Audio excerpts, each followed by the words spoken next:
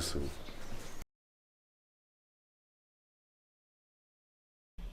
Then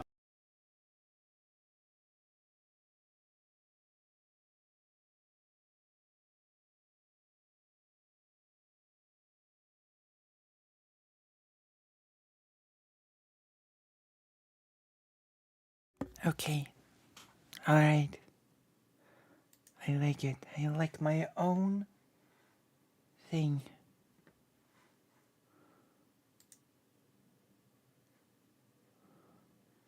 Might as well.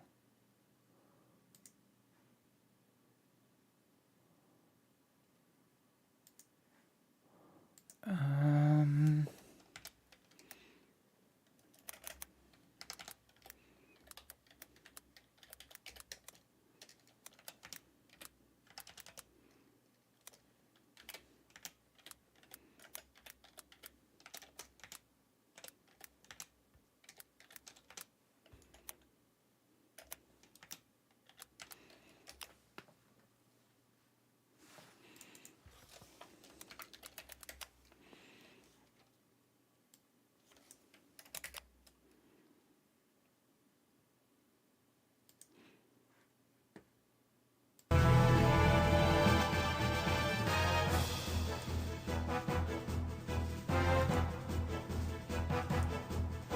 Here we go.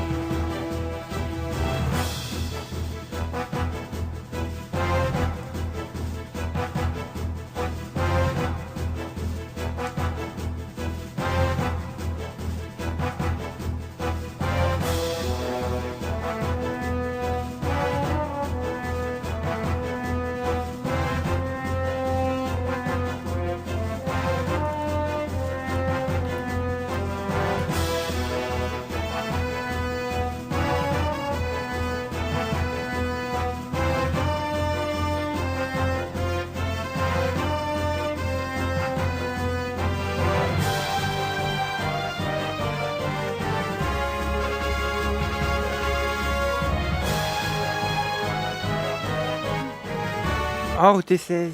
Hello, Somniostar. This is... Evolution, the sacred device from the Sega Dreamcast machine. It had two battle themes, this one and also this one.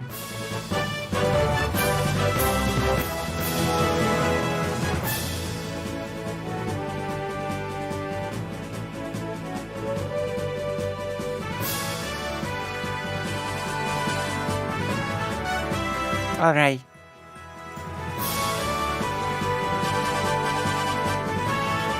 Let's wait for people to gather around. And it's also a good opportunity for me to eat dinner.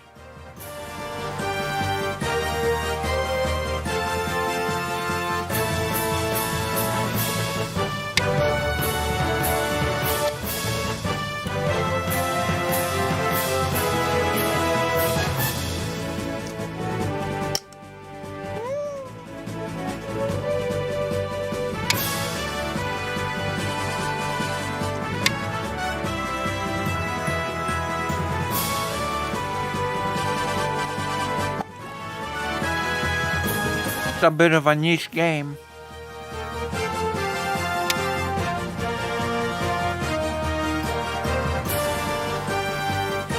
But I'm a nerd, so I know all of the niche games.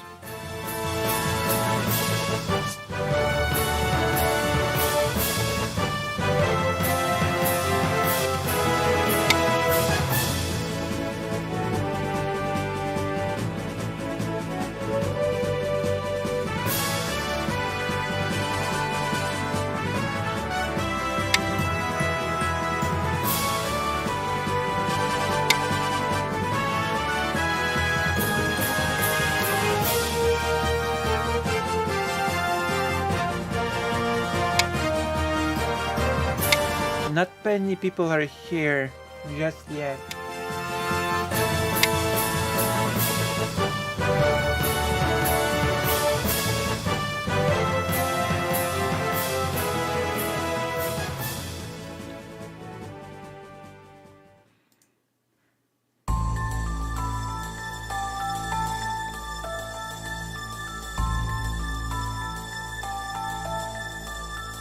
So let's wait for people. Isn't that right, Giggler?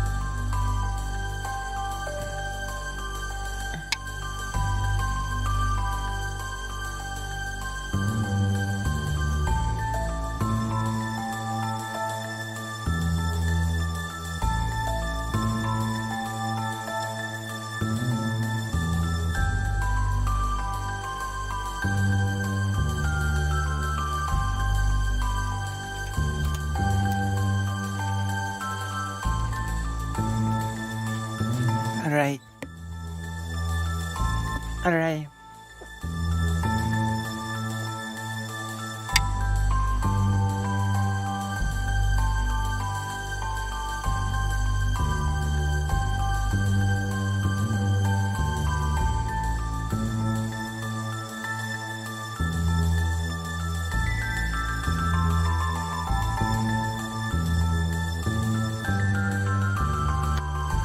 What is happening?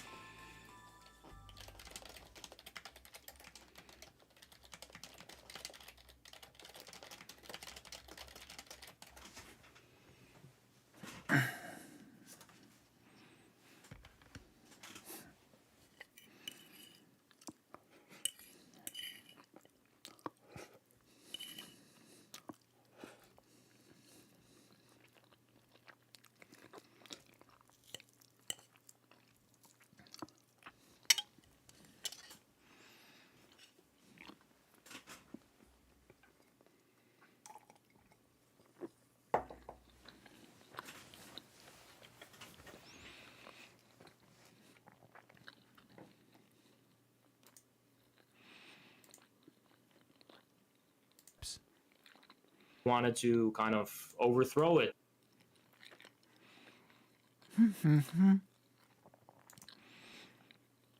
Okay, we must get some music here.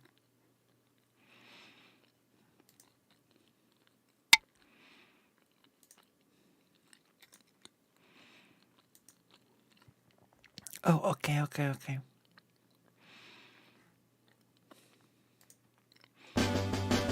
There we go.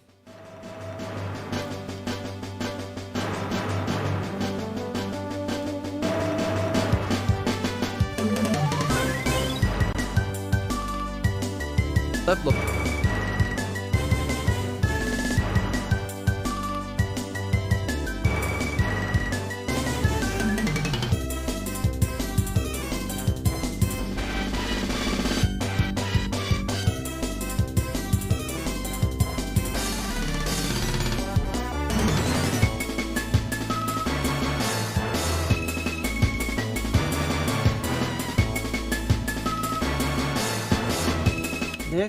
This is Asterix music.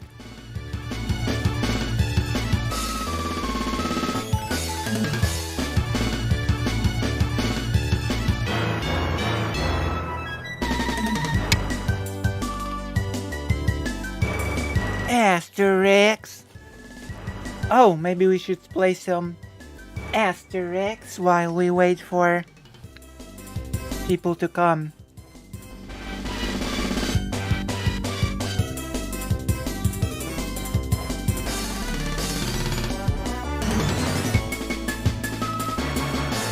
Asterix.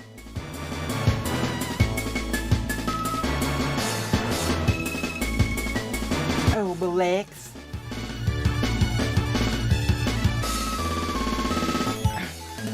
Oh yeah, that's right. Today, the chat should be pretty fast. Hello, good for Gabby. Thank you. Good for Gabby. We're doing a warm-up segment, okay? So I have an idea for a warm-up segment. We could... Do you recognize this music? I'm pretty... Oh. Today, something happened to me on the bus. I had a nice encounter on the bus. Are you curious about my encounter on the bus? Because you're here when nobody else is, you can hear the story of my encounter on the bus.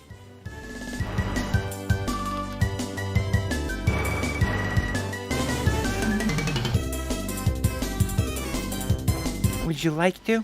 Would you like to hear the story? Good for Gabby. Hello, Doogie. Hello.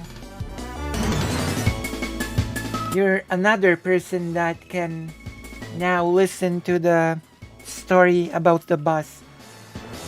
Okay, the story is actually extremely short, but it is quite nice.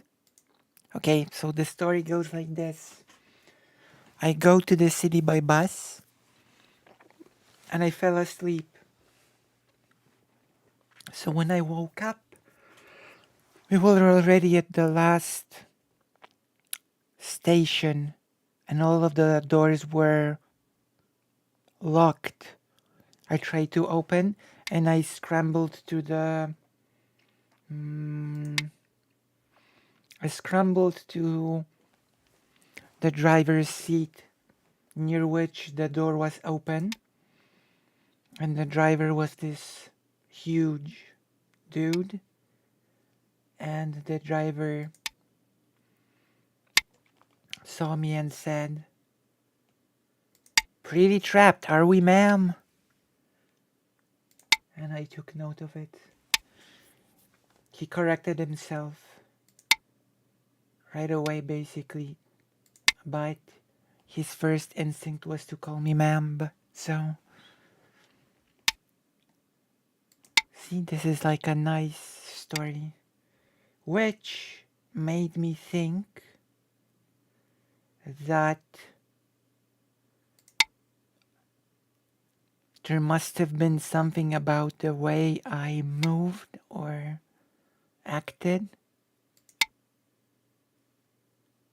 because I've basically been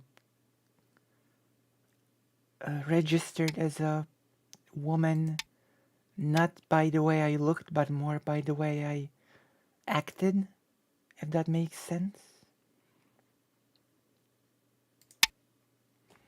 So that's the story for the story of how I have been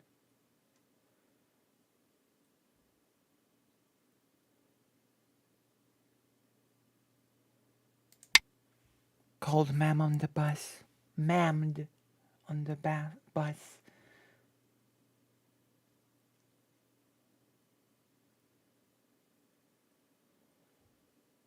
And that's it. True. So yeah. We're waiting for some more people to arrive and then we're gonna have a choice.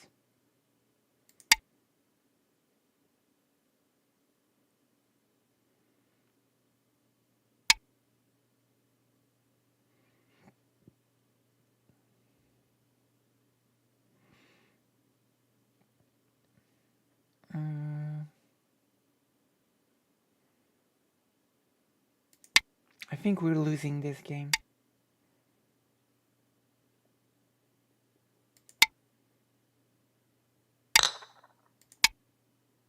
Okay, we're losing this one. I resign. I made a White mistake wins. here. I made a mistake here. Hello, an entropy fan. Okay, people are gathering up. I think people might have expected me to be late like yesterday. Okay, the choice is we can either do the interview with the two sappers first, or we can start Resident Evil 2 first. These are the choices that are before us.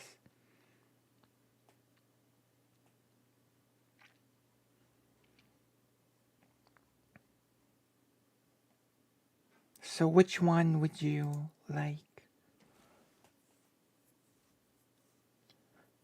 Start Resident Evil 2 or we do the interview?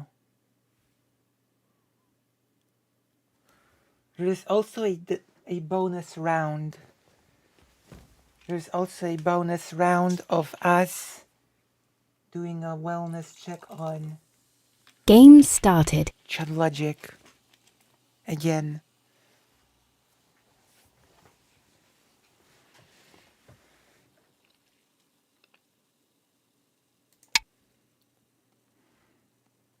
So these are our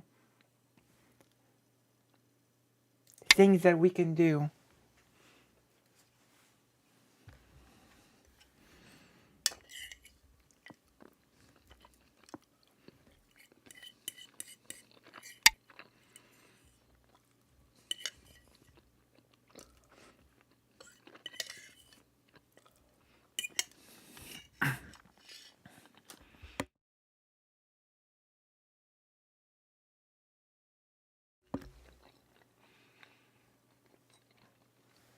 There's some new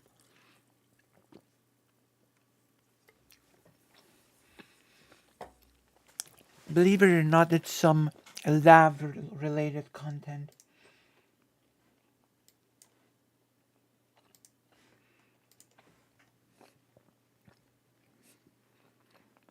Because everything revolves around Steven, Mr. Girl, lab drama, I guess.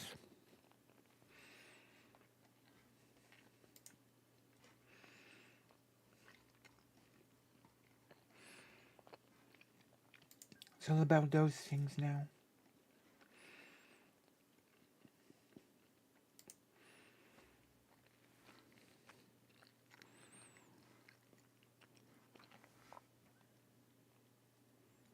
So yeah. Why am I so frozen?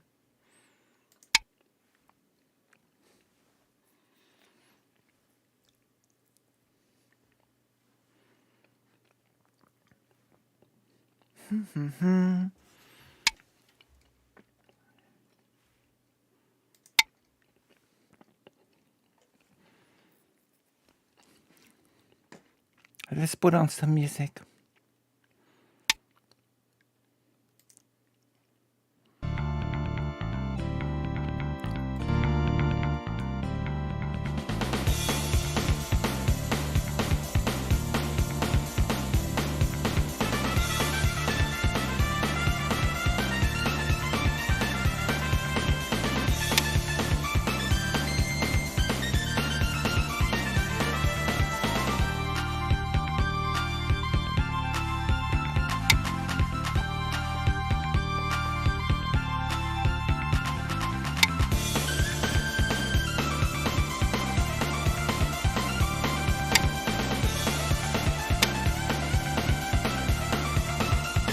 So, should we start a poll or something?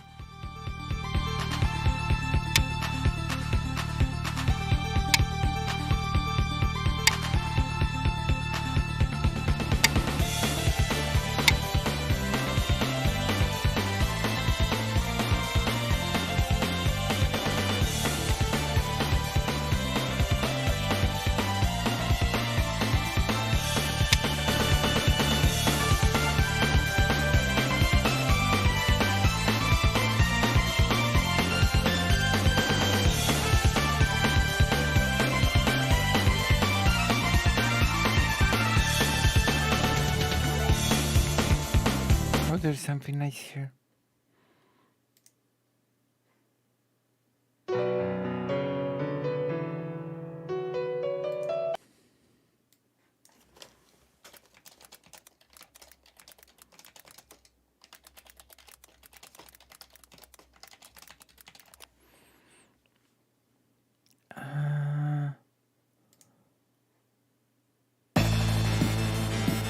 No.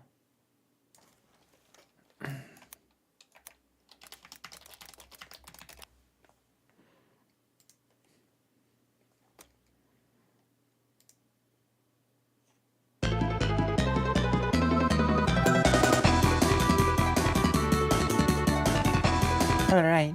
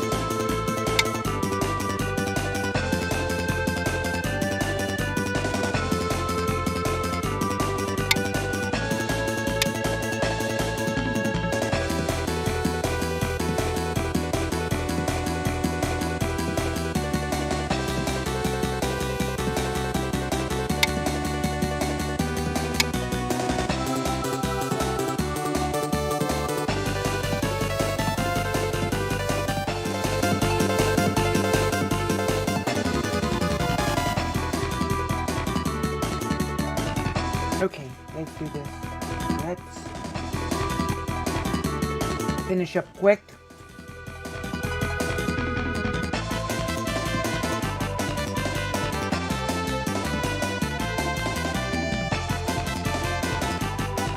Then I think we're gonna do the interview, and then we're gonna do Resident Evil.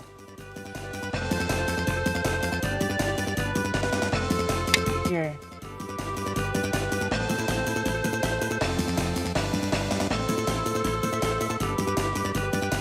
Here, and here.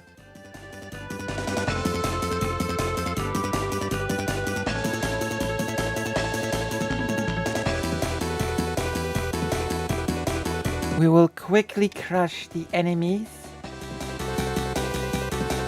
Like so.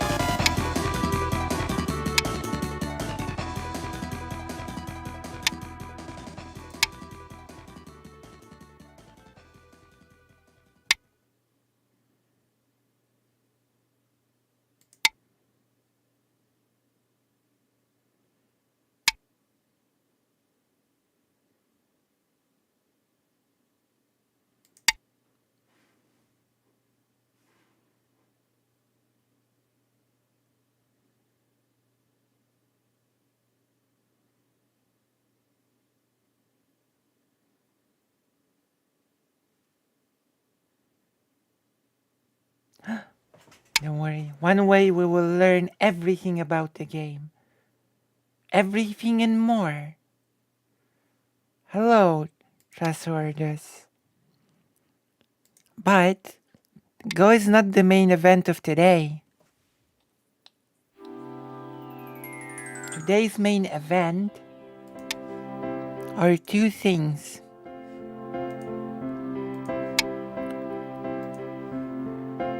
The interview and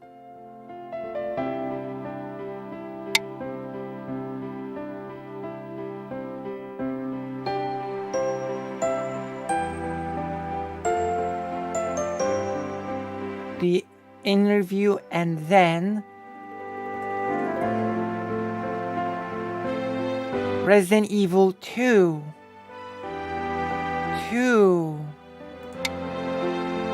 It's true.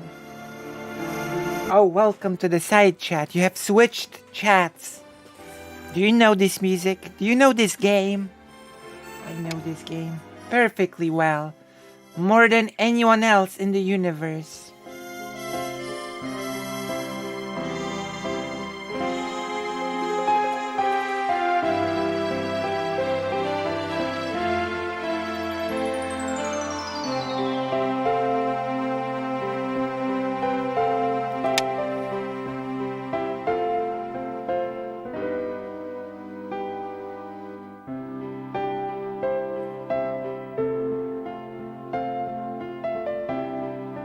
True. It is.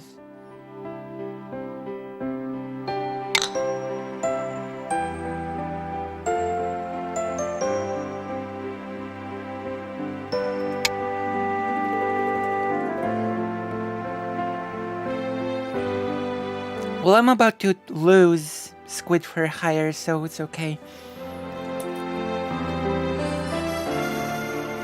I did so much better yesterday. Guess I need some sort of a brain warm-up before I start playing Go.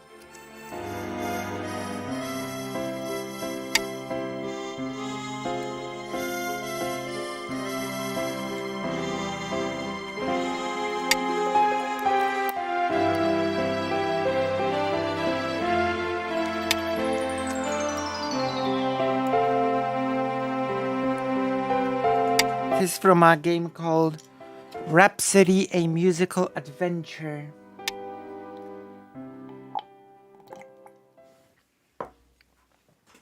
A great game for the PlayStation 1.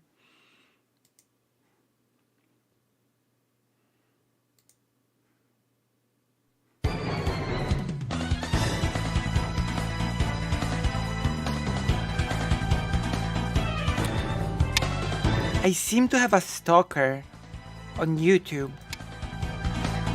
Did you know? It seems that I've actually got a stalker.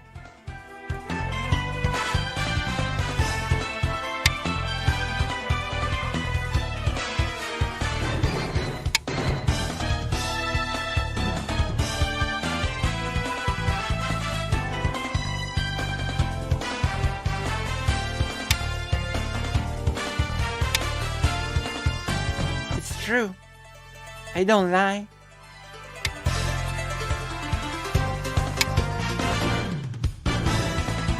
Do you not believe me?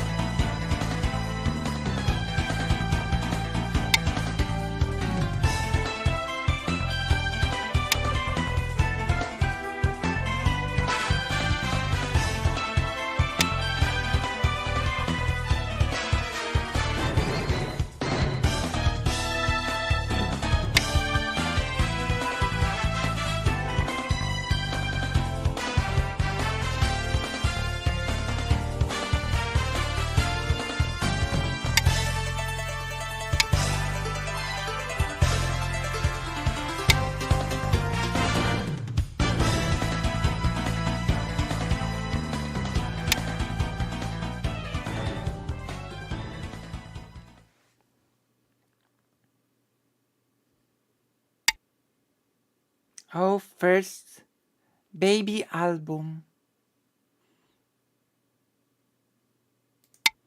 Baby album.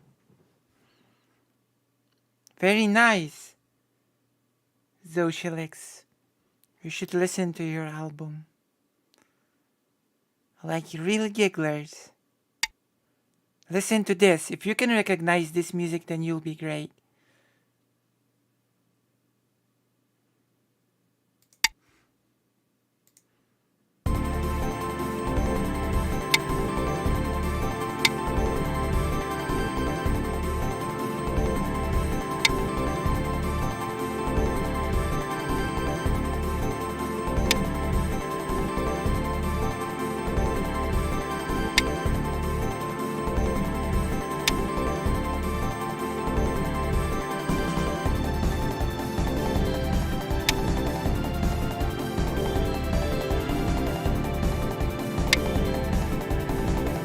Do you recognize this music?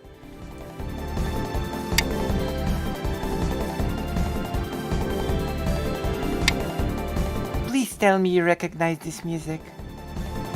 Come on.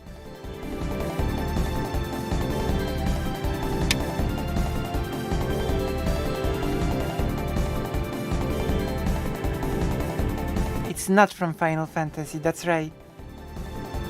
But I can tell you that it is from a Squaresoft game. It's from a Squaresoft game.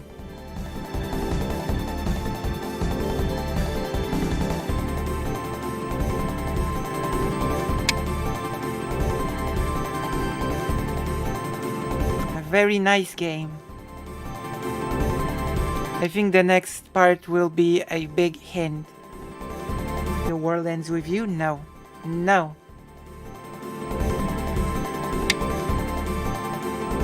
It's not.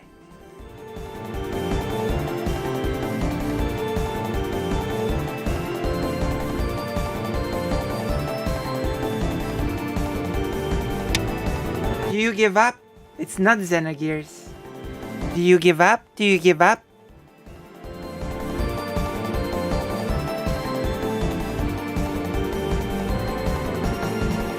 Gearing? It's not Golden Sun.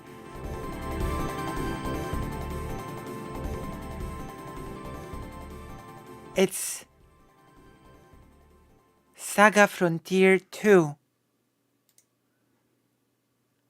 The game is called Saga Frontier 2.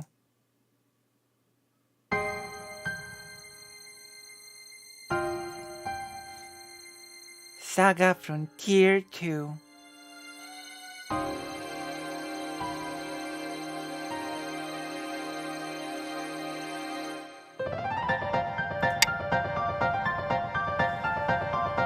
This is the start screen of the game.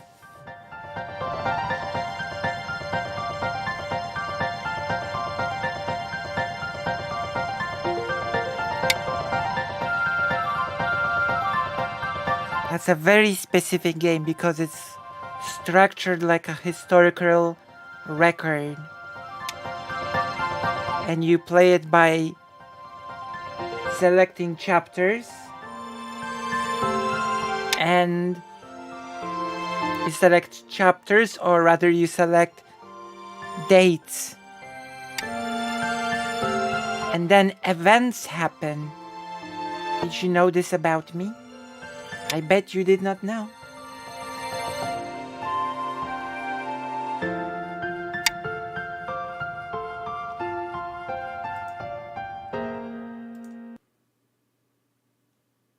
Okay, let's listen to the victory music, okay?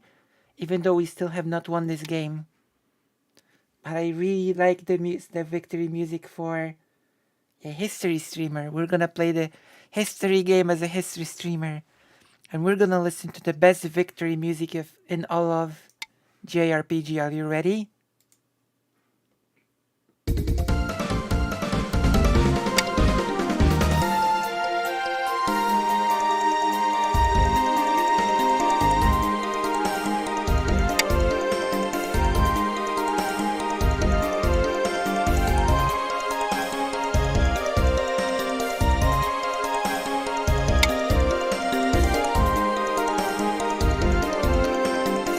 The second Saga Frontier was very different from the first one.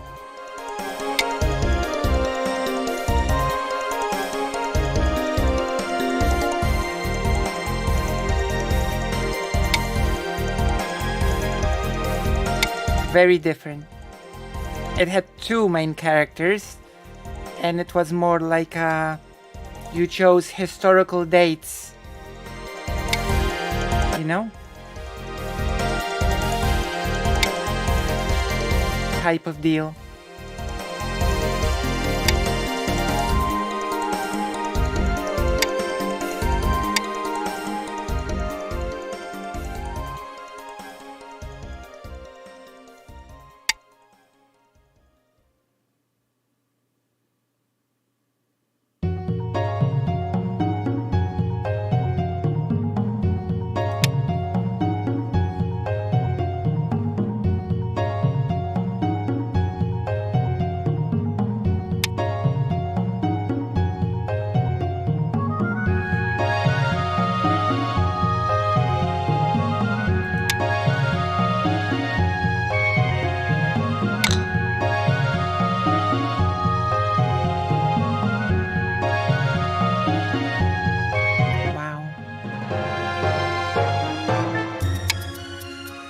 That was not a good move by that person.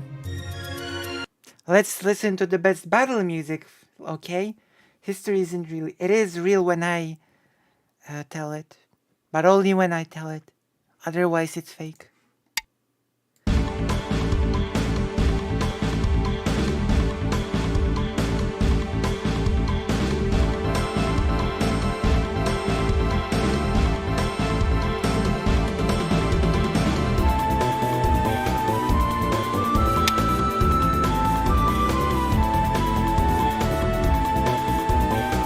Fake news, it's true. Hello. Hello, hello.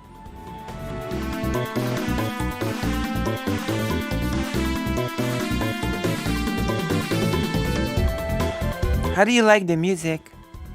I really like the soundtrack of Saga Frontier 2.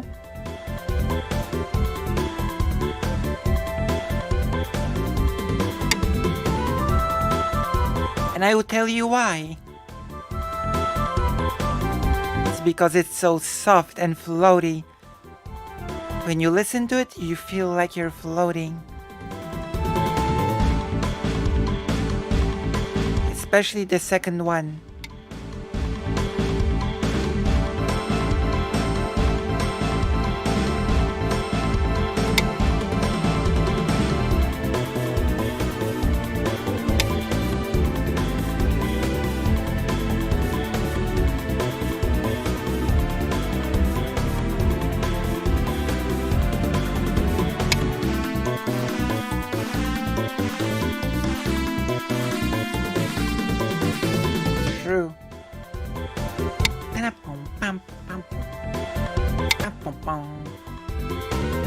I think I'm winning this game. Everybody. I think I'm winning the game. Listen to this.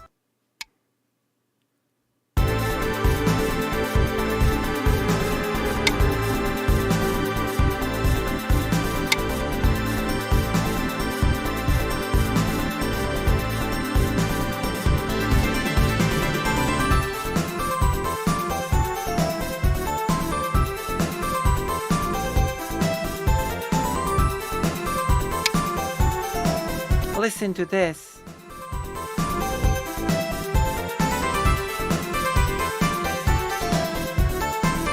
This game made a really bold choice, okay?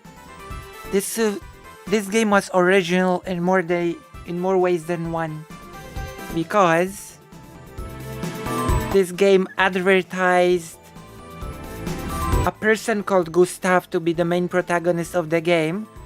That is how the game was advertised. Gustav, the young boy who is born without magic but defies his fate and starts the new era.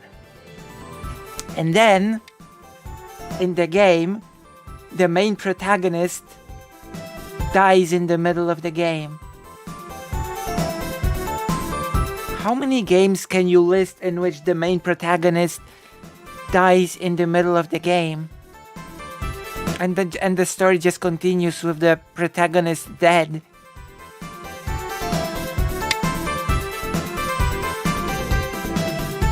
Can you think of any games that have done that? Like ever?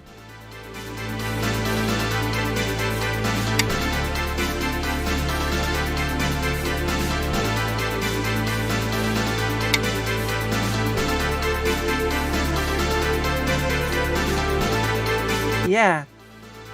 In this game he doesn't get back. He just stays dead. All right.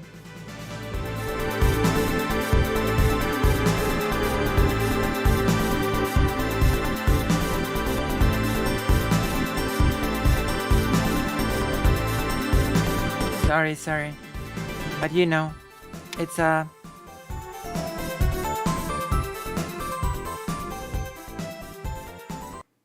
we should play it on stream. Because it has gorgeous hand-drawn graphics.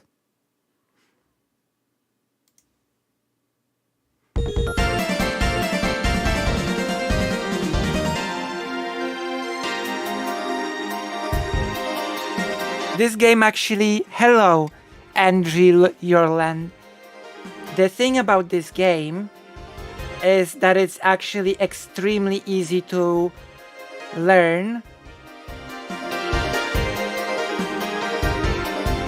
but it's also extremely hard to master. Okay, I will explain the rules really quick. Do you see the intersections of the lines? When a stone is placed and surrounded, and all the intersections are gone, the stone is killed and taken off the board. The main objective of this game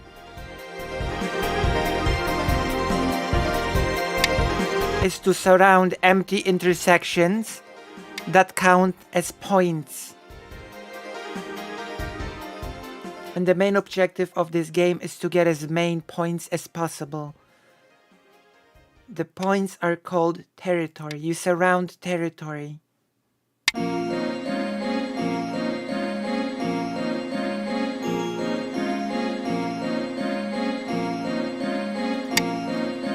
The goal of this game is to surround as much territory as possible and win.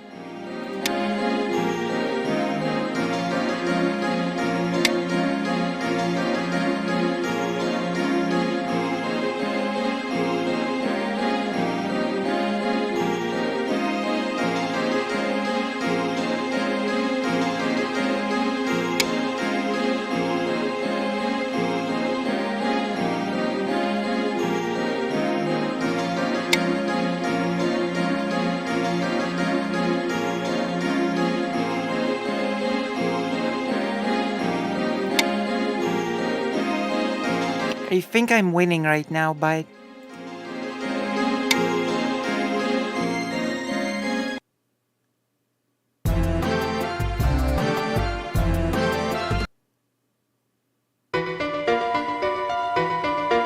let's pick some nice track. Nice track. Here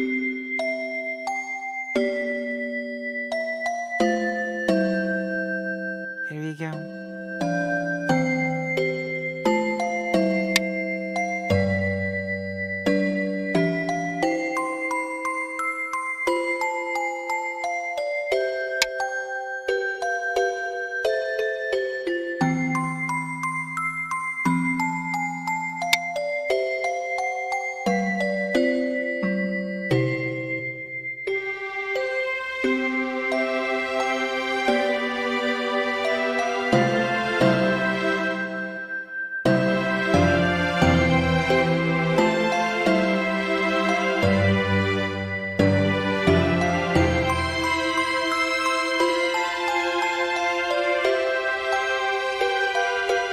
You don't have that much territory to speak of.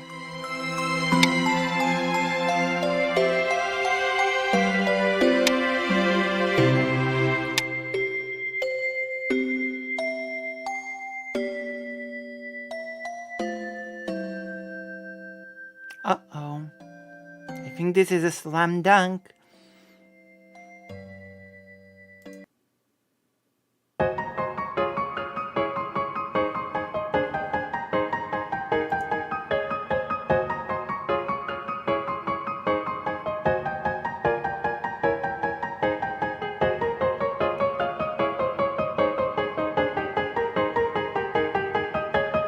Some say that, but it's like an unconfirmed theory. We still have to finish Final Fantasy Tactics, you know?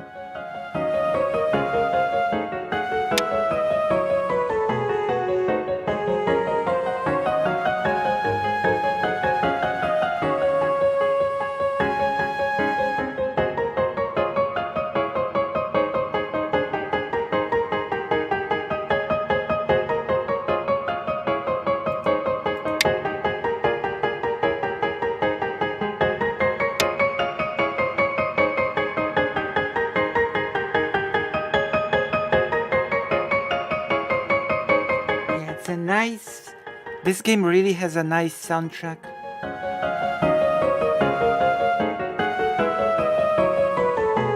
And this is the game that from its very beginning tackles some very big topics of prejudice, because the protagonist is born without the power of anima in the world where everything revolves around magic or anima. As the father of the protagonist says at the very start of the game, even rocks have anima. My son is worth less than a rock.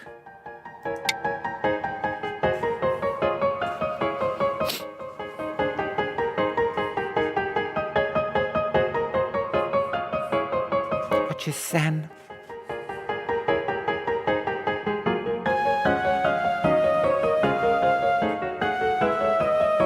And the main protagonist's journey is the journey to find self-worth in a world that doesn't value him because of how he was born.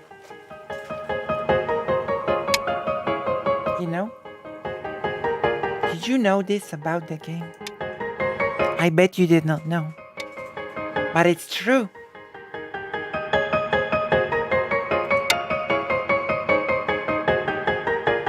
You may not believe me, but it's true. It is more true than universe.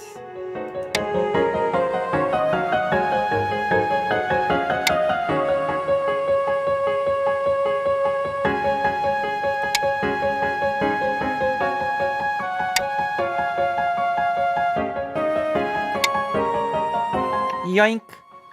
Now I've eaten a lot of your territory.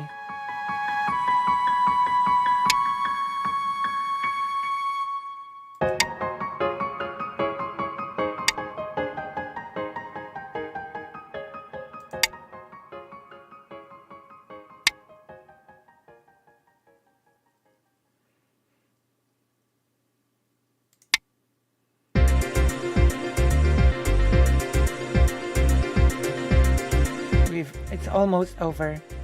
I'm a we, I'm a Lou. But you know what? It is true.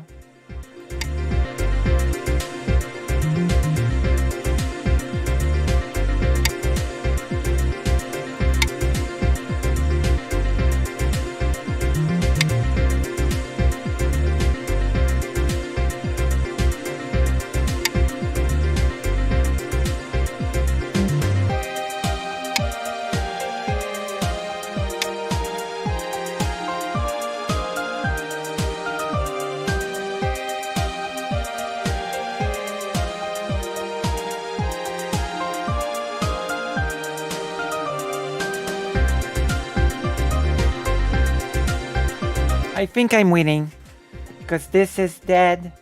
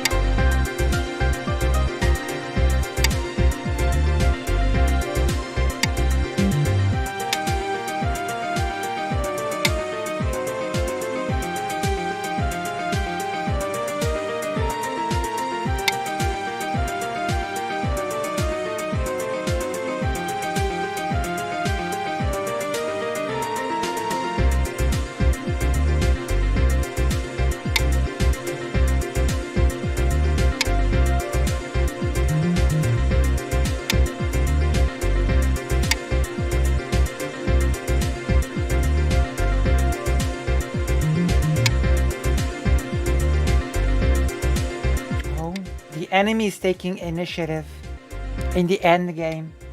The end game is said to be one of the most important parts of the game.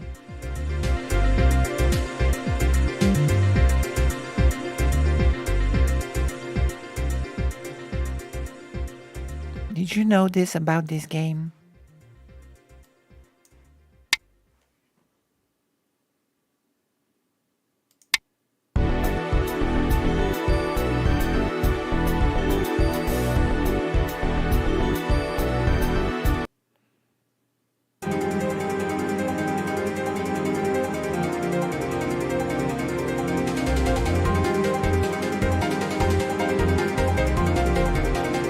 I don't know how this game will end.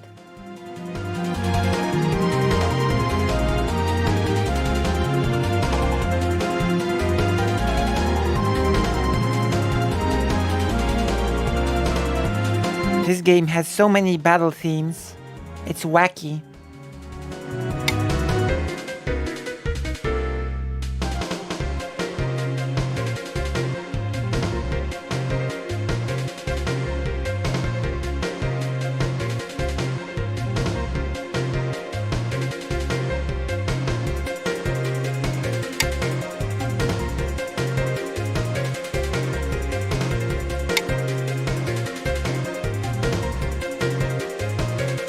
That's interesting, Shai Hulun. I mean, this game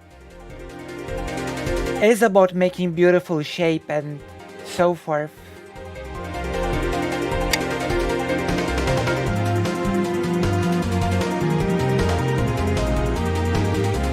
It is a great game. I recommend it to anyone.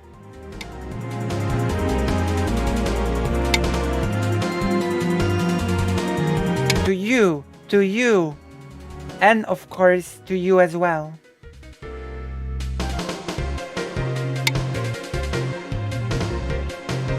I recommend it to everybody.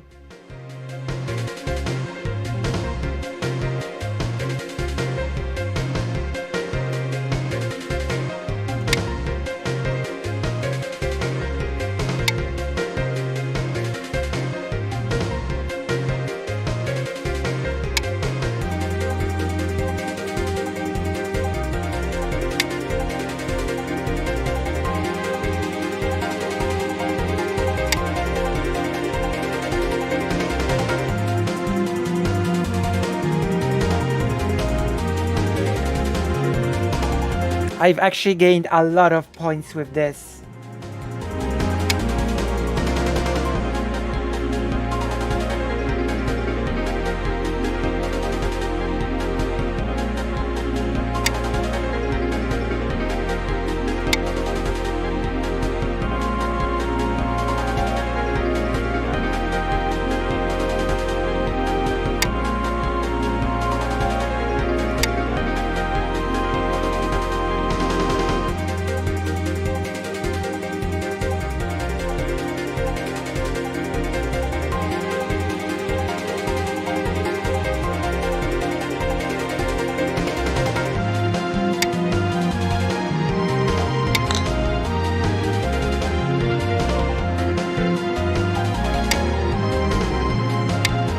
How will this end? Oh my gosh, the tension.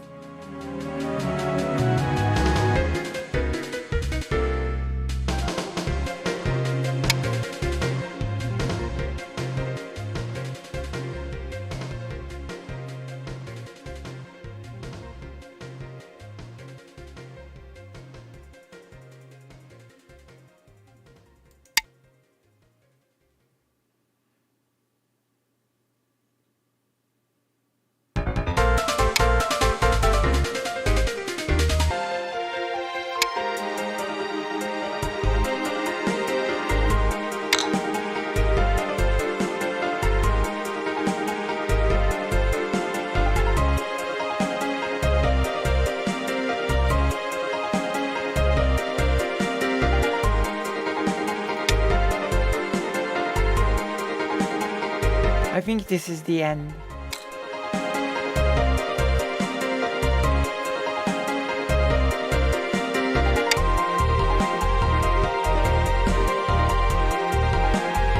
this is the end of the game.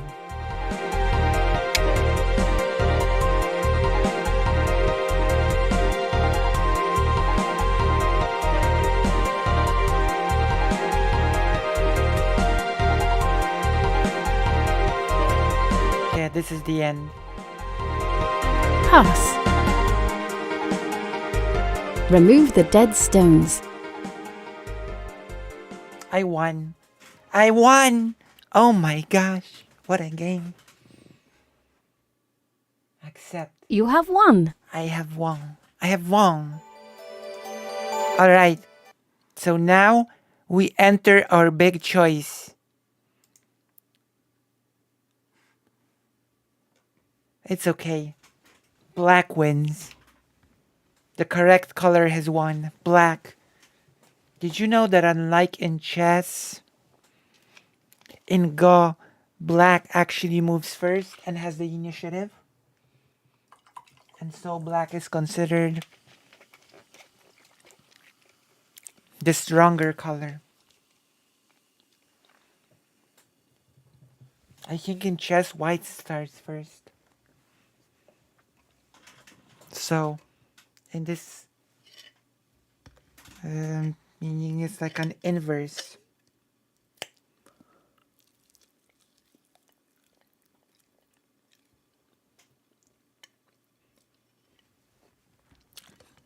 It's true. You're never satisfied.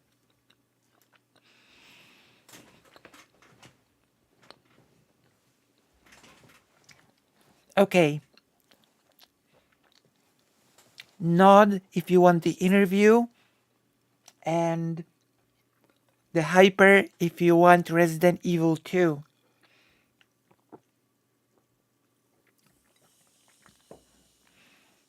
Nod for interview, hyper for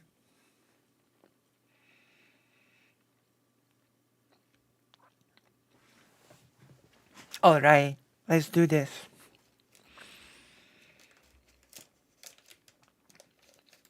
I'm gonna set it up.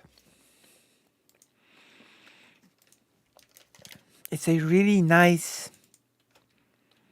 interview.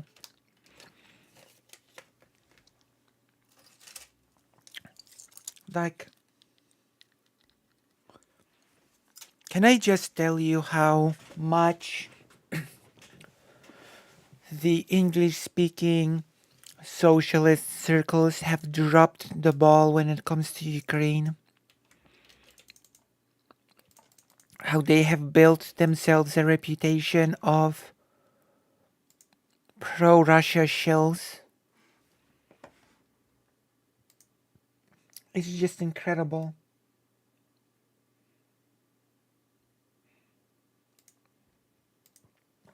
It's incredible how hard the ball could have been dropped when it comes to this topic. Because people like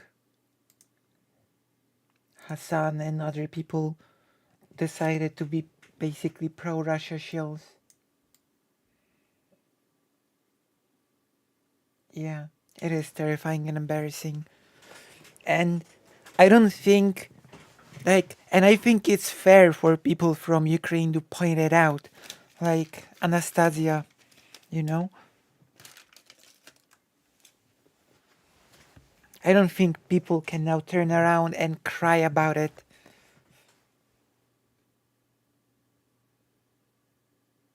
Azan? Who's Azan?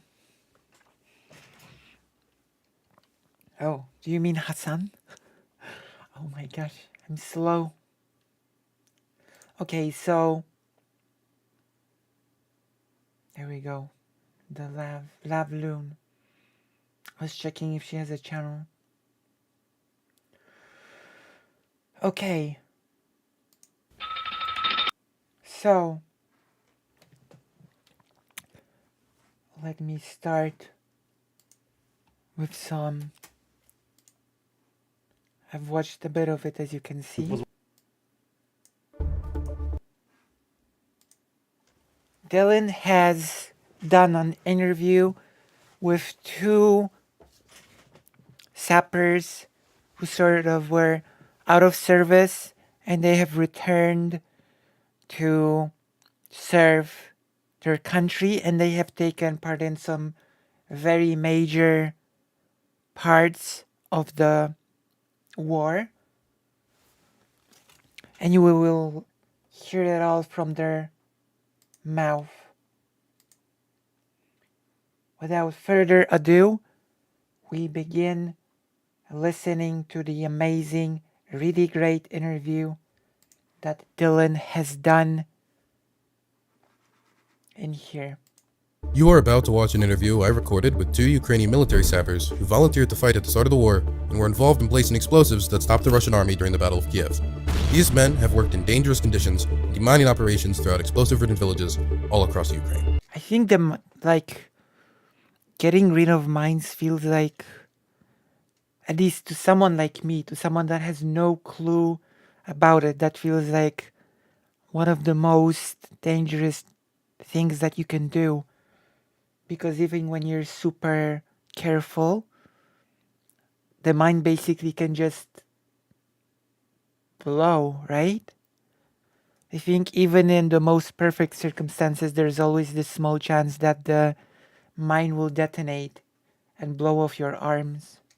The purpose of this interview is to give you an unfiltered look into their unique perspective as those handling mines, IEDs, and highly explosive materials every day.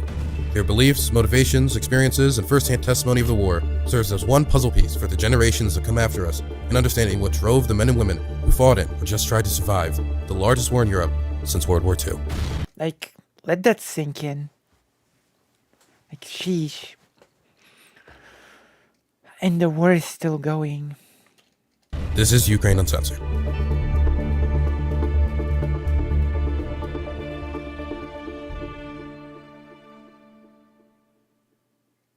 Yeah, I think a good thing to start with would be probably what their name is, and their job is, and from what part of the country they're from. Ну, мене звати Олег, прізвище. I'm gonna try to also, as a little side bonus, try to catch words that I recognize that are sort of the same in Polish as well as Ukrainian.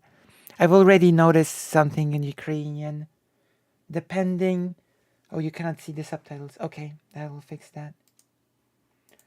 Depending on which part of the Ukraine you come from,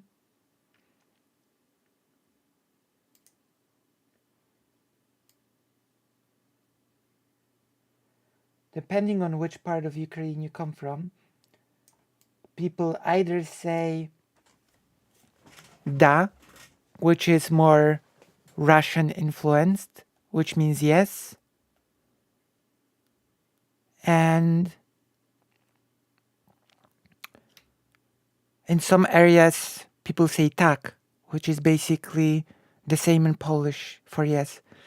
Andrei Yorland. I live in Ukraine in a city near the forest. Even now I'm scared to go there because of the mines. Yeah. And the saddest thing is those things take a long time to clear up. Like, how many years has it been from the war in Vietnam? And believe it or not, there's still a lot of forests that you cannot go to in Vietnam because they are mined to this day. Can I ask you what part of Ukraine you're from? Are you from the east or are you from the west? Which part?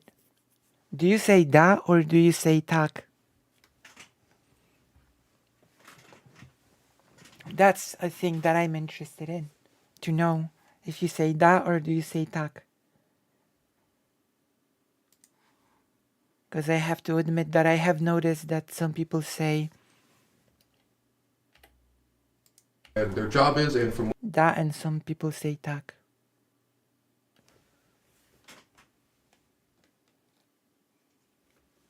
Okay, I'm gonna wait for your answer, and then I'm gonna just continue with the interview.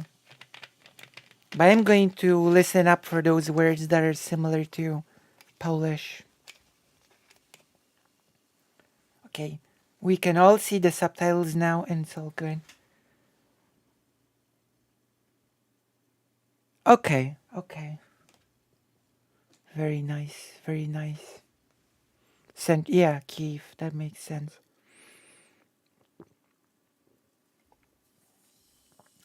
Kiev is nice. Lviv is nice as well. Alright, let us continue. What part of the country you're from? Ну, мене звати Олег, прізвище Головик. Мені 60 років. Я один з найстарших на сьогоднішній день бойових офіцерів в Збройних силах територіального. See? Already, I'm one of the oldest officers in the armed forces of territorial defense. But I've already heard the jeden z najstarszych, which is one of the oldest. But it's also identical to Polish jeden z najstarszych. Років. Я один з найстарших на сьогоднішній день бойових офіцерів в Збройних силах територіальної оборони. Я підписав новий контракт, все по бажанню. Тобто я прийшов добровольцем з першого дня, 24-й, вже в 7 годин я був у воєнкоматі. Тобто я прийшов. І от пару тижнів назад я підписав ще раз контракт з Збройними силами України, що я буду продовжувати служити, захищати свою вітчизну. Я командир інженерно-саперного взводу окремого батальйону ветеранів морської піхоти. Це мій побратим, достався. Звуть мене Іваном. Я так же, як і мій командир 24-го, прийшов добровольцем, тільки не в 7 ранку, а в 7 вечора. Бо поки сім'я, поки все підготовив, до бункера їх, так сказати, схопав. Yeah. От. А тоді сам пішов. Теж знаходжусь в інженерно-саперному взводі, підпорядкуванні мого командира Олега. Воюємо добробатами на добровільній основі за підтримки держави і волонтерів. Have you met Dylan, by the way, Andriy? Since you were in Kiev, you might have had a chance to meet Dylan. Gotcha. Could you ask them what motivated them to join up the first day of the war? I know it's an obvious question. Що мотивувало? Ну, я за багато років це міг, скажімо так, спрогнозувати.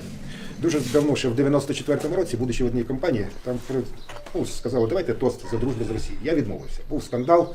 От завдяки тому скандалу я познайомився з одним академіком, а завдяки йому познайомився з Олексієм Федоровичем. Ще тоді, ще в кінці 90-х років. От. Бо я тоді ще сказав, вибачте, але у нас попереду чекає ситуація, коли будуть бомбити Київ, а ми будемо бомбити Москву. От. Ці ніхто не повірив. А я сказав, буде так, як було вчора. Це було якраз в День Незалежності України, якраз тоді ми сиділи за стілем, було як День Незалежності. Я сказав, буде так. Although I'm not really sure if really we will see I doubt we will see the bombing of Moscow. Then let me put it that way. Alright? Like, I really doubt that will happen. But I must admit that many people saw Russia attacking Ukraine long in advance. And it is important to understand that Russia has a very, very weird grudge against Ukraine because, as I've said a few times already, Ukraine is basically constitutes to Russia an existential conundrum. In some ways, and we can track those things, and I could explain those things briefly. In some ways, Ukraine is more Russian than Russia is, if that makes sense. If you think that doesn't make sense, then I can explain it. If only, I don't think he's going around meeting fans in the city. True. That might be true. Така ж ситуація, як вчора, між Пакистаном і Індією. Вони в той день якраз була перестрілка вздовж цього кордону. Ніхто в це не повірив. Я просто знав, що от у нас такий сусід. Yeah, but I just knew what sort of neighbor we have. Like, this is what's so frustrating, right? That so many people in the US, calling themselves socialists, still treat Russia as this rational actor that can be like, just negotiate, you know? But this sentence, basically, but I just knew what sort of neighbor we have. That is a sentiment that a country like Ukraine, Lithuania, Poland will understand perfectly well, you know? Like, it's not some sort of a shock, some sort of like it's not a thing that people disbelieve. Like, when people in, I'm gonna use the US as the example, when people in the US heard, and even Dylan said at the start that he was doubtful that those sort of things could be happening, about the murders, about the abuse of the civilians by Russian troops. Even Dylan said that he was skeptical about it at first, and then he saw the evidence. Like, in places like Poland, most people, when they heard about those atrocities, just believed it, because like the historical record of how Russia deals with civilians speaks for itself, you know? It just speaks for itself. Many of the things that Russia is doing right now is like they are tried things that Russia has been doing for, I don't think it's an exaggeration to say, hundreds of years now. You know? Так він до нас відносився, завжди відносився. От. Ну а почалась війна, звичайно, патріотизм. Що я повинен робити? Я повинен захищати свою сім'ю, своїх вже внуків, своїх товаришів. А в мене вже були товариші, які загинули на Внуки, grandchildren. Another word that is exactly the same in Polish as in Ukrainian. Внуки. Донбасі з 14-го року, на жаль. От. Там була колись моя сама перша сім'я в Макіївці.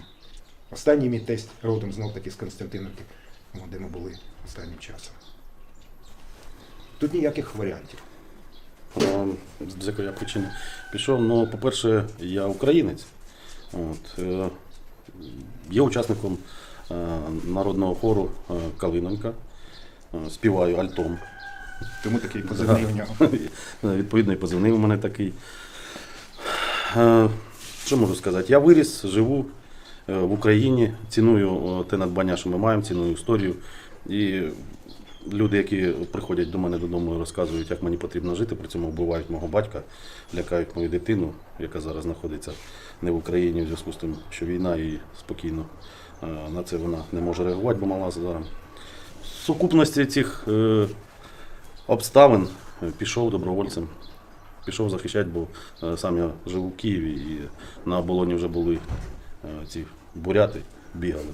То я біг за автоматом, щоб першим стріляти. Воєнкомат відмовився давати, прийшлося йти в тероборону. Там менше дали швидше. Так що... Speaking of history, can I just tell you how ridiculous it is to hear that Russia wants to claim Zaporozhye, you know? Like, of all the places Russia wants to claim, that Zaporozhye, the legendary now home of the Zaporozhian Cossacks,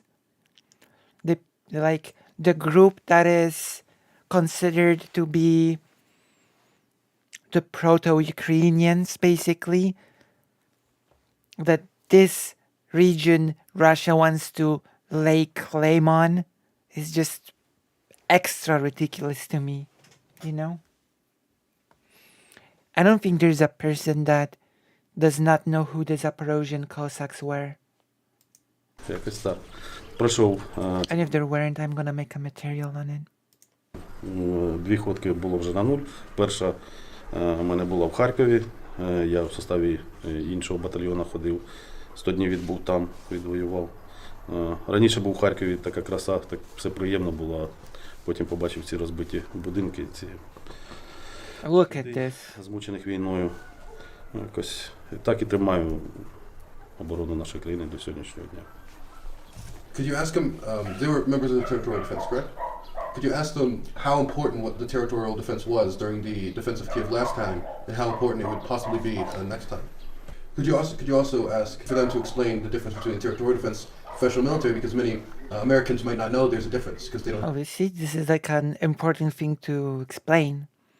which is good that Dylan is asking about it. Hello, Obsessive Orange. That in the United States, they don't have much of a comparable. Територіальна оборона це добровольчі. Територіальна оборона. Again, more words that are identical in Polish.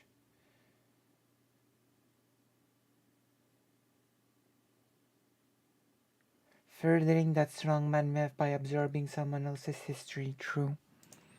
Формування місцеві, тобто, які формуються на конкретній якійсь території адміністративній.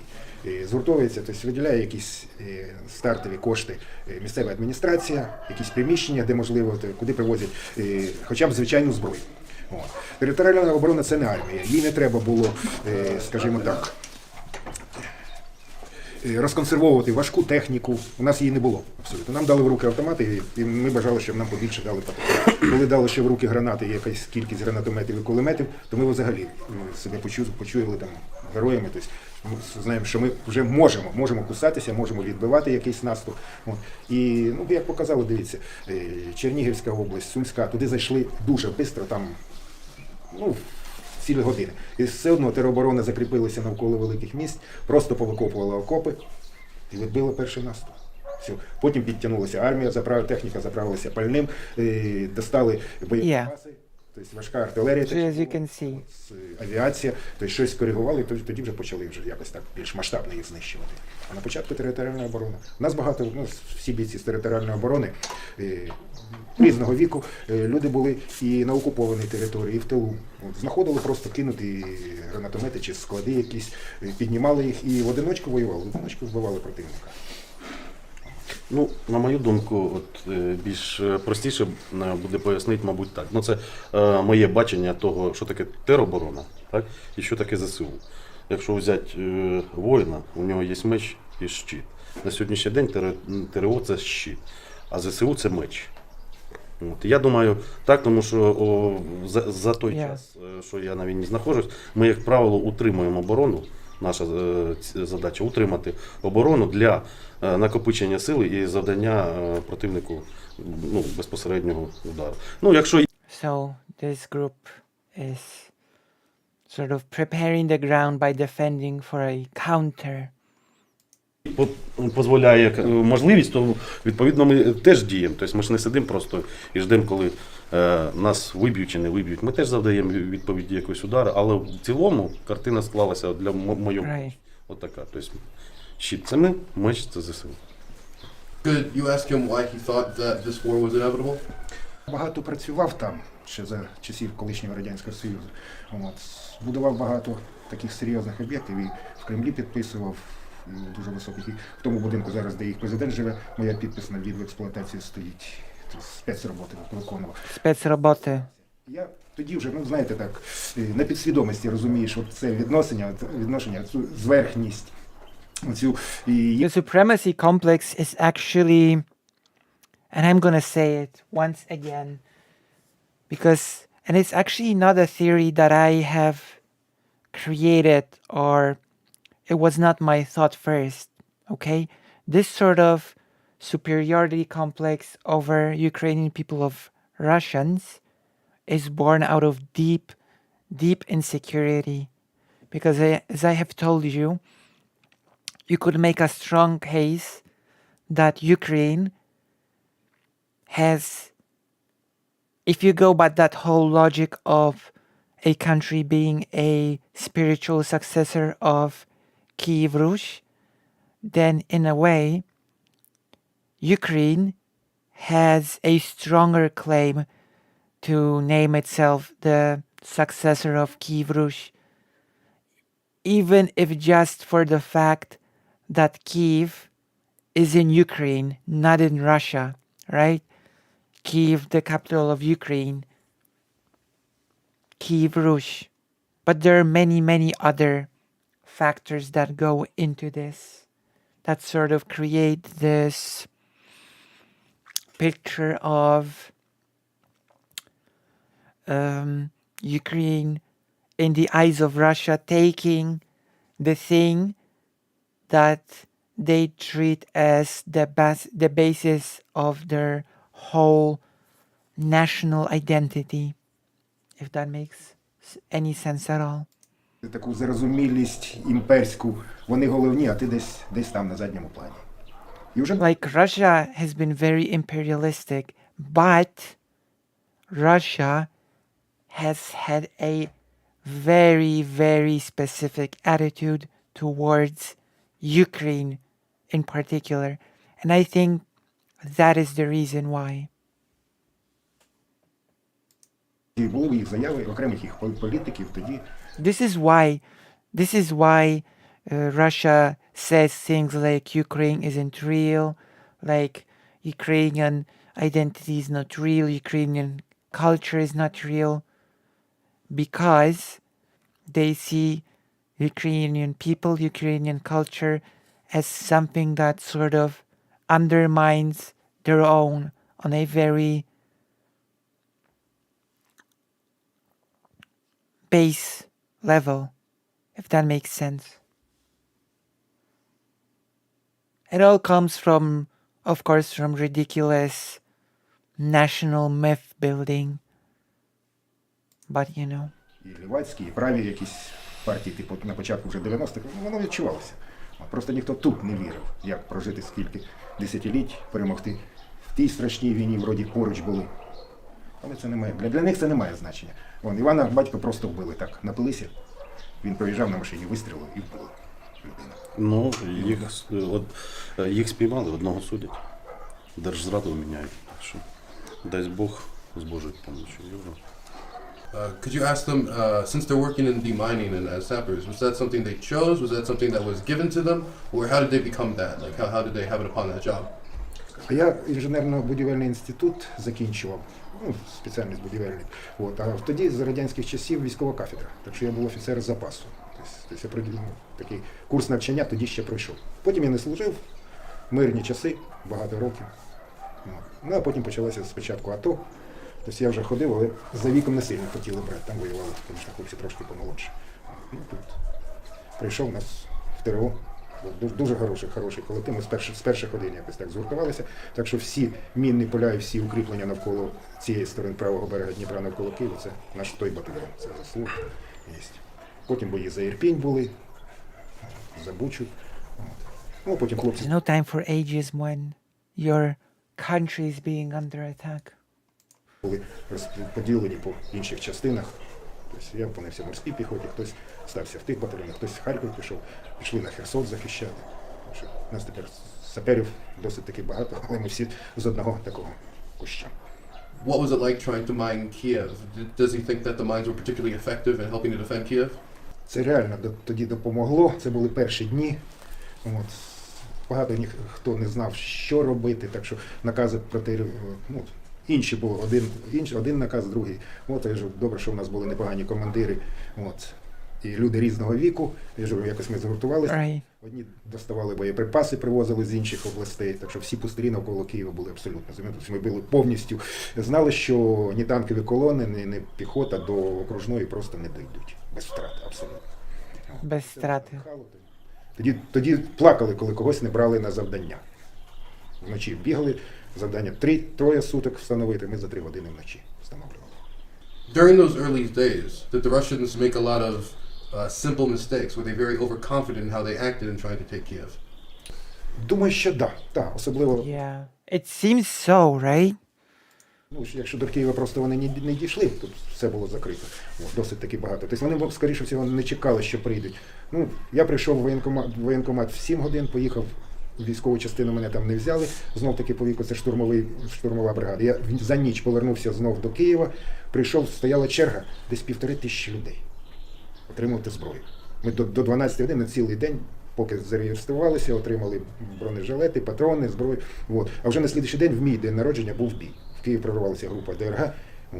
Але то була авантюра, що 15 чи 20 там є самих крутих Рембо проти 5000 озброєних людей, яких ненавидять. То вони протрималися хвилин 5 з тими БТР. Все. Прямо в центрі Києва вони були знищені. Їх з окон розстрілювали. З окон просто розстріляли. БТР звичайними кулями. Тисячі. Люди встигали вистрілювати ті рожки за хвилину, міняючи їх. Ні, авантюра була, звісно. Вони думали, що здадуться, але ніхто не чекав, що народ прийде. Тобто у нас фактично тоді зібрався не батальйон, а ціла бригада за 3 дні. Apparently, the Russian military expected to be greeted with flowers because of the nonsense that they were filled with. So Да, такого супротиву абсолютно. Жінки дітей водили в школу з автоматом. Я думаю, це не жарт. Букету я ні в кого не бачу, коли орки сюди бігли. Хтось сюди з цвітами не... oh, see, there you go. I guess I said it in time. I didn't see anybody with flowers welcoming the orcs who came here. Like, Russian soldiers genuinely expected to be greeted with fanfare and flowers or something like that. Хтось сюди з цвітами не... Букети з гранатів. Да. І коли ми Buckets with bouquets with grenades. стояли на постах, люди виїжджали, ми знали, що ніхто не знав, наскільки їдуть. Може на місяць, може на тиждень, а може Бог його знає. От. То люди віддавали ще тільки спечені з печі, там, з мікроволновки, там, свою їжу. Стояли мішки і ящики. Тобто, нам не треба було навіть чекати, коли щось привезуть. Сигарети. Да. Тобто кожен повертався з посту, приносячи кілька сумок їжі. Тобто, Yeah. на десятки людей одразу. На пости ходили, людей несили їжу. Хоч я був в І іншій це знов таки частині Києва. була велика підтримка. Всі зрозуміли, що ми єдині, зрозуміли, що ми нація, що ми українці, незалежно від того, хто ми там, татари, українці чи там євреї, No matter who we are. що ми українці, незалежно від того, хто ми там, татари, українці чи Татари, українці, там євреї, чи на якій євреї. That's an interesting word. все життя розмовляли, тут всі зрозуміли, що ми українці. Да, це навіть до вторгнення от, в воздухі можна було чути. Дивишся людям в глаза, і от чуєш.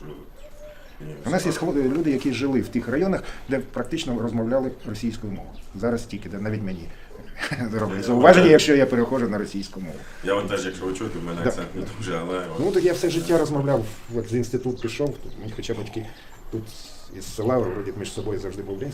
Yeah, the many people, like this is another thing that many people from the US just don't understand, that many people from Ukraine just spoke Russian. Я завжди на російській мові. З Олексієм Федоровичем дуже часто по-російськи, але Yeah. у мене всі хлопці на українській мові розмовляють. Навіть з Азербайджану приїхав з Карабаху боєць, у нас був і то вивчив українську за місяць. Я тобі більше скажу, я раніше в Київ приїжджав на роботу, переходив на російську. В 14-му, як почалася агресія, перейшов на українську, але на суржику. Тобто всі спілкуються на суржику. Я зараз до себе додому приїжджаю, всі спілкуються на суржику. Ні, я намагаюся спілкуватися літературною мовою. То, щоб ти розумів, я тут теж роблю зусилля, щоб розмовляти правильно. Чомуся жити по-новому. We have seen many instances in this war where armored vehicles and tanks like in Volodar just end up going over the same spots over and over, making the same mistakes. Does he believe the Russians are learning from their earlier mistakes in the war when it comes to mines? Роблять. Ми стикалися дуже з серйозними теж. You could not achieve anything in a city if you spoke Ukrainian those times. Village dialect. Yeah, like there are people years before the war that I spoke to that told me that Ukrainian is not all that used, right? That it's more Russian, which surprised me a bit, right? Russian really shot itself in the foot. And Russia, once again, I will say, has made Polish-Ukrainian relations better than ever. Вже саперами. I guess the Commonwealth is coming back. Although, of course, the Polish government has created this whole grain crisis, which I might do a segment about at some point. Although I'm not sure if the Ukrainian-Polish grain crisis is something that English-speaking viewers will be interested in. Like, write in the chat if you would be interested in hearing about the grain crisis that has been happening for a while now in Poland. Особливо на Харківські хлопці дзвонили, на Харківському напрямку, вони там дуже багато було такої роботи, дуже багато пасток, дуже багато новинок. От. У нас було трошки І от ми були на Лиманському напрямку в цей час, 4 місяці. От. Там, ну, там вагнерівців, знов таки, якщо офіцери, ті підготовлені, а ті, що взяли з тюрми, то там вони просто їх не Okay, I'll prepare something for next time. There is a lot to talk about the grain crisis. ховали. Вони знов таки йшли, тобто танк десь під'їжджав, а ці бігли. Потрапили на наші міни, позривалися. А танк стояв віддалі, старається не виїжджати. Тобто, якщо вони бачили, що ми працювали, то вони задійствували дуже серйозну техніку для розмінування проти нас. Якщо бачили, що, допустимо, я там повзав там, з пару мін, встановив, я всього їх там, може, 2 чи 3 під обстрілом встановив. От, але вже за 500 метрів до них танк не під'їжджав. І, до речі, вчора нам позвонили, от перед самим відходом, в останньому мою бою, у нас на моїх мінах термінатор підірвався, а вчора позвонили хлопці, ми не думали, що вони знову аж туди дійдуть, десь все-таки вдалося їм прорватися, і знову підірвався танк. Це новий термінатор чи який Новий. на відео був? Ну, ці, що це противотанкова, да, це яких у них 3 рекламують. Все. Це підірвався. БМПТ, так? Да. От. Це прямо там в лісі, от, ну а потім я вже поїхав на переоформлення документів. От, а хлопці в моїй відсутність поставили взагалі чисте, звичайне протитанкове поле, недалеко в населеному пункті, там коло кладовища. Ми не думали, вони їздять, і, незважаючи через кладовище, давлять пам'ятники, через хати проїжджають, у них це в порядку. От. Ми стараємося. I heard about the grain crisis. I was going to ask you about it just before you brought it up. Oh, nice.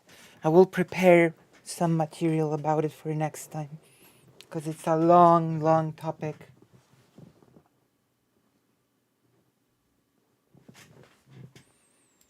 Намагаємося навіть не стріляти туди, є будинок, якщо там ще живуть люди.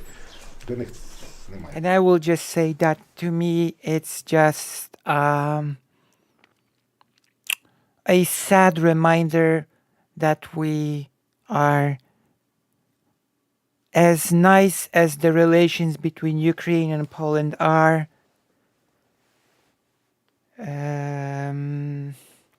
Poland is still being ruled by a crappy right-wing government, and the grain crisis is a thing that is a direct result of the incompetence of the far-right government.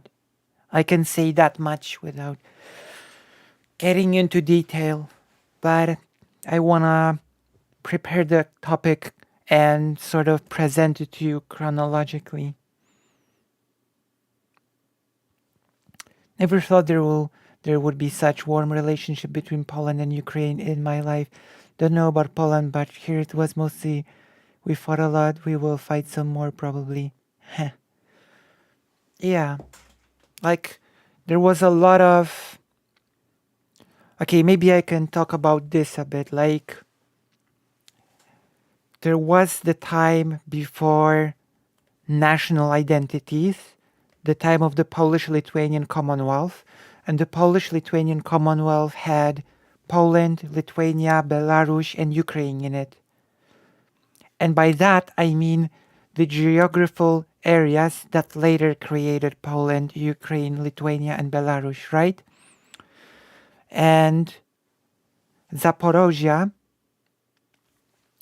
which was in the terrain that is now Ukraine, the Zaporozhian Cossacks were actually very happy to be in the Commonwealth, you know? They were not unhappy to be in the Commonwealth, but they wanted to have the same status as the highest class in the country, the nobles. Basically, the Cossacks wanted to be made equal with the nobles, and the nobles did not want that, and that caused friction, and that caused the uprising of the Cossacks. There were a few famous uprisings of the Cossacks. And long story short, Russia got involved, and then the Cossacks sort of thought they made a mistake by asking Russia for help. There was a project of transforming the Polish-Lithuanian Commonwealth into the Polish-Lithuanian-Ruthenian Commonwealth, which means that you would have the Kingdom of Poland, the Great Duchy of Lithuania, and the Great Duchy of Ruthenia, forming the Commonwealth. And the Great Duchy of Lithuania would be a combination of Ukraine and Belarus. That was the main thought. But unfortunately, the project happened far too late and it failed. And that basically led to Russia consuming a huge chunk of Ukraine and the Commonwealth becoming irreparably crippled. That was the situation during the Commonwealth. And then after World War I, when the fresh national identities formed, fresh nations formed in this area of Polish people, Lithuanians, Ukrainians,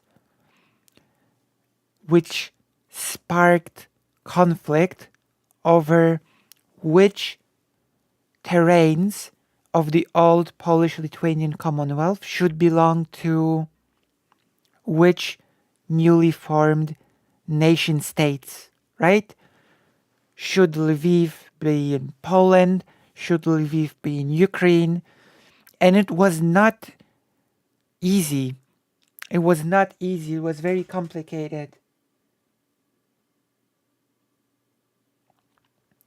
That's true.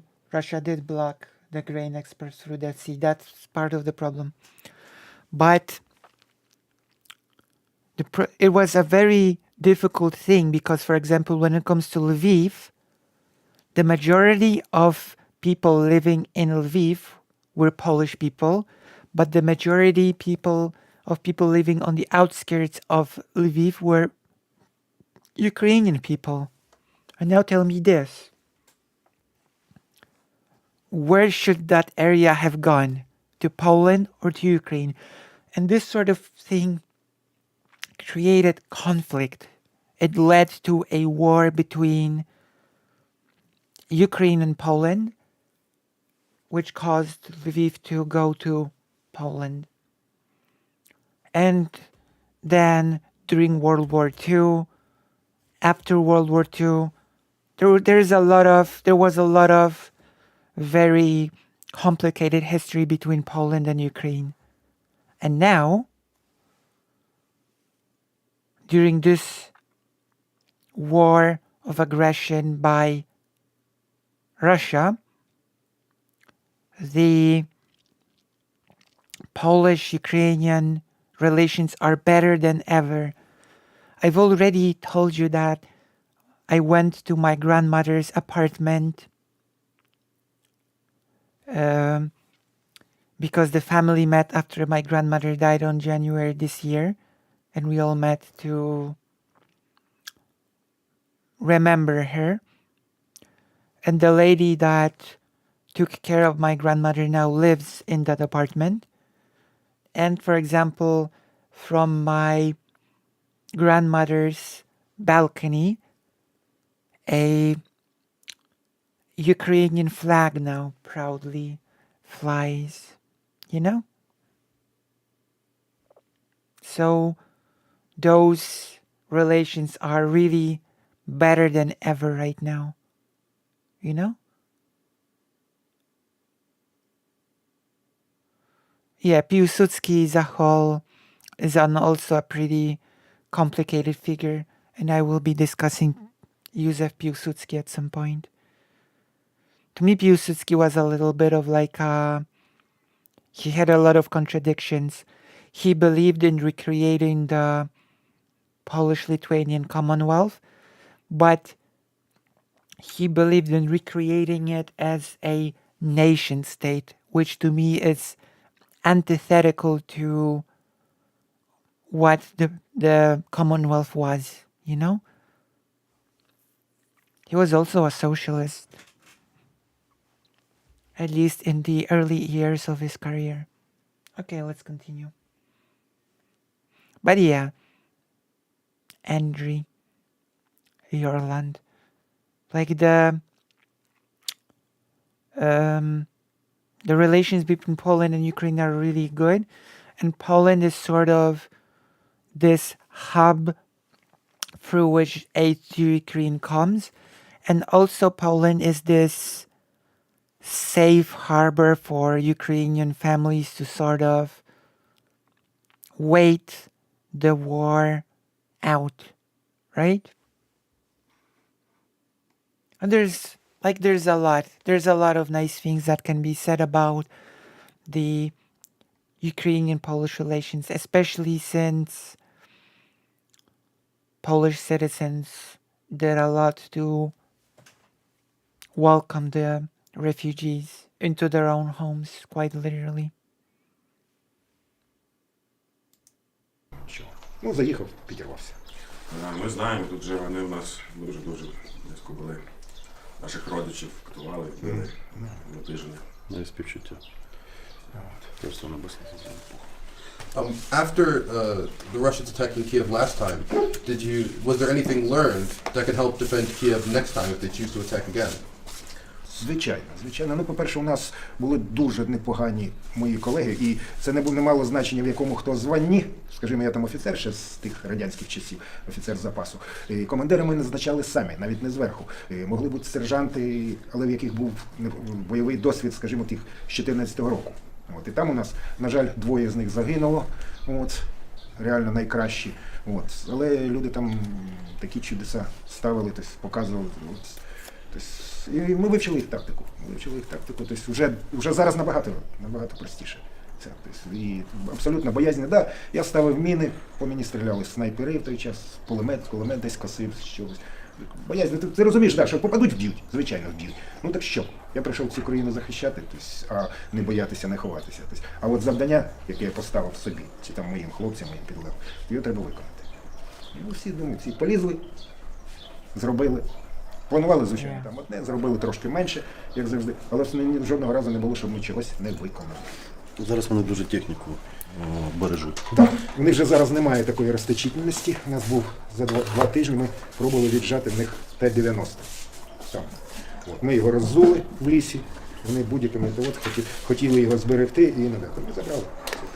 Відбили батальйон. Поповнюється ворожою технікою. Вони кидають людей, а потім іде тільки техніка, щоб зберегти техніку. То вони набрали цих зеків, вони їх перемалують. Якщо нормально вони бачать, тобто техніка може пройти нема мінних полів, то не заганяють. Якщо йдуть підриви, ладно. І там такі склади трупів збиралися. Просто я зараз не уявляю, зараз потепління пішло, зараз воно там. Вони ще не забирають? Да. Там половинки по 1,5-2 місяці валяється. Ніхто навіть не заїкнувся. Ні в ефірі, ні в раді, ні в раді ніхто не вийшов. Дайте забрати. Ніхто. Жодного разу. Підривалися на власних мінних полях протипіхотних. Україна не має, на жаль, згідно Женевської конвенції, виробляти свої протипіхотні міни. Так що якщо у нас щось є трошки, це ще від часів Радянського Союзу. Ну і те, що ми знайшли на тих територіях, де орки відступили. І вони бували такі моменти, у нас був бій. Speaking of people, that's one of the things that worry me personally about the leaked US report, the amount of casualties in Ukraine. Because in my opinion, Ukraine receives enough support that things like equipment can be replaced. People cannot be replaced, you know? So it is really worrying how many Ukrainian people have fallen in the war. My father fought in battle for Kiev, and I myself in northern part of the city. Not only artillery could be heard, but even gunfire. I'm glad it's safe now. Yeah, I'm glad as well. Like,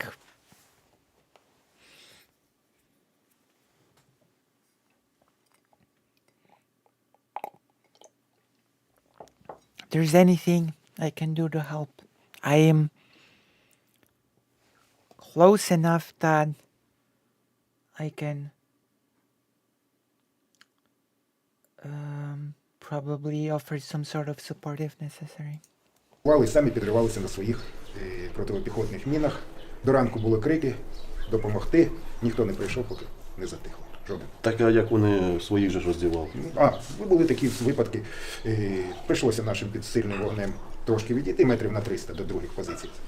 Ну і там закріпитися. Орки цього не знали, їх там було набагато більше, вступили в бій один з одним, перестріляли один одного. Ми пішли, наші хлопці пішли на розвідку, знайшли їх тіла, уже роззуті, і тобто, вже навіть обувку один з одного познімали. Ось такі факти. І це видно, коли їх в полон беруть, то вони навіть в нашому взутті попадаються. Часто в нашій одежі зустрічали їх. Right. Взяли одного полоненого, його бачили, скоріше всього, у Фейсбуці, де просто якраз Also, Ukraine has this system that allows Russian soldiers to safely give up. група Псковської десантної дивізії, молодий хлопчина. У них наказ наших в полон не брати. Młody chłopczyna, very similar to Polish. Ні зі зброєю, ні з піднятими руками, то взагалі просто стріляють. Хлопчині 21 рік. Як ми повинні до таких відноситися? Питання, що ви можете розказати про оборону Києва зараз, якщо Я думаю, шансів, навіть якщо багато, велика там реклама йде звідси, що вони знову можуть напасти. Можуть, звісно, якщо нема розуму. Але у них шанси буде ще менше. Втрати будуть набагато більше. По-перше, ми вже всі вміємо. Тобто, той мільйон людей, який прийшов воювати, вже пройшов. Хто 3 місяці, хто 5, хто 8 місяців в жарких боях. Тобто, у багатьох у нас вже на власному рахунку є знищені ворожі цілі. Very good. Тобто, люди вже не бояться. Тобто, командири вже знають, що робити. Підрозділи вже згуртовані. Техніки, завдяки, тобто, багато ми віджали у росіян, і ще немало нам дали наші союзники. Тобто, і її хлопці осваюють дуже швидко. Питання в тому, чи ми збираємося все життя оборонятися. Так, от таке. Тут же ж питання в тому, коли нам дадуть зброю для наступу, коли ми зможемо відбити, бо багато вже ж хоче наших повернутися. Я, наприклад, рік сім'ї не бачу. Це тільки по телефону, у мене дитина росте, вона вивчає іноземну. This is again what I'm saying. Like, pro-Russian shields in US say that the US is giving Ukraine too much.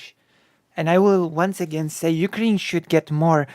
Two things about the support of Ukraine. One, Ukraine should not be supported when it's starting to run out of things. No, it should be a constant supply. Two, Ukraine should be not supplied with enough to defend itself. Ukraine should be supplied with enough to have a crushing advantage over Russia. That should happen, you know? That would lead to Ukraine actually winning. Ukraine is receiving the drip when it should be receiving the transfusion. That's the saying. Мову, там, де проживає дружина, вивчає. Як не позвоню, вони запитують, коли я до них поїду, чи коли ми додому повернемося. Нам ця війна, ми ж, ви знаєте, ми на них не нападали і не збиралися. Бойових комарів у нас не знайшли, бойових гусей, чи як там вони розповідають. Факт того, що на сьогоднішній день питання не в обороні, питання... Exactly, it's about liberating the country. Якнайшвидше. для звільнення. And it's a peace that would require Ukraine to give up territory is unacceptable. I think it goes without saying, right? Зброя. Yeah. Без неї нікуди. Is there much concern amongst the defenders of Kiev of Belarus possibly contributing armies for another offensive on the capital? And are they preparing for that possible scenario? Страху нема. Страху абсолютно нема, ні у кого. Ні, ми всі розуміють, що президенти сусідньої держави можуть підштовхнути в останній момент, щоб знов ще на кілька місяців розтягнути цю війну. Бо Росія однозначно цю війну програє, і що б там не казали, не кричали, хто б там щоб не допомагав їм, не може. True. Це життя нашої країни, Ukraine will win. True. наших дітей. Це війна на виживання, а моментами просто на повне знищення. Ми їх людей не вбиваємо, ми на своїй території. Так що тут ми маємо повне право. Ворог прийшов до нас, ми маємо повне право їх знищувати всіма доступними способами. Хай йдуть, якщо хочуть. Якщо хочуть знов попасти так, як росіяни, ми їх також знищимо. Ну, І розвалять свою країну. І розвалять свою країну. не що не вказано на те, що білоруси такі негодяї, як росіяни. Я думаю, там люди більш адекватніші і більш здраво оцінюють. Їх зараз видно по цих телеканалах, як їх намагають Belarus is in a very difficult situation. All of the people of Belarus tried to stand up and overthrow its horrible president Lukashenko, you know? All of them stood up. Literally, the whole country did a strike. The whole country protested. But it did nothing because Russia wanted to keep its puppet state, and its dictator just crushed the resistance. But Belarusian people do actually actively sabotage the war effort against Ukraine. So yeah, Belarusian people are not the enemies of Ukraine. Like, Belarus is as much a victim of Russia as Ukraine is. намагаються зазомбувати. Тобто пояснити, видати, що от Україна така щось погана, щось, як Лукашенко показує на нас, що це у них там не так, і вже президента нашого обозвав, і що там, і про теракти якісь намікає, каже, я вам зараз карту покажу в початку війни. Я привез карту, я зараз вам її покажу. Де... People of Belarus hate Lukashenko. They hate him. So I don't think they believe anything he says. На нас напасть. You know? Він їм в це... I don't think anyone in Belarus believes him.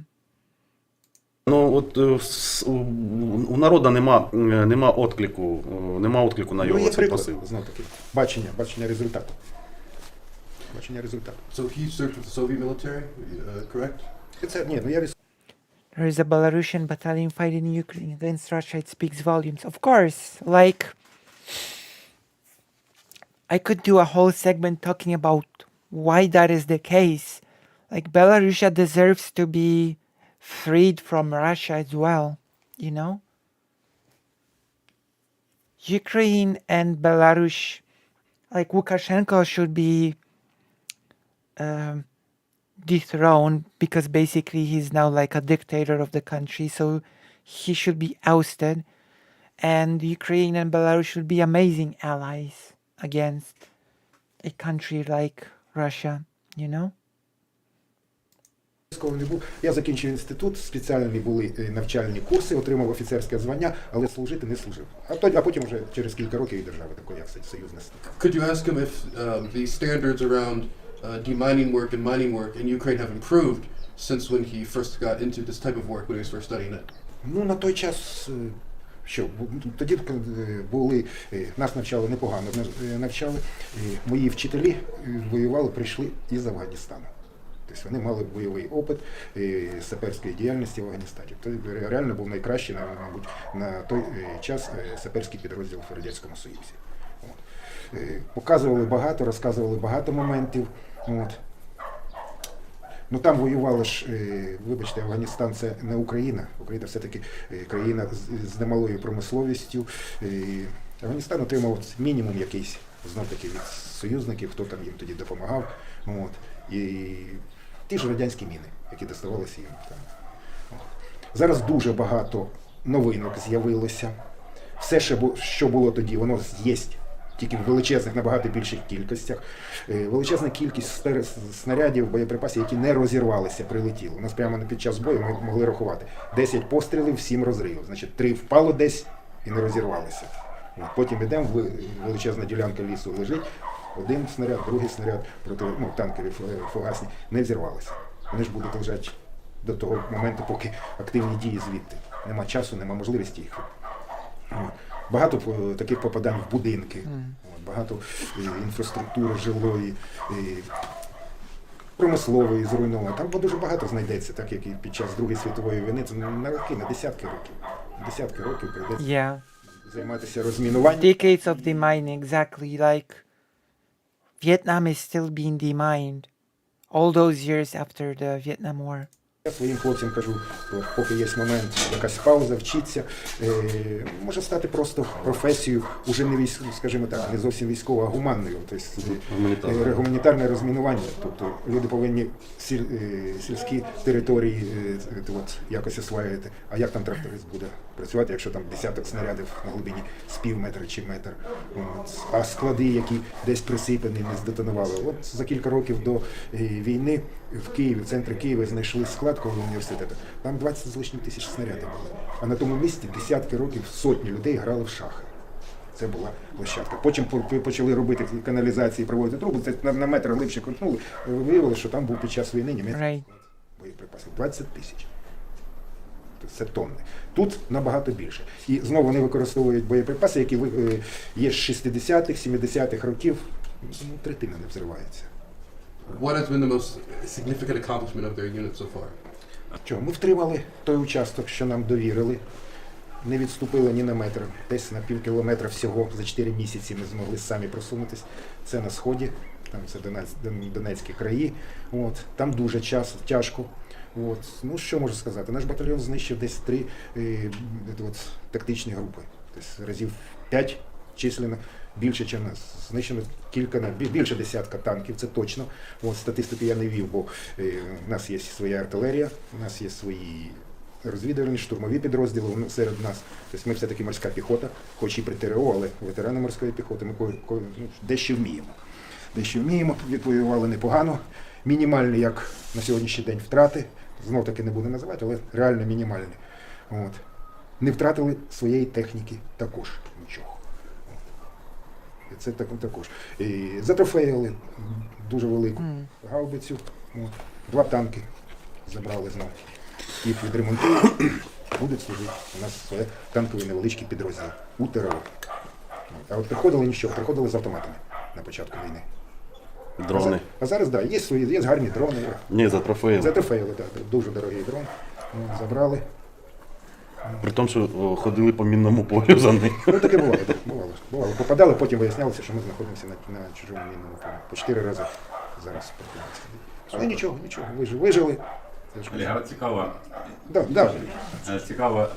Населення місцеве допомагає по розвідданим? Знаєте, там, де були ми зустрічали і російських. Тих, я не знаю, чому це так. Сім'я, 2 дітей маленьких шкільного віку, чоловік, жінка, старший син служить в російській армії. Все. Ну що з ними робити? Ну не вбивати їх. Вони ходять і зранку до вечора все одно прийдуть росіяни і вас вб'ють. Так, от в лице. От. І, скажімо так, жінка похилого віку, десь років 70, наші хлопці в сусідньому будинку розмістилися. Мука, сахар, їжа, ми давали. Ну, нас непогано снабжали, нас волонтери, і іноземні, і наші. Чудово. У нас проблем з цим немає. Гріх жалуватись. От. Ми завжди з місцевим населенням ділилися, їй давали. Вона з тієї муки для нас спеціально вареники і пиріжки пекла. Приходив сусід, каже, от прийдуть наші російські, я тебе здам, тебе вб'ють.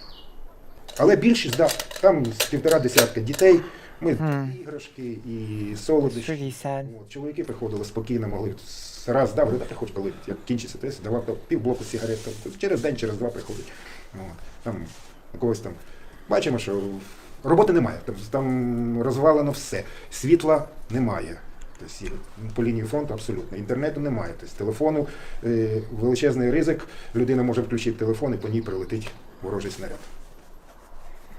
Ну, в Харкові трохи інша ситуація була. Я в Харкові коли був, це на початку весни ми туди зайшли, десь у кінці березня, здається. Це той рік ще. Да, то я не очікував, хоч і розповідали, там Харків, він такий проросійський, Харків це все, це одні росіяни.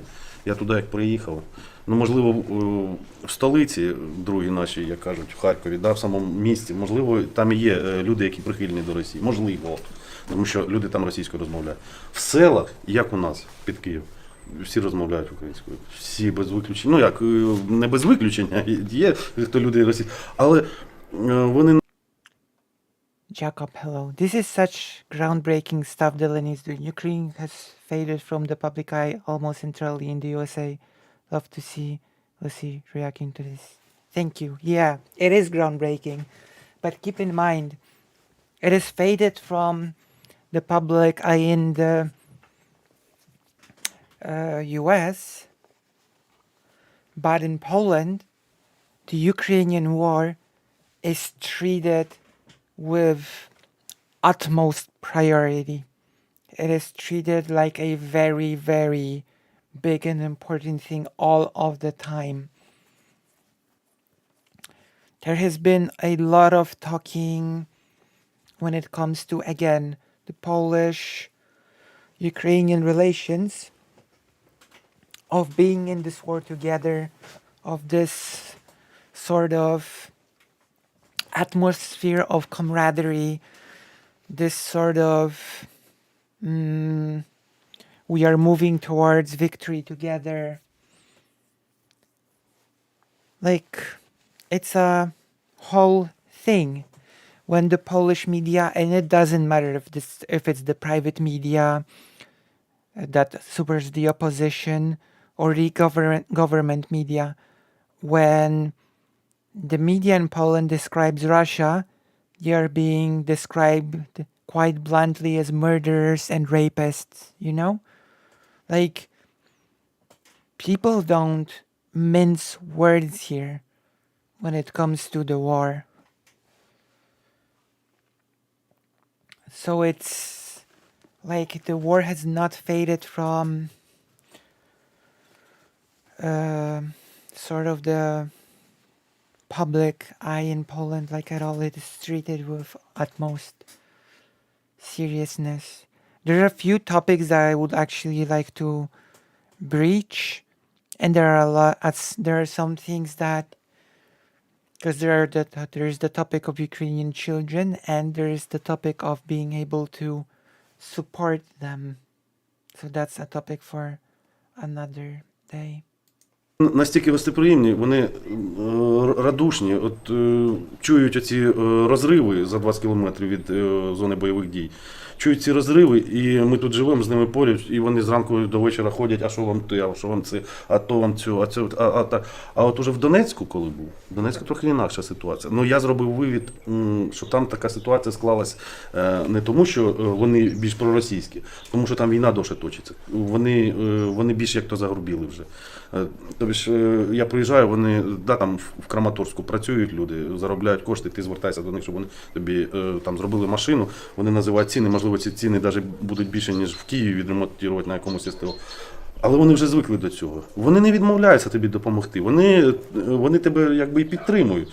Ну вони загрубіли вже. Тобто ця війна спочатку, оце бомбілі бамбас, як вони, чи дамбілі бамбас, куриця, я вибачаю, що це в ефірі буде сказано, то це більше сказується на відношенні до людей. Вони просто-напросто вбили в людях якусь оцю індивідуальність, щирість і залишили оце загрубівши.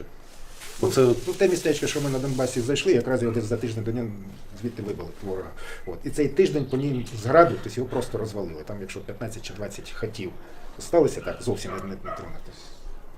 Ті ж були російські і луганські частини, відійшли на 7-8 кілометрів, і тиждень по тим же самим хатам, в яких до цього жили, знов таки, і може з кимось і горілку тупили, і їли в них з того столу, спали в їх, потім вони практично змили. Could you ask him if he thinks With only the infamous exception of Confederacja. Hello, Oscar Telech. Yeah, Confederacja being the third strongest power in Poland. Like, I cannot stress enough how bad the political situation in Poland is. When Confederacja is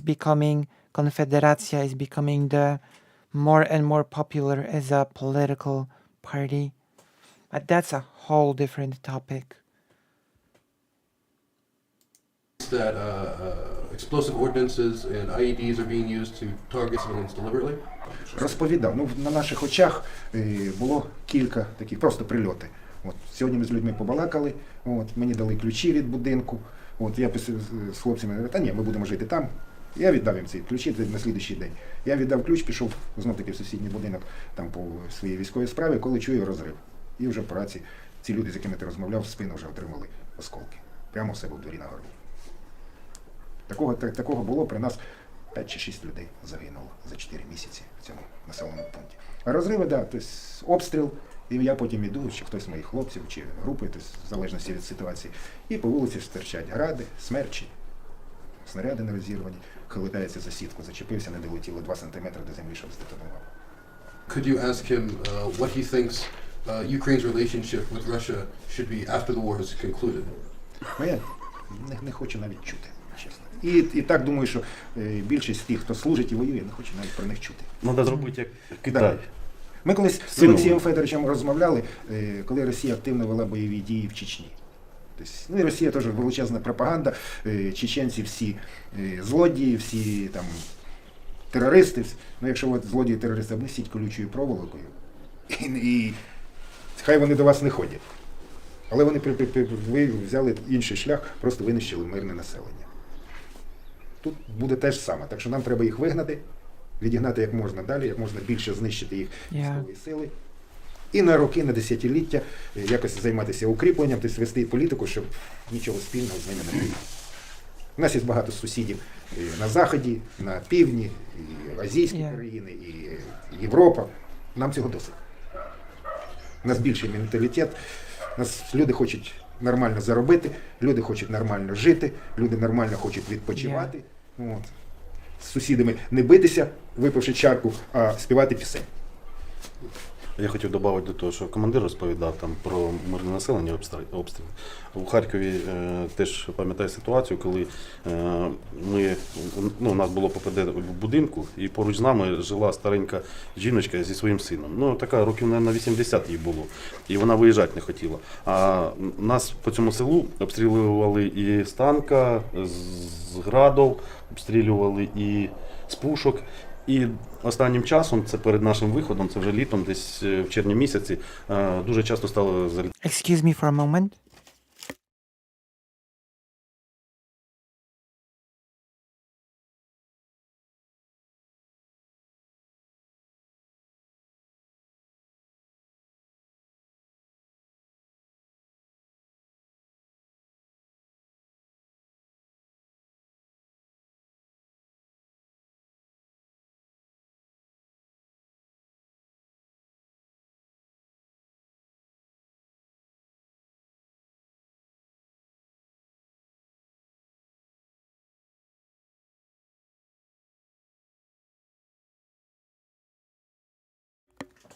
Okay.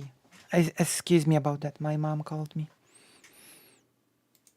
Літати туди вертольоти, по 2 штуки К-52. І ми їм пропонуємо виїхати, а вони так, нам нема можливості, а вони через нас за 2 хати живуть. І після одного обстрілу ми чуємо, що десь рядом розрив був, виходимо оглянути територію, щоб оцінити ситуацію. І до цієї старенької людини в хату прилетів з вертольота снаряд. Яким чудом, я не знаю, можливо, він розірвався на підльоті, але факт того, що він пробив кришу, впав в хату, і вони залишились живі. І тільки після цього, ну там пошкодження голови у людини було, тільки після цього ми змогли їх вивезти. А якщо б він розірвався в будинку, живих їх би не залишилось.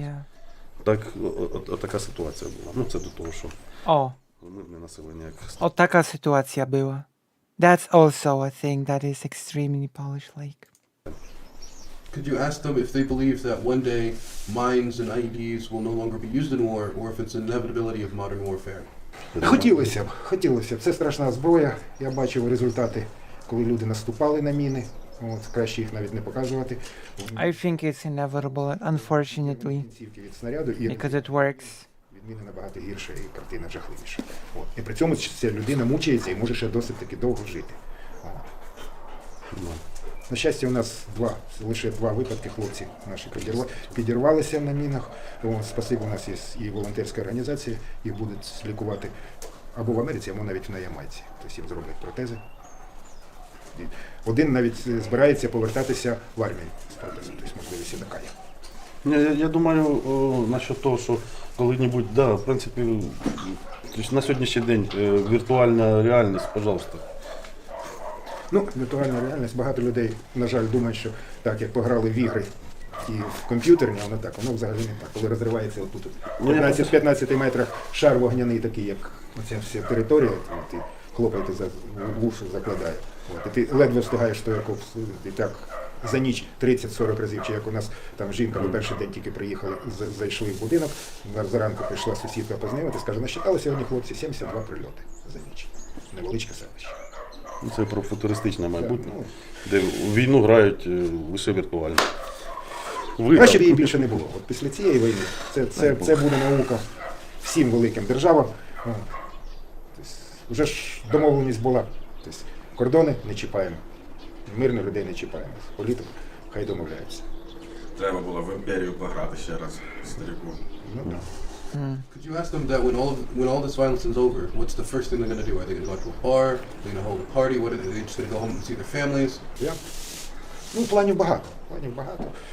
Є онуками треба займатися. От. Хочу якраз зайнятися чимось, трошки в науці. Зараз кожна війна є таким стимулюючим фактором для розвитку. Щось технічне завжди. Ну, в першу чергу це військова тематика, а вже потім, як завжди, починають для людей щось. От. Можливо, щось буде робити для оборонної промисловості нашої. У нас багато хлопців задумок на війні самі з цим зійшлися. Ваня свої. Я в хор вернуся і байк поміняю, візьму чопера, вже хватить, щоб жінку можна було здати, може з коляскою. І буду співати. Ну, взагалі він ще хоче і в політику йти. You can ask them if there's anything else they want to say. I've exhausted my question list. If there's anything else they want to say. Do you think I should ask them, like if this stream goes, maybe I should ask for their contacts if someone wants to donate or something? Sure, yeah, that's fine. Є щось ще, що ви хотіли додати? Та ні, так побалакали нормально. Ну, чого? Добавити можна багато чого. Якщо поговорити і поспівати. Нажалуватися на Росію можна, поки ця Росія держиться на цьому Путіні. Я не знаю, ну от... Oh yeah. Like, this is another thing that many people, I'm sorry to say, especially in the US, really don't understand. That Russia is not just about Putin. Like, it's a systemic problem. It's a whole big thing. Putin will just be replaced should he die or be killed. Like, Russia did not become as it is now when Putin came to power. It was like that for many years. Путін крякне. Yeah, I agree with this opinion. Бо, ну, судячи з того, що я аналізую і бачу їхню політику, I agree with this 100%. більше не Путін, а більше, ну, як сказати... Коло які коло нього.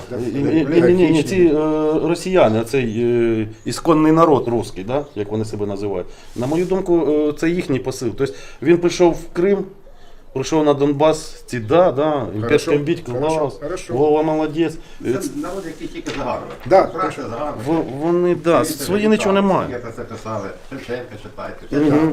Вони загарбати і все. Недалекий приклад можна взяти. Наші випустили марку, де з кораблем тоне, а вони яку марку випустили? Плагіат. Країна плагіат, нічого свого не мають. Пісні всі, страна огромна тепер. Це ж наша пісня. А ця історія, де два брати з України, один на Росію поїхав. І каже, через года поїхав до брата, провідати ж, чи у того, чи в того родилась дитина. Ну, вирішили з'їхатись. І приїжджає до того на Росію, в нього все є в дворі, у брата. Ну, як обично в селі. Все є. А сусід приходить і каже, ей, Ванюк, дай водки. То йому, що він так до тебе, як то по-хамськи, каже, що своєї немає, що до тебе, ей, дай. Та каже, у них тут нічого нема, вони отак і живуть. Так що ти, каже, його послати не можеш? А він каже, тут така, каже, жизнь, що він завтра мені в спину вистрілить. Вони оце привикли завидувати, вкладувати силу на віддачу. Ну, як то цього не хочуть. Ну, я не знаю, може це і є оця російська душа. Так. Російська душа. Російська душа.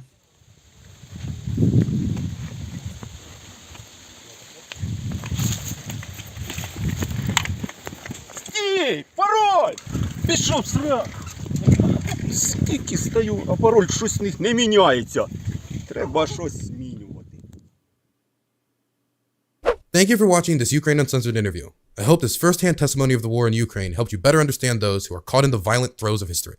We have a bunch of other videos interviewing those affected by the war on the ground in Ukraine that you can check out on my channel. If you want to help fund my work so I can do more interviews like this in the future, please support me at my Dylan Burns TV Patreon page. I have a second YouTube channel called Dylan Burns Live, where you can see my videos from my live stream, which you can view on my Twitch or on my website, dylanburns.tv, every weekday from 6 p.m. EST to midnight. And if you want my hot takes or photos from my time in Ukraine, check out my socials, including at DylanBurns1776 on Twitter and Dylan Burns TV on Instagram.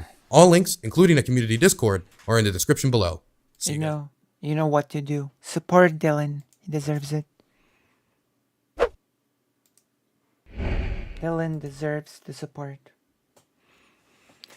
And if you've enjoyed this segment, press like, press the bell, subscribe, become a Patreon, and all that good stuff. Consider supporting this channel since I depend on your help.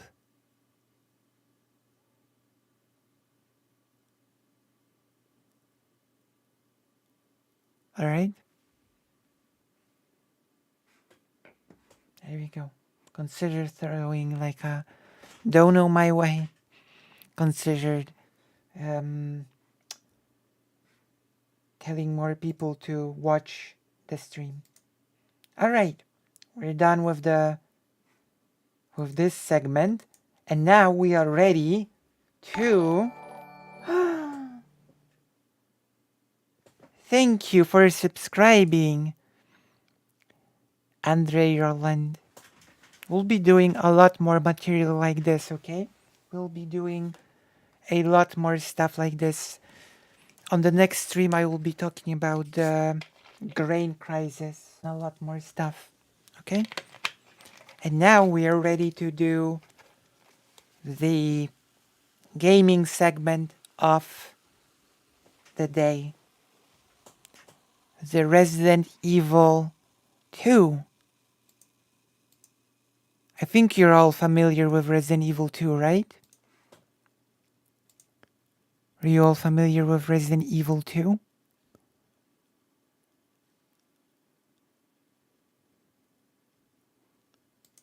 Let me check something before we begin with the new segment.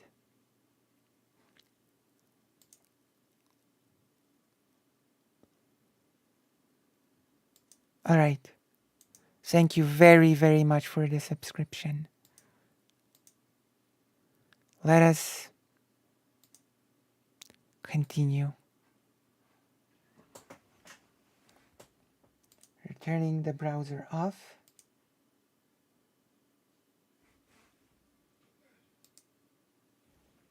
And we are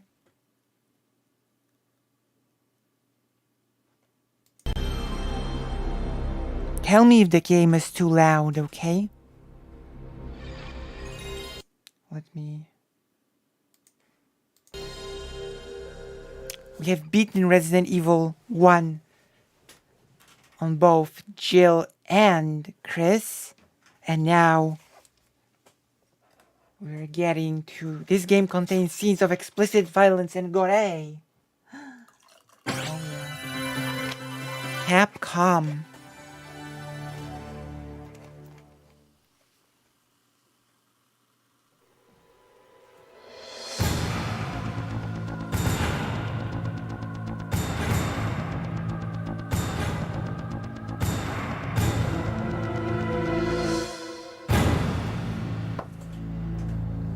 Oh yeah, they had a much better budget for the second game after the success of the first one.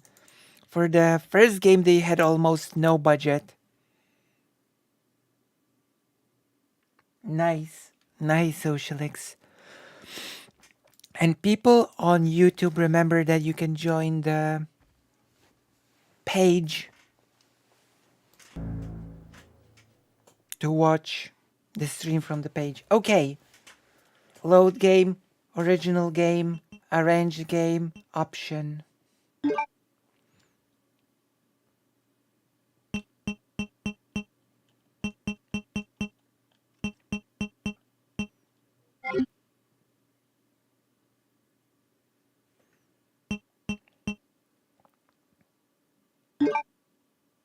Oh!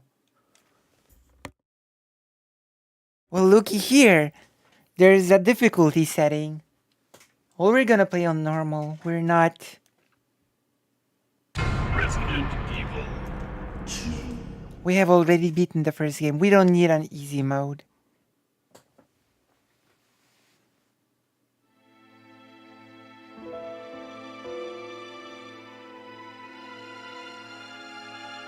A bizarre incident occurred in the outskirts of an American suburb called Raccoon City.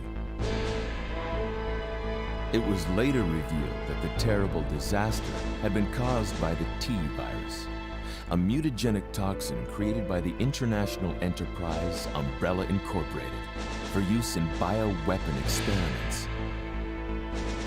The Raccoon City Police Department's Special Stars Unit immediately began investigation in the affair. The case was apparently closed, thanks to the efforts of STARS members Chris Redfield and Jill Valentine. But the Umbrella Corporation's experiments were far from finished. Far from finished. I'll not be sorry.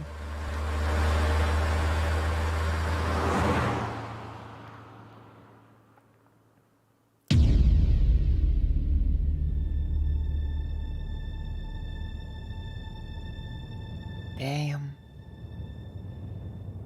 I played this game so much when it first came out.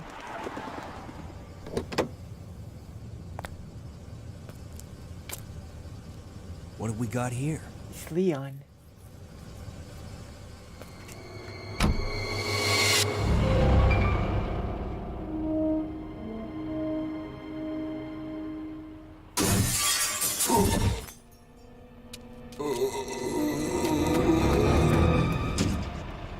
Guy's a maniac. Why'd he bite me?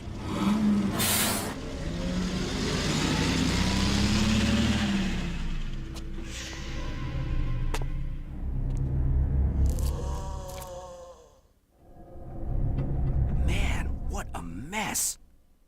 What could have done this? I'm just gonna assume that he's thinking, and that's why his lips... What are these things? What was that? All right, that's far enough. Don't move! Don't move. No!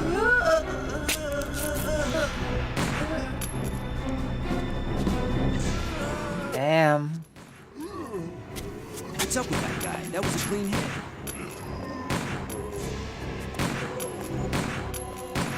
I'm running out of ammo here. Wait! Don't shoot! Get down! Damn. Epic. Classic. We can't stay out here. Head to the police station. It'll be a lot safer. I remember that scene. It's so cool. There! Buckle up. Okay. We're safe. What's going on?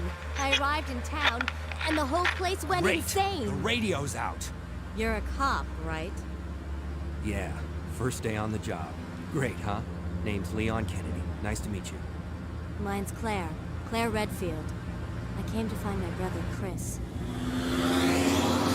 Chris.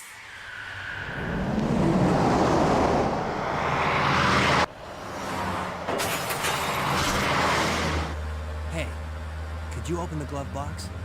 Sure. There's a gun inside. Better take it with you. I actually should. Look out! Those Shreks, if you donate, then I could buy one.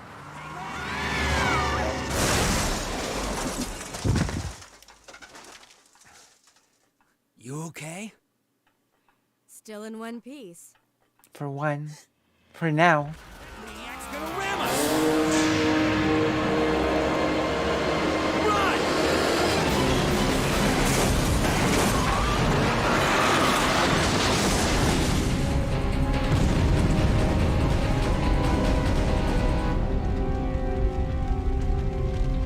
Claire! Leon! I'm okay. Head to the station. I'll meet you there. Okay.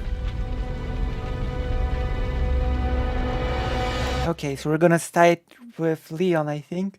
And then we'll finish the game with Claire. And then you will do the reverse.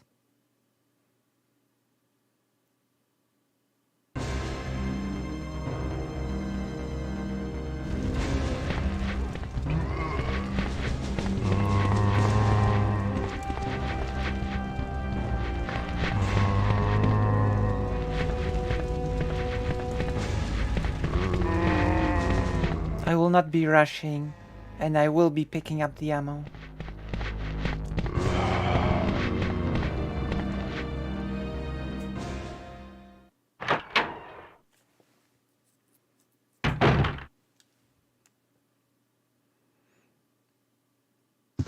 Freeze! Who are you? Who are you? What are you doing here? Oh my gosh. Hold your fire! I'm a human! True. I am a human.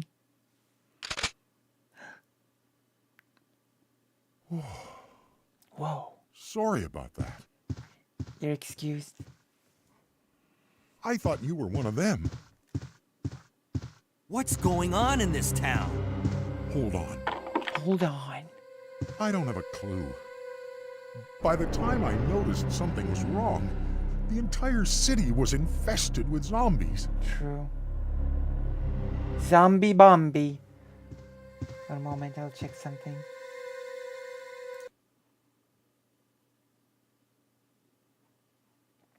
Okay, let me check something real quick.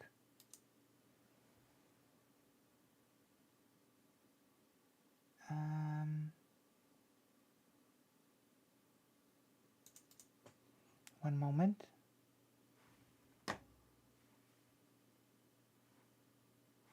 Okay.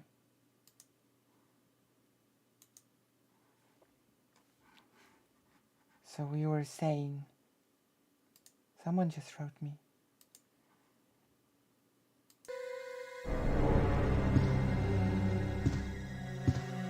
For PS1.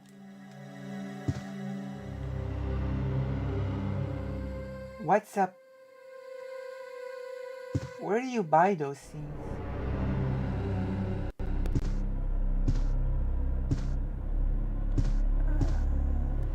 Where do you buy those? Okay, we're not gonna be skipping. I'm chilling at the gate. Oh.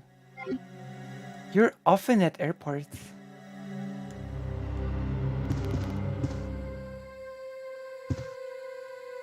The good ones.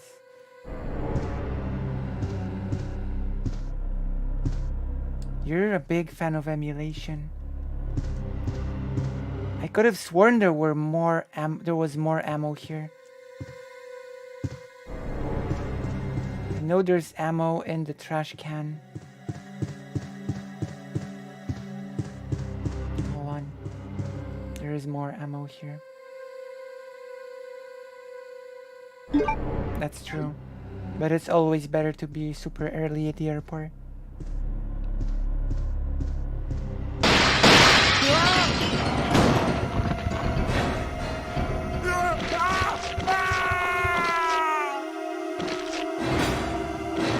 Okay, we're just gonna leave. That is the best thing that you can do when it comes to this. You are, yeah. You are. The airport gender.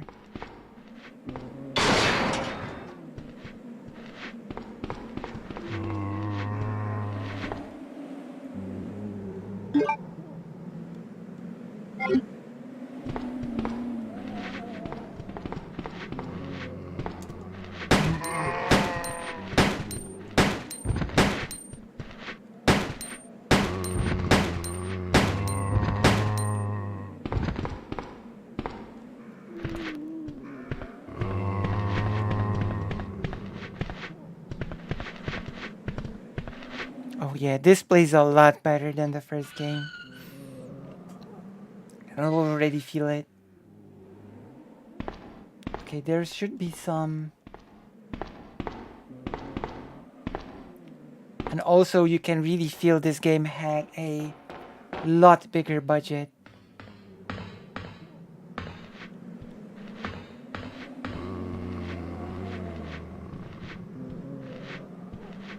Oh, that's interesting. True. Look at this. See? I know about the... This is one thing that this game has differently than the...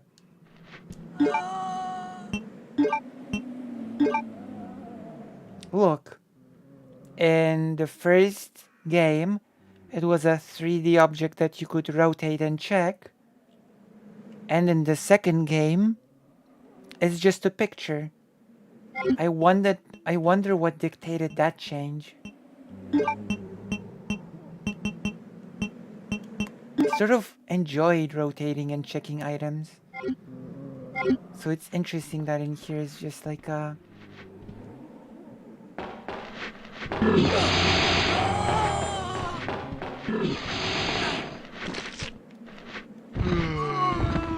This is a big improvement. The fact that you just push them away like this. Oh yeah. Resident Evil 2 was such a huge upgrade over the...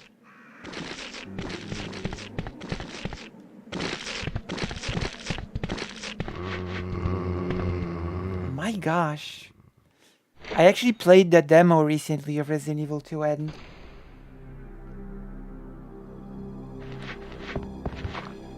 I have to admit that the road to the police station was much shorter in the demo. From China. Okay.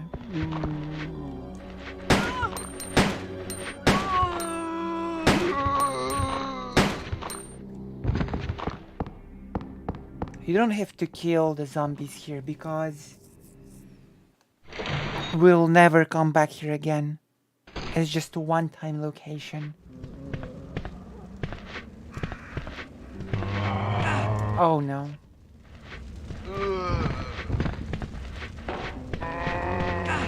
I used to be much better at this.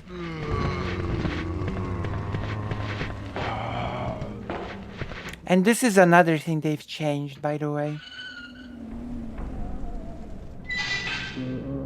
Your character moves differently depending on what is their status.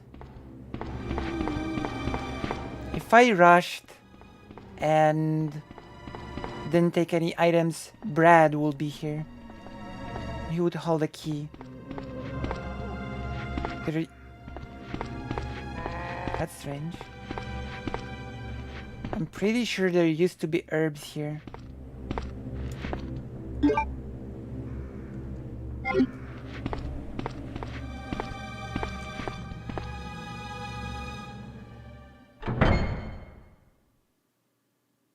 I don't think it does. This game has a really nice soundtrack.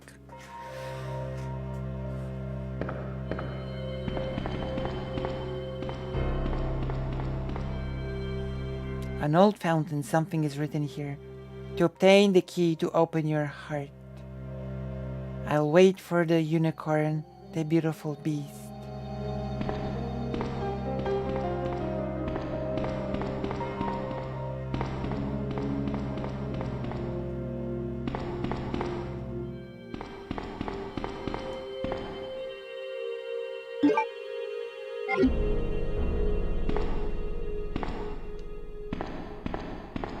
That's so much ammo. Right off the bat.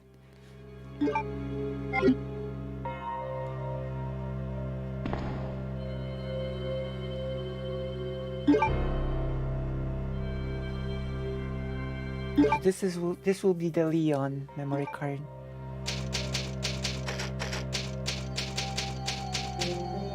Leon A.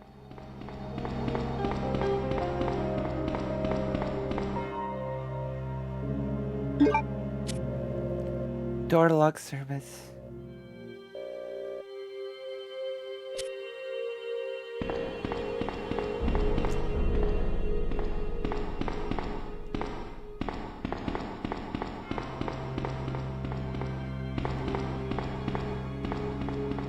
I need to find an herb.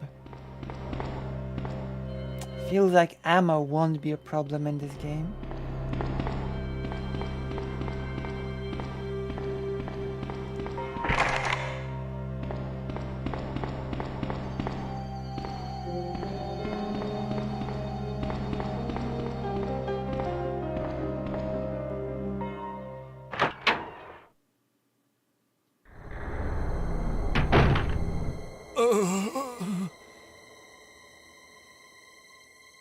Oh, man. Oh boy. Who are you? Oh, you must be the new guy. Leon. Sorry, but it looks like your party has been canceled. Oh no. What happened? I love parties. That's 2 months that's ago, not good. there was this incident involving zombies in a mansion located in the outskirts of this city. Chris and the other STARS members discovered that Umbrella was behind everything. They Uh-oh. risked their lives to reveal the truth, but no one believed them. Not long after that, all this started to happen. Okay! Don't worry about me. Hello, thank you, fake Alec Kyle Survivors Parker. in the other rooms. Welcome to the stream.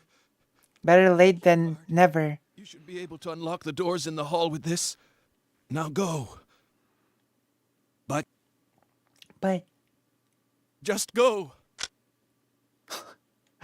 Just go. But I'm coming back for you. Just hold on.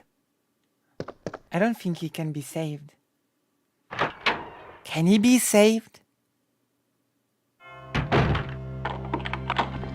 It's locked. How did he... Oh well. How did he do that? How did that even happen?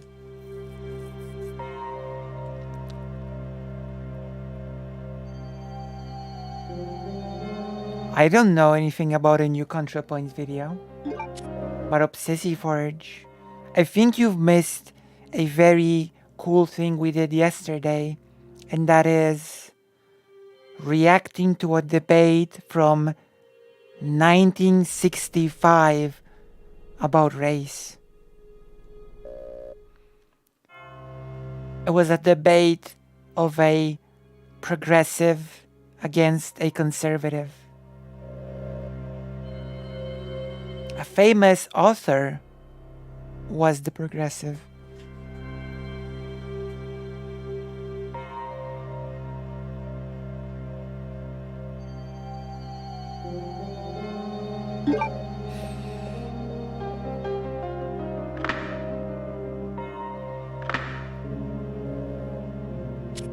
You know?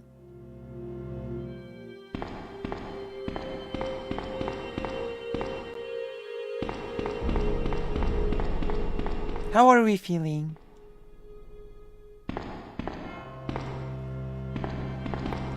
Wait, let me check if I have a map.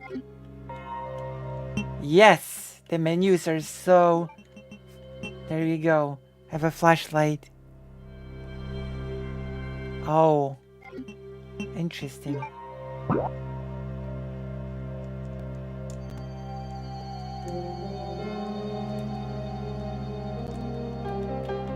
Wait, how do I...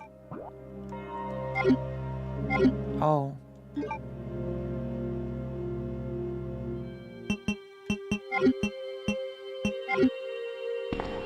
That's right.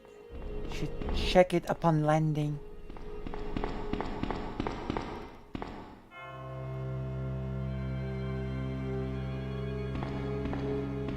Oh, there's another debate with the same douchebag. Okay.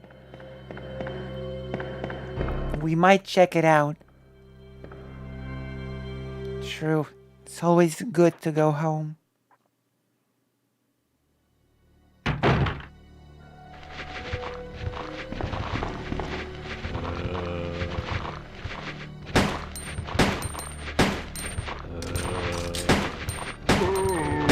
Oh my god.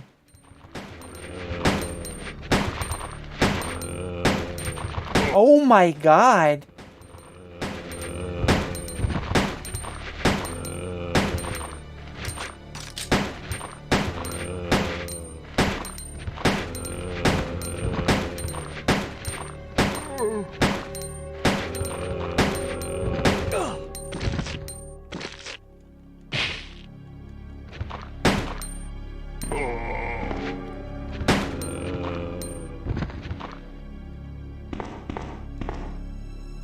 And now, because of the power of technology,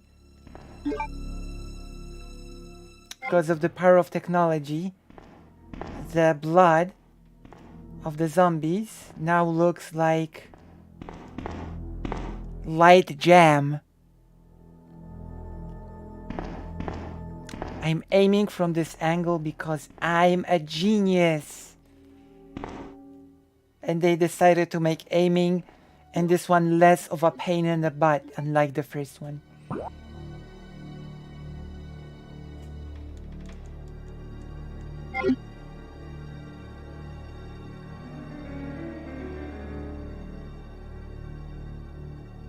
Yeah.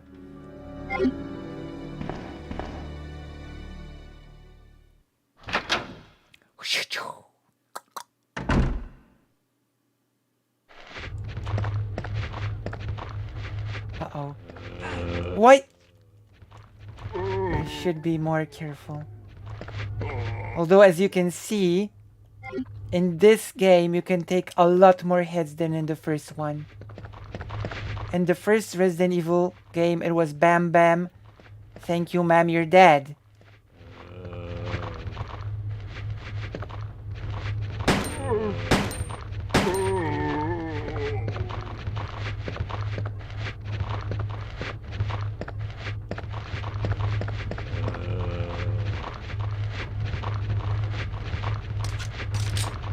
Oh my gosh.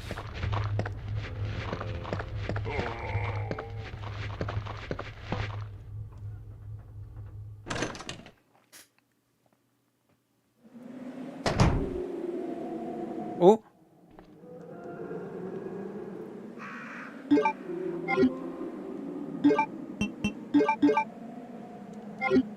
Yeah. They made it easier in Resident Evil 2 when it comes to this. You can take more hits and stuff.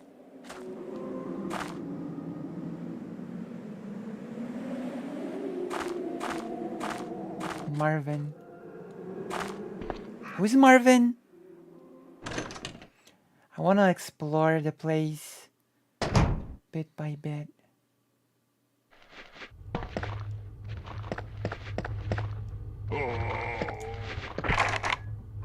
A heart.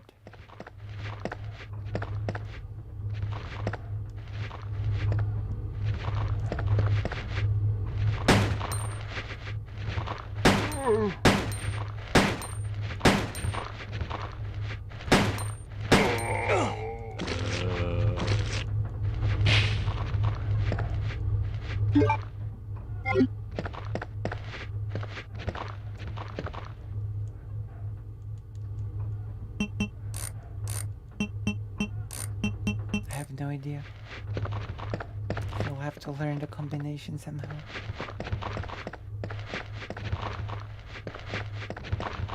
Is there anything here?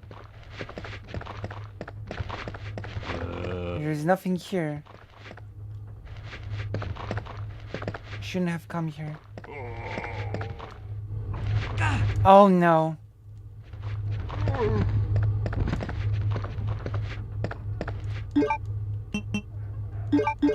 This is what I get for being arrogant and playing the game on normal.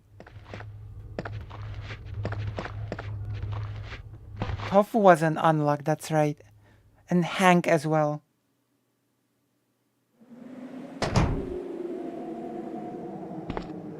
Oh. Well, how was I supposed to know? He didn't exactly introduce himself. I don't think he told us his name in that cutscene. Oh, Barry! Is there a... Oh, thank you, Kyle Parker. Lucy, you're a dum-dum. They didn't introduce themselves. Oh my gosh.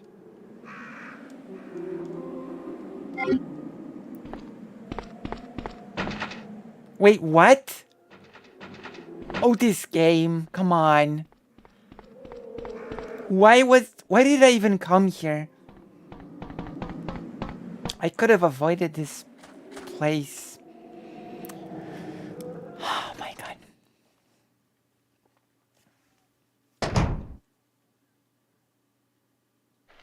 Calling me a dum-dum.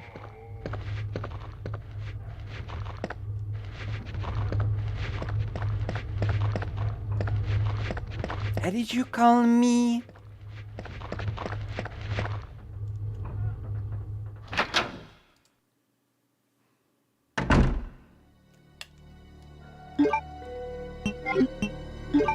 Okay, where am I?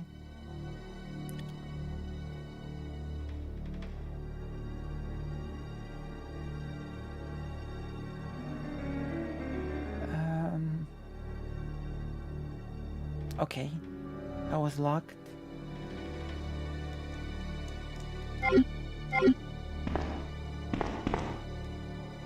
It's okay. We're doing okay.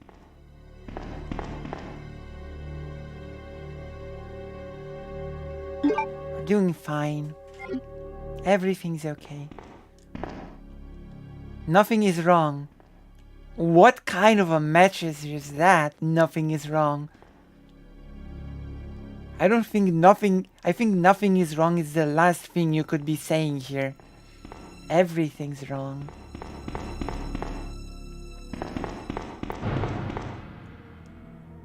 Nothing inside looks useful.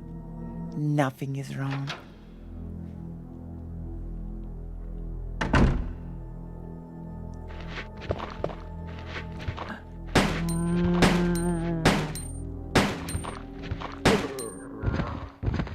Are you dead? Oh, you are dead.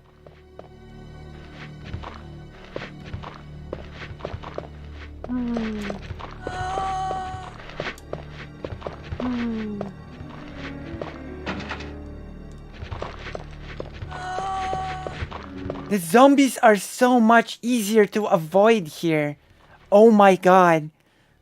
This is so much nicer than Resident Evil 1. Such an improvement. Now that's what I'm talking about. I can get the shotgun early from the guy who was first encounter. Gotta do it fast, but there's a way. It's okay. We're gonna return there later.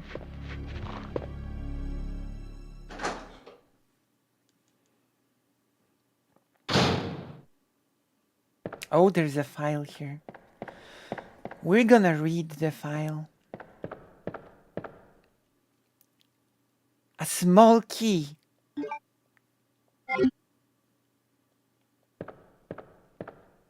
Oh, that wasn't a file. That was just a small key.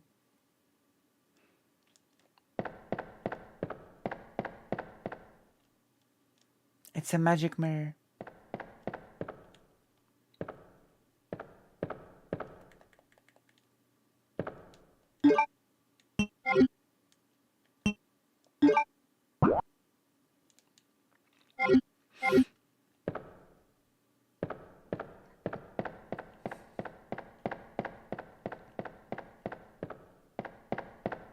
Magic.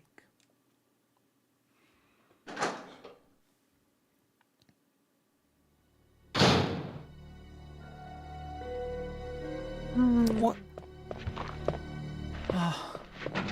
What? Oh no. So I'm going back. I only got a small key here. Wait.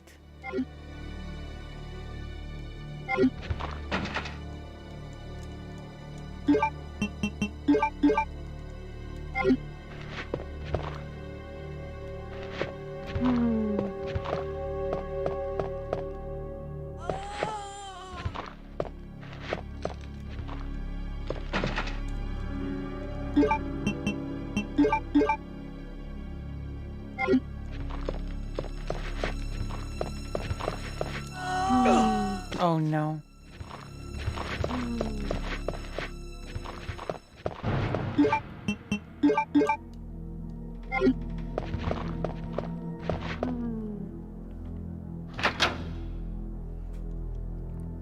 It's okay, we're gonna be beating this game 4 times in a row, so...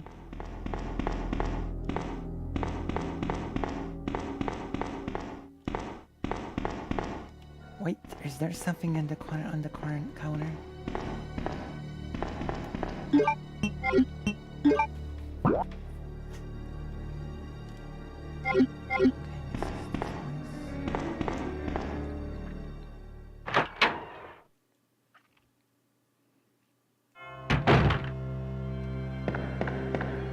We've been here.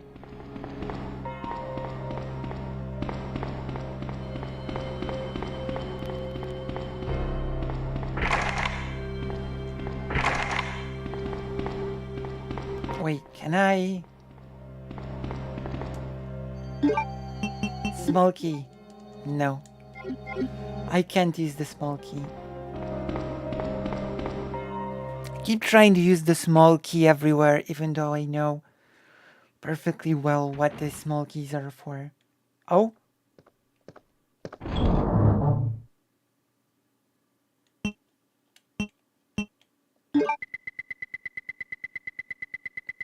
Well, in the first game there were clips.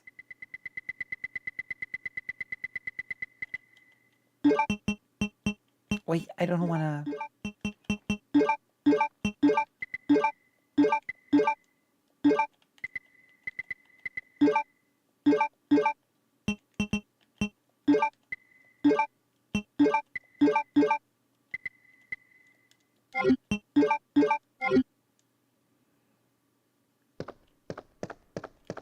Oh, there's a... Police memorandum. This letter is just to inform everyone about the recent movement of equipment that has happened during the precinct's rearrangement. The safe with 4-digit lock has been moved from the STARS office on the 2nd floor to the Eastern office on the 1st floor. 2236. Well, thank you for that. Now I have to return there and 2236. 2236. I want to write it down, but I don't have a pen. Do you have a pen? Wait. I need a...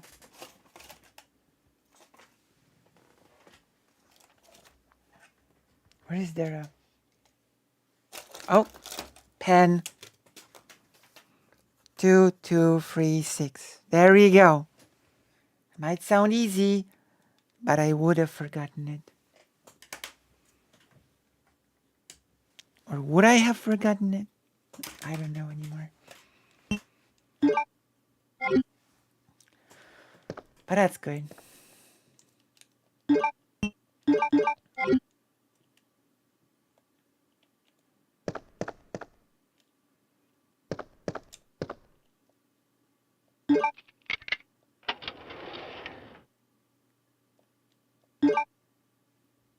I will take the ammo. Uh-oh. It's the liquor. A liquor's gonna lick me good.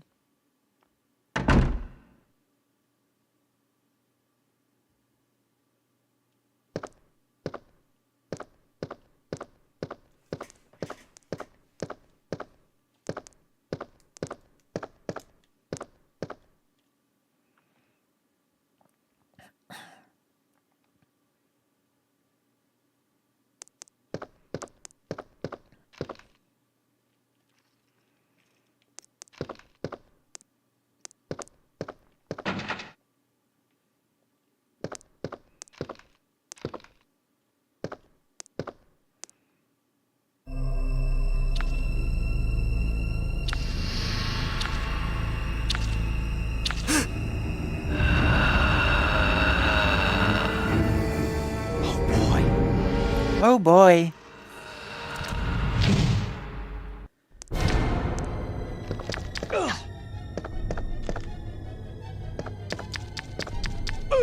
Oh no, another one of those enemies that can interrupt me.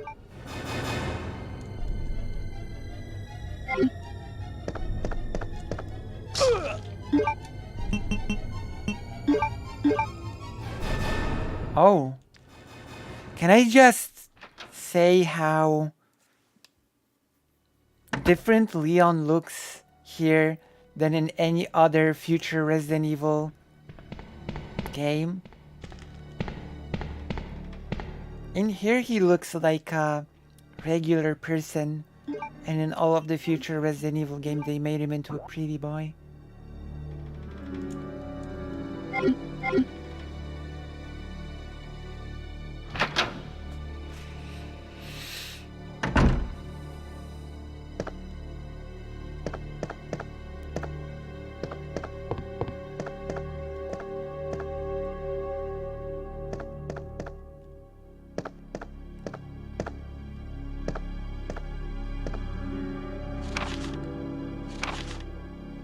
The Raccoon Police Department was unexpectedly attacked by zombies.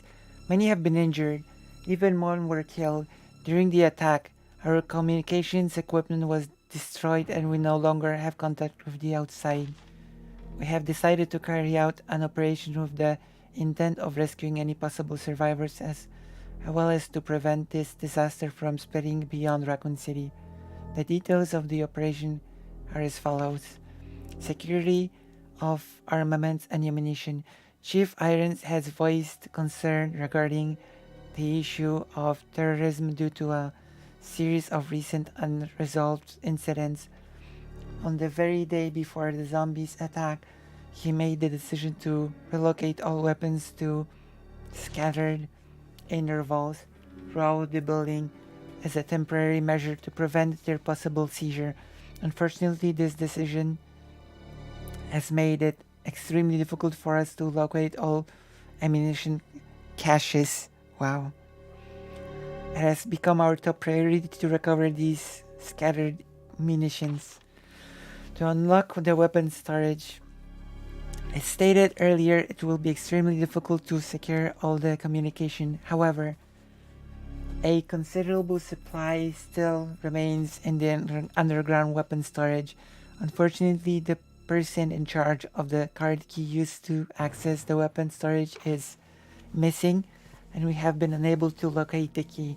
One of the breakers went down during the battle, and the electronic locks are not functioning in certain areas.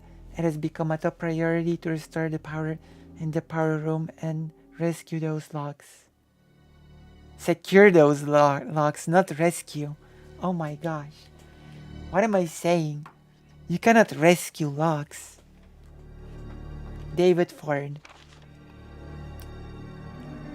The west barricade has been broken through and another exchange ensued. We sheltered the injured in the confiscation room to the first floor temporarily. 12 more people were injured in the battle. 3 additional people were killed following the sudden appearance of an as yet unknown creature. This creature is identified by missing patches of skin and razor-like claws. However, its most distinguishing characteristic is its lace-like tongue, capable of piercing a human torso in an instant. Their numbers as well as their locations remains unknown. We have tentatively named this creature the Licker, and are currently in the process of developing countermeasures to deal with this new threat.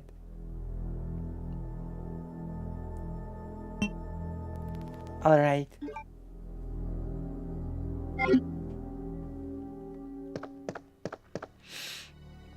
Hello, Zumi dear.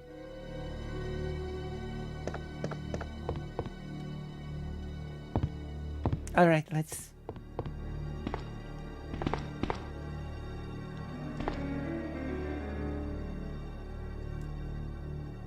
A sacrifice to the Hellfire.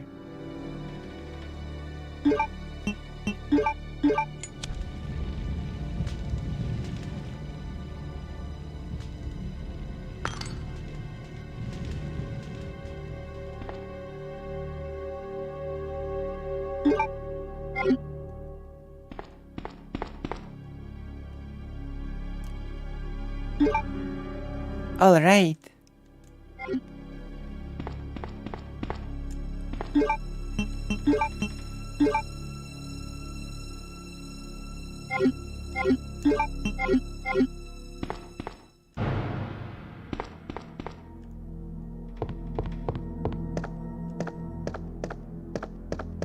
there anything here?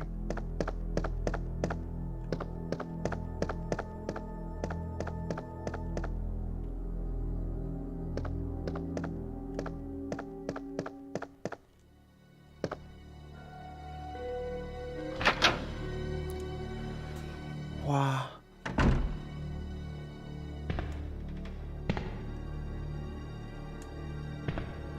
I'm going the right way. I think I am.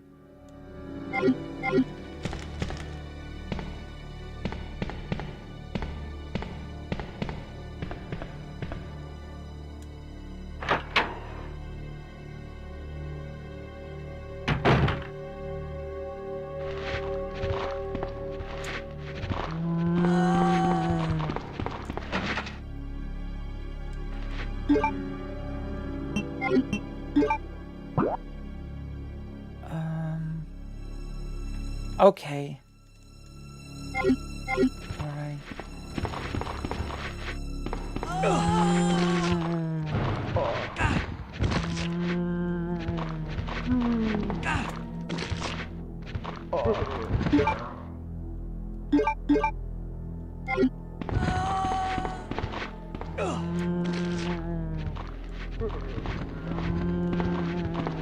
It was all part of the plan. Maybe. I think there's a safe room here.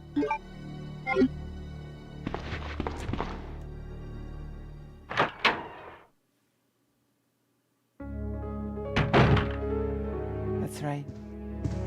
And I think this locker is for changing outfits.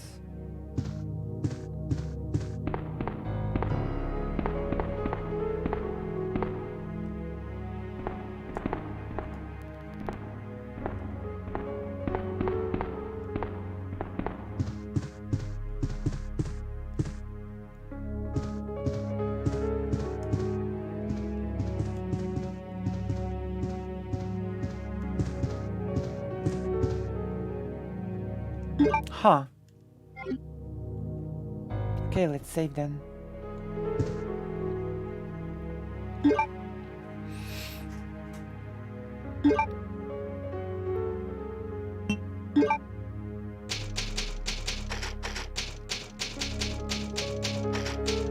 Dark room. This game has a nice soundtrack.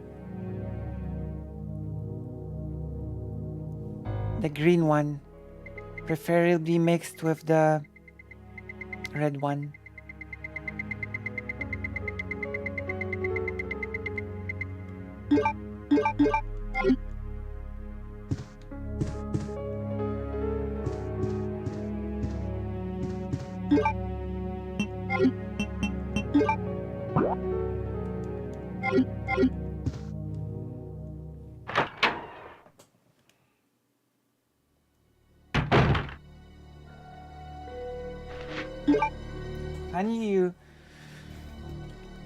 Funny you mentioned me being familiar with emulation. I randomly, as a kid, had my PS1 chipped. I don't even remember who did it, but that explained why I became so enamored with emulation when I discovered such a thing was possible. Yeah. Emulation is great. In Poland, PlayStation 1's being chipped was the standard, by the way. That was the standard thing to do, to chip your PS1 or PSX, as it was called then. PS1 was like the new small, slim one, but the big chunky one was called the PSX. Nobody uses the name PSX anymore.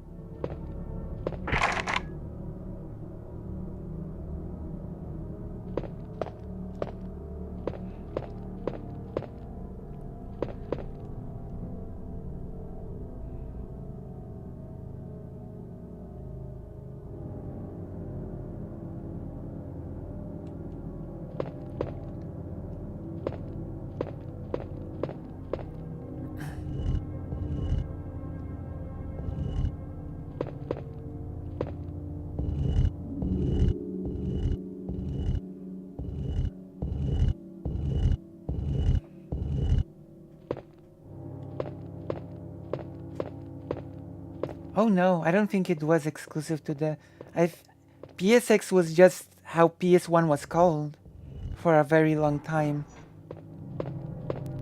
Like, there's literally a Polish magazine called the PSX Extreme. And the magazine, like, is being published to this day. In Poland, everyone called PS1 the PSX for the longest time.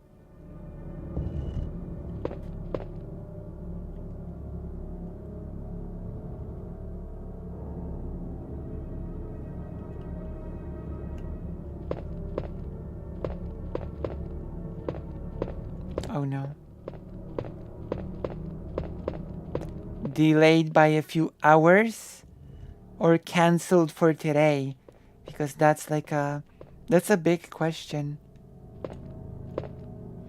I guess if it was cancelled for today, you'd say postponed, not delayed.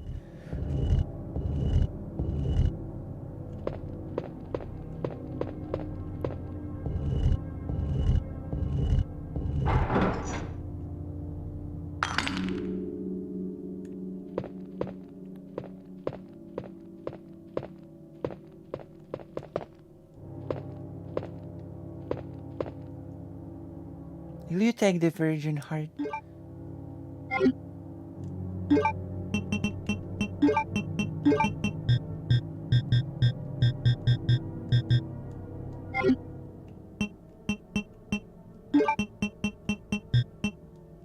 Wait.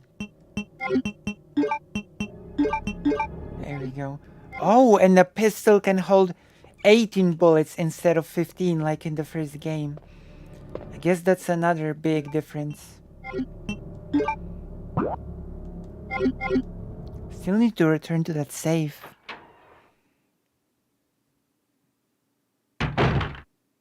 Oh yeah, Star Ocean was fun translated.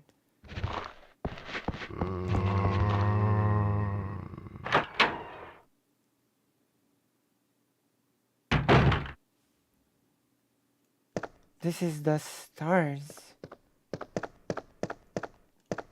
Wow. This is Rebecca's bag. Like, I think the layout of the police station is different than the original, than the remake. It looks like a rookie's desk. Rebecca. Give me your spray, Rebecca.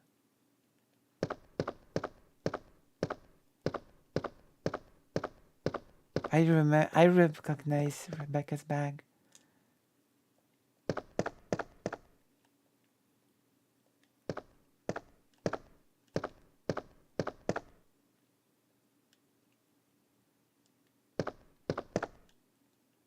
Wait.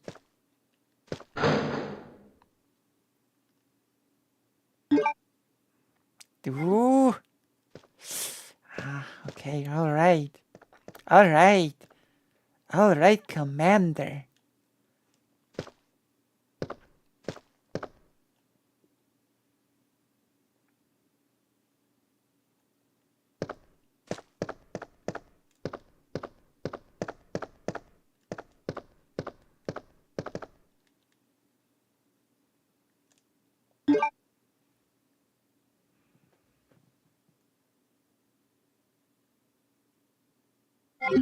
Oh, that's actually a really good hint.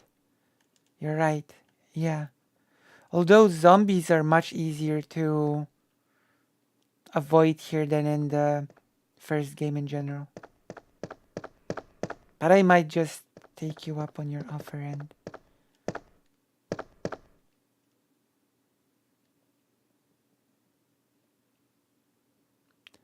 This jacket appeared in the ending of Resident Evil 1 for Chris. This is when I commented that Chris looked like the protagonist of Shenmue, the acclaimed Sega game that turned out to be not so great. It did not age very well. I can tell you that.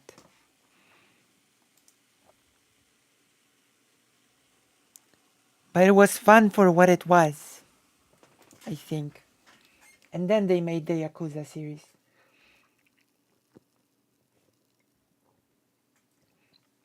Which for the longest time I assumed was just Shenmue Light. But it turns out that it's just better. It turns out that Yakuza is just better than Shenmue.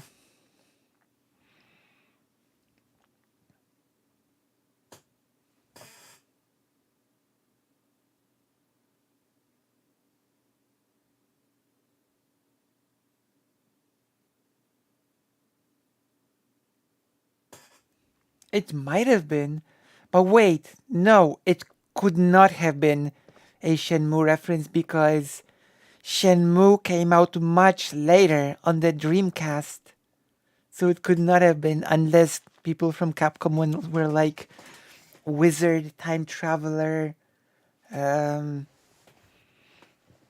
future tellers.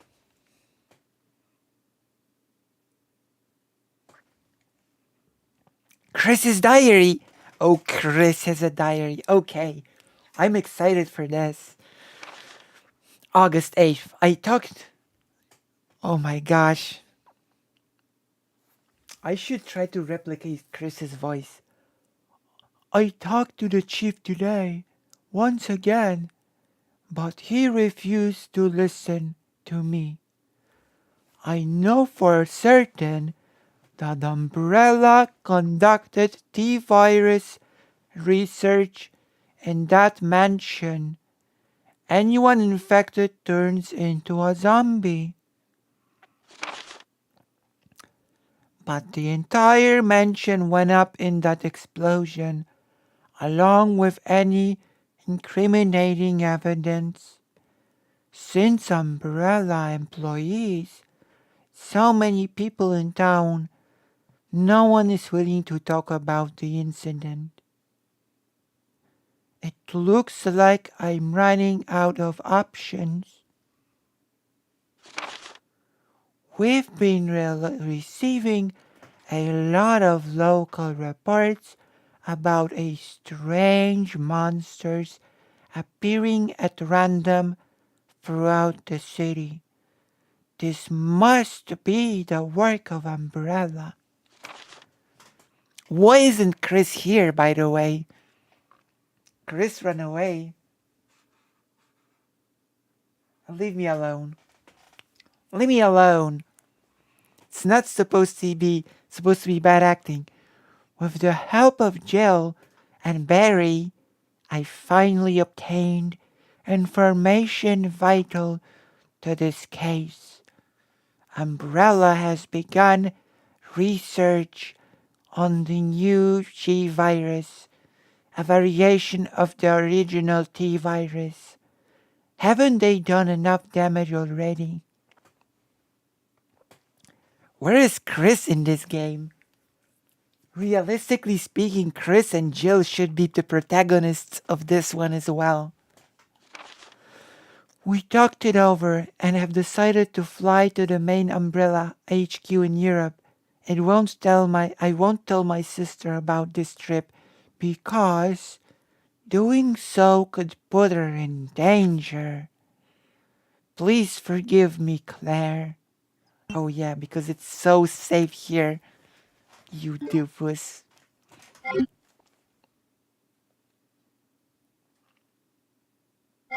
Oh great. Leon! It's good to see you're still among the living. It looks like we're not gonna find your brother here after all.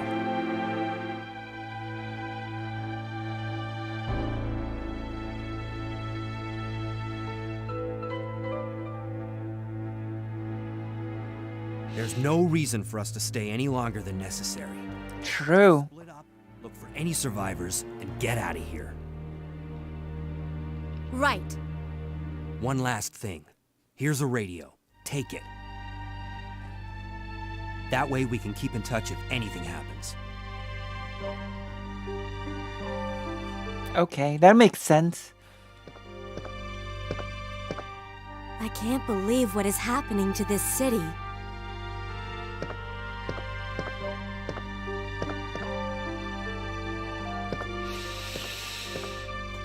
I'm gonna have to come back here.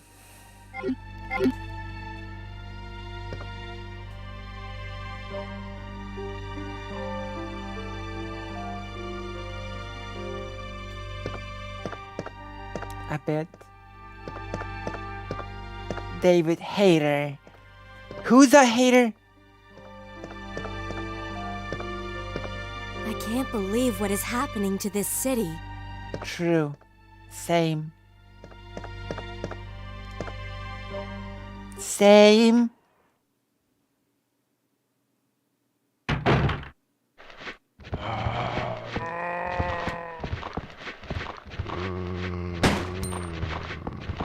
You cannot stun them with a single shot.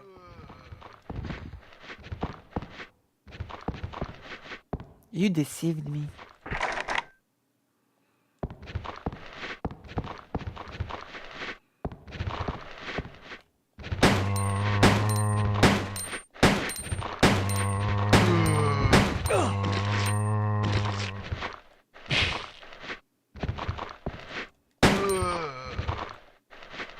Oh.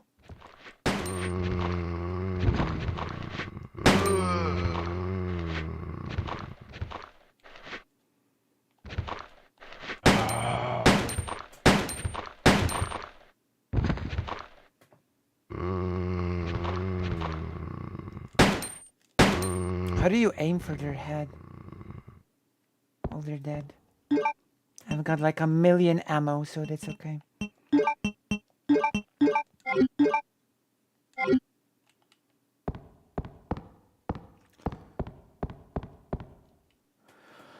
I would remind you that this is like this is not the vanilla Resident Evil. Although I did choose to play the original version, so not the arranged one.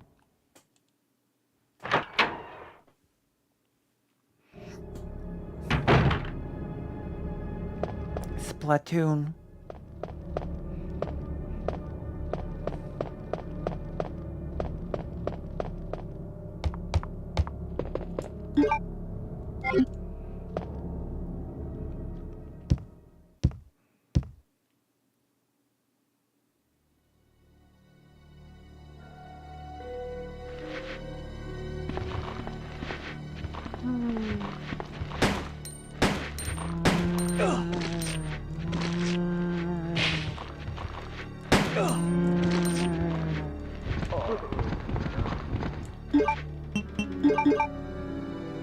LOL.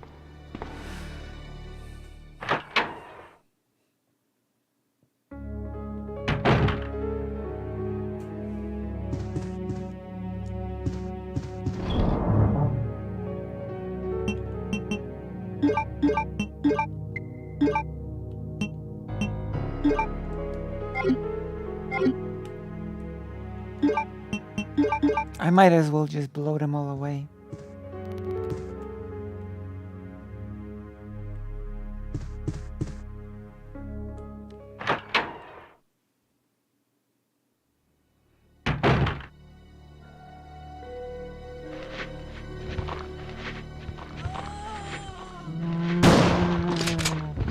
Oh my gosh.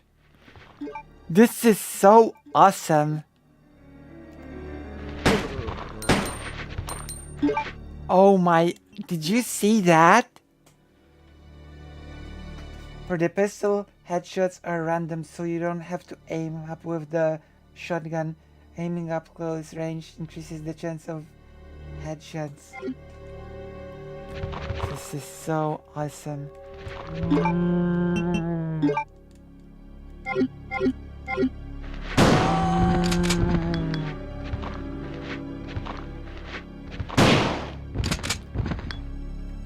Yeah, that's nice. This is nice. So we're gonna play Leon A, Claire B, Claire A, Leon B. Then we're gonna play Resident Evil 3. And then we will play the best one of them all. Code Veronica for the Dreamcast. That one's gonna be a treat. She's looking forward to Code Veronica.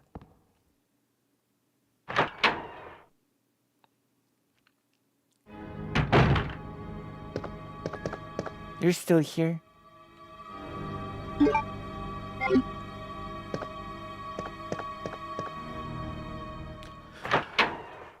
Also, if you really like the soundtrack of this game, I've got really good news for you. Apparently, you can download this soundtrack as DLC and you can use it in the remake.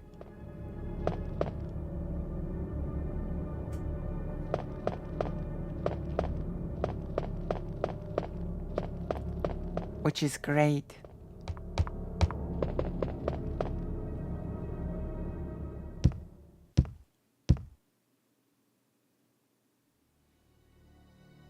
Yeah. It adds a lot to the atmosphere. Like, the soundtrack of this game is really nice. It adds a lot. So I'm really happy with that decision.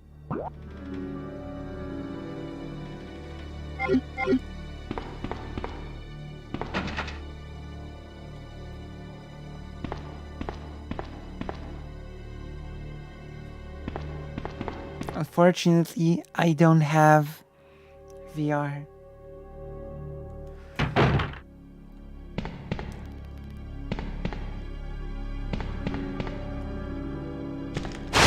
Whoa! But for now, we're just playing the one that doesn't... Oh!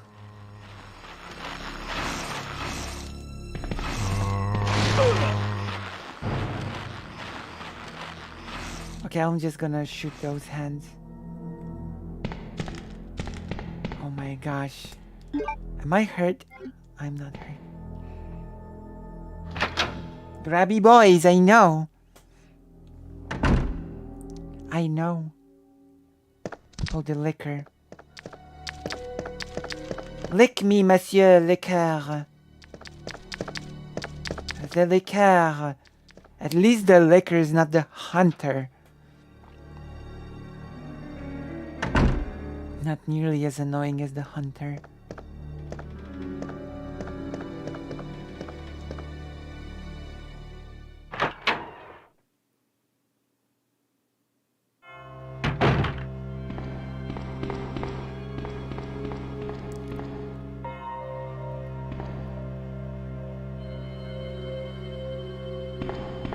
Oh no.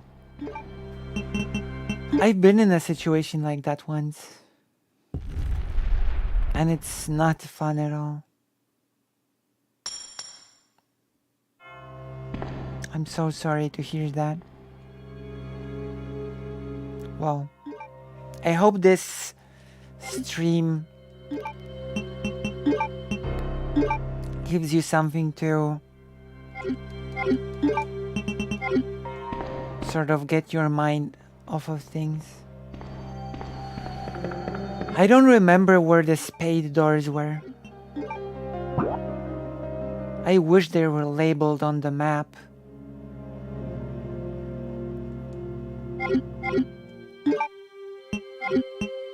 I do wish they were labeled on the map.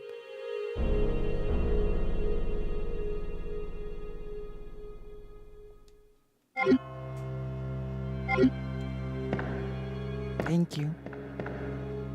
Oh, I've already told this story, but on stream, but now that you're here, I can tell it again. Do you know what happened to me on the bus? Actually, more people are here now, so I can repeat the story, the bus story.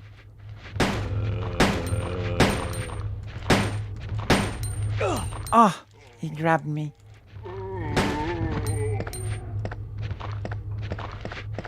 And you know, might as well just avoid them.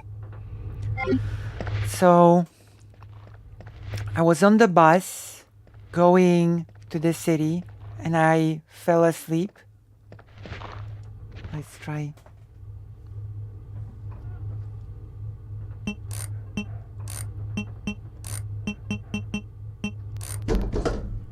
Yeah, the bus. I was on the bus, I fell asleep. And then, when I woke up, I was on the last station and all of the doors were locked. And I got sort of, like, how do you say? I'm forgetting the word. I quickly went to the front door, right? And the bus, this huge dude, the bus driver, was like, a bit trapped, aren't you, ma'am? And I was like, well, I'm not quite femme presenting yet, so I think my body language made him treat me like that, but I don't know.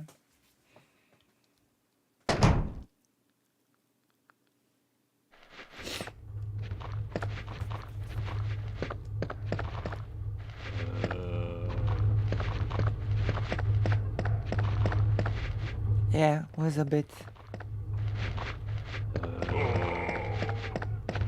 So that was my nice thing that happened to me on the bus when I was mammed. Oh, wait.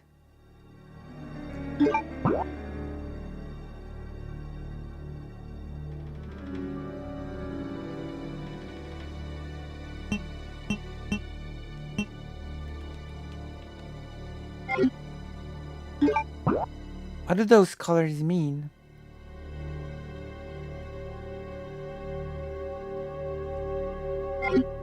I think I'm about to find out.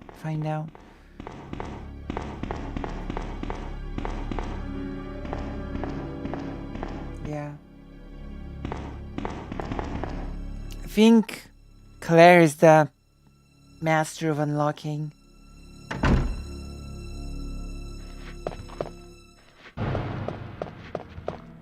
True.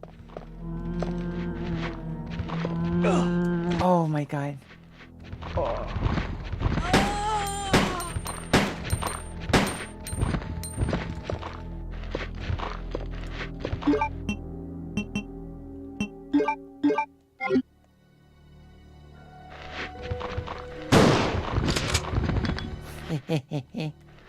Oh my gosh.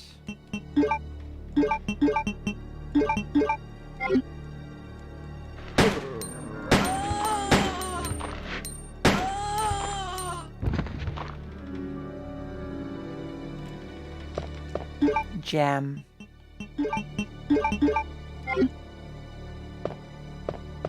But the shotgun can... Okay. Now I understand what the colors mean.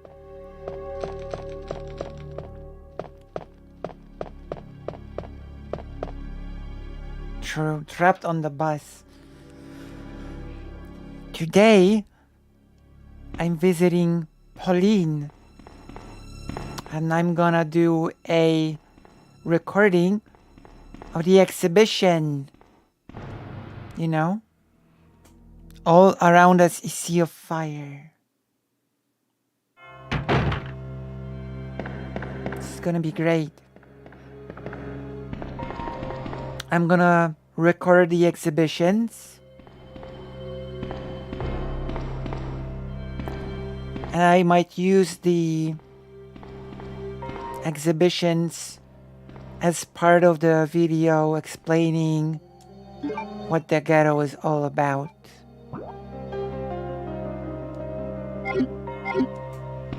what the whole topic was all about.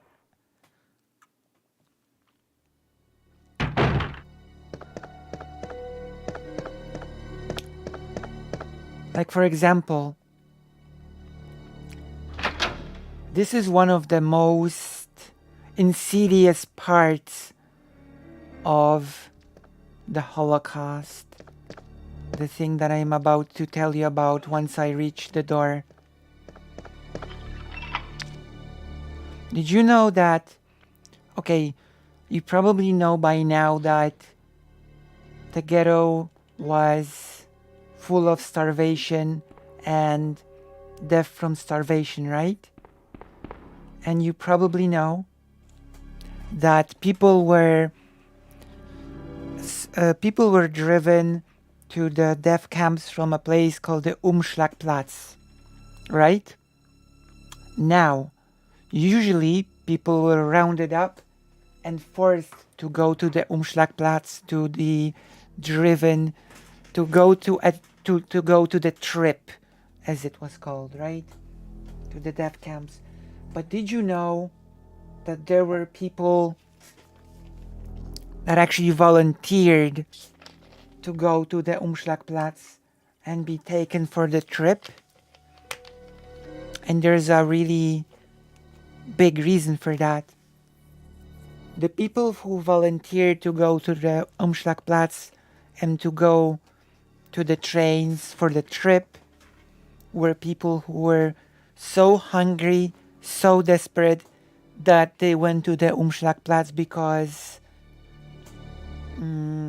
there were some scraps of food given there.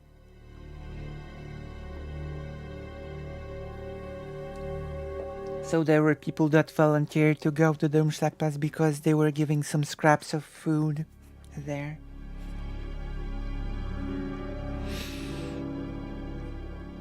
Okay, patrol report.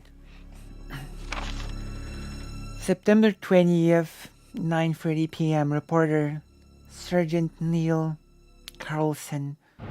We received a report of a suspicious individual skulking around the sewers in the outskirts of Raccoon City. I searched the area and located the individual, but he ran away before I was able to question him. I recovered the following items: a small amount of C4, a plastic explosive, an electronic detonator, 9x19 parabellum rounds, infrared scope, broken, and a report.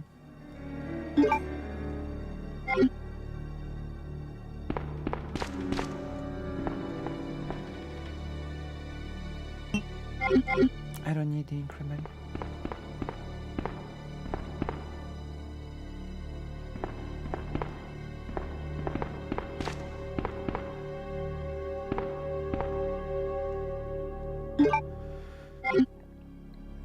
A crank.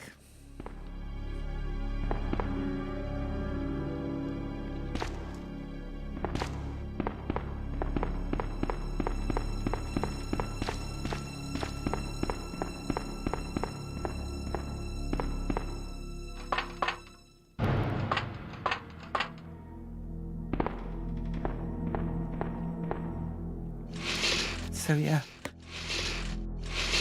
it was quite a big thing.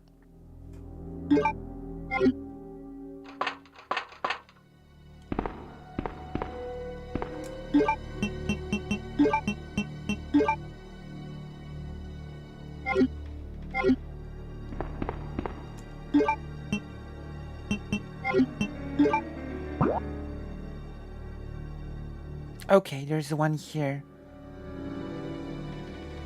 Okay, I'm just gonna go move forward.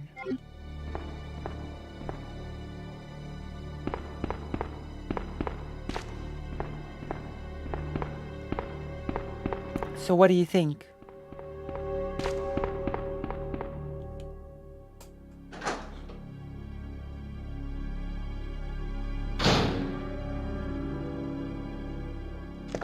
Liquor. Don't leak me, liquor.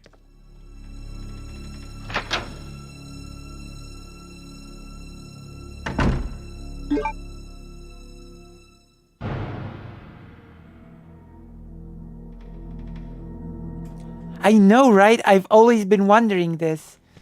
Did you know that I've actually read a lot of the previews of Resident Evil 2 when it was about to come out, and actually in the initial plans, your clothes was supposed to be torn.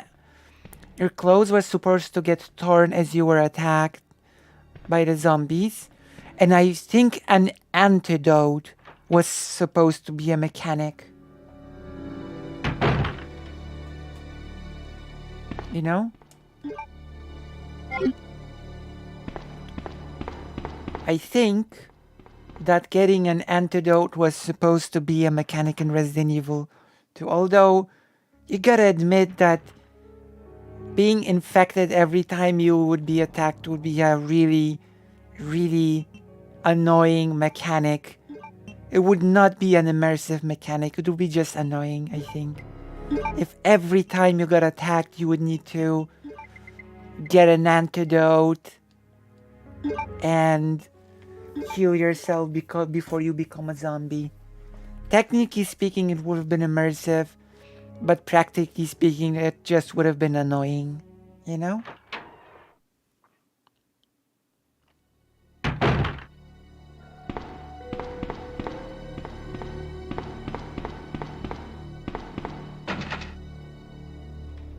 Oh.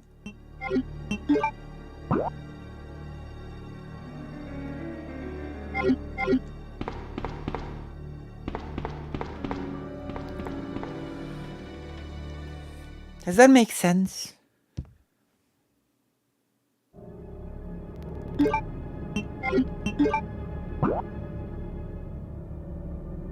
All right, we're opening a whole new corridor.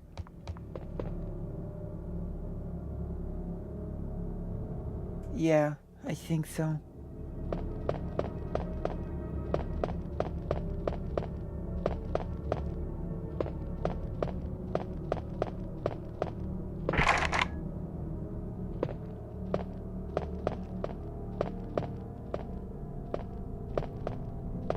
Maybe we should play the Dino Crisis one day.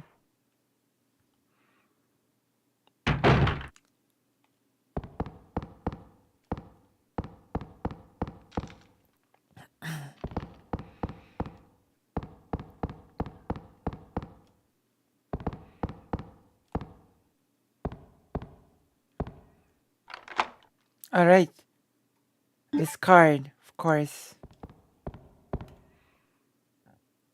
I think there should be an herb here in this room.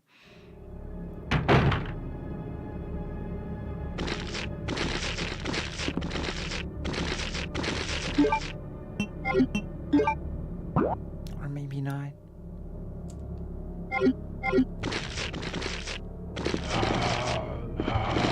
Oh my gosh, so many of them.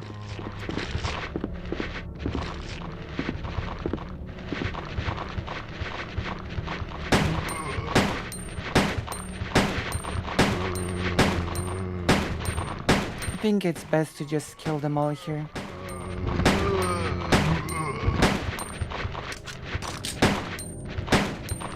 What an anti-cop game.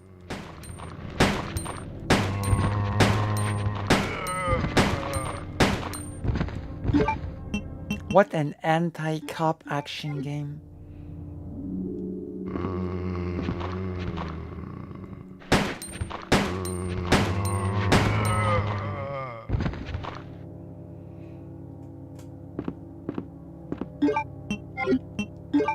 Where am I?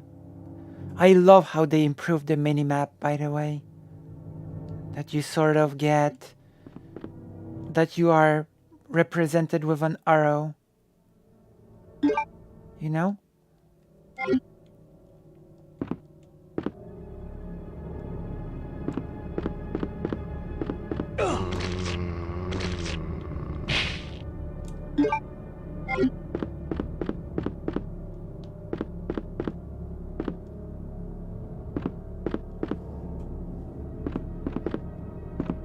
I think this is locked. I need a small key.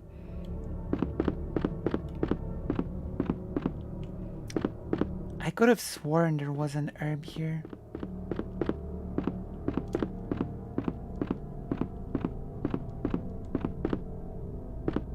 Guess I was wrong.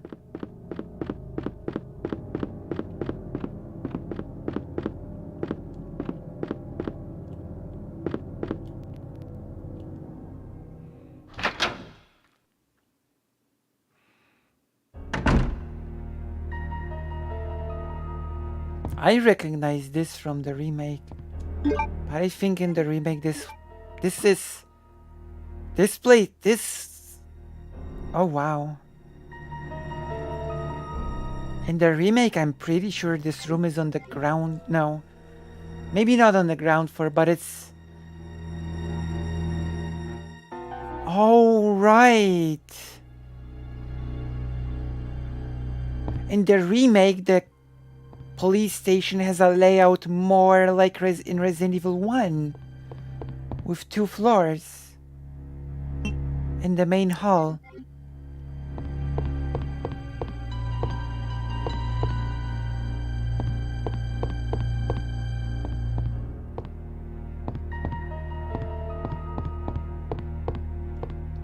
But in the remake you actually do this puzzle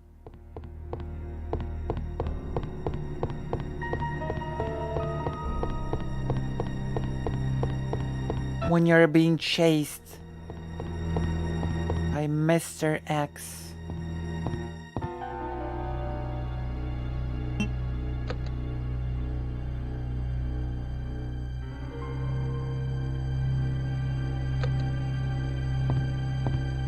It's not working.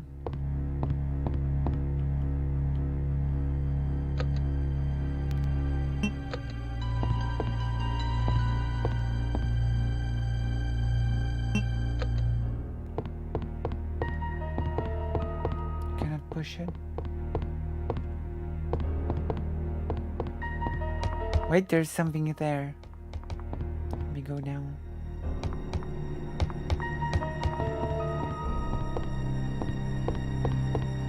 Let me go down. No, the red herb I don't care for now.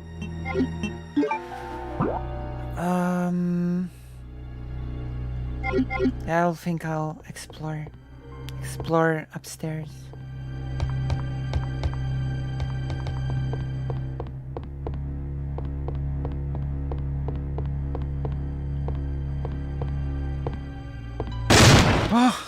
Oh my gosh, that actually scared me. Oh my gosh.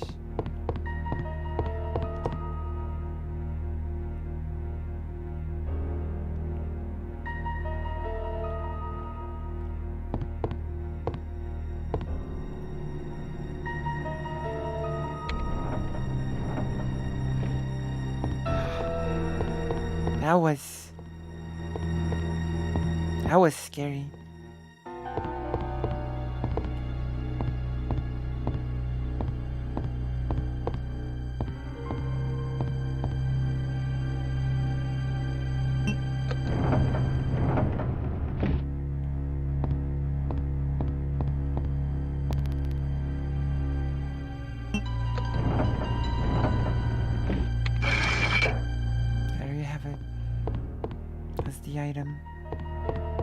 That's the item then.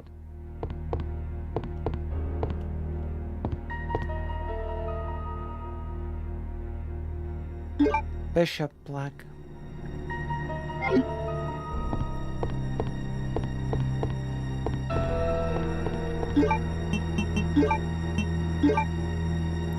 A plug of some sort in the shape of a bishop. Nice.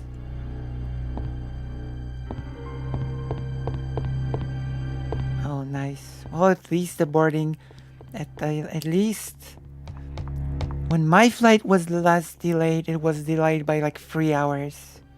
You know? 5 minutes is not that bad.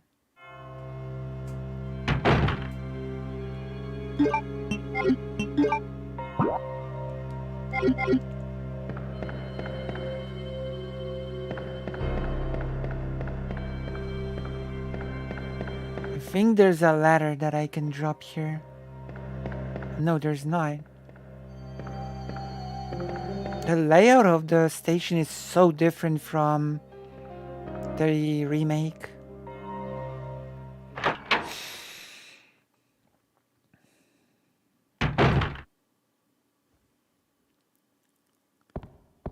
Okay. Okay, I get it. Okay.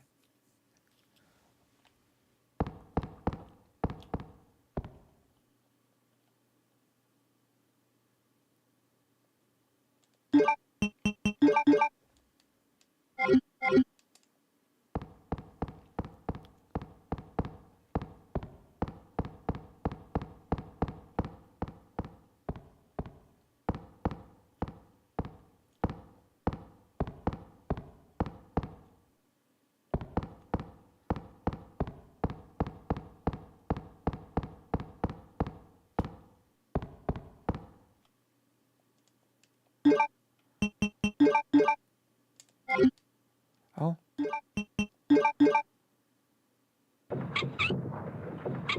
The good old crane. Oh, I don't need it anymore. It didn't even ask me if I wanted to discard it.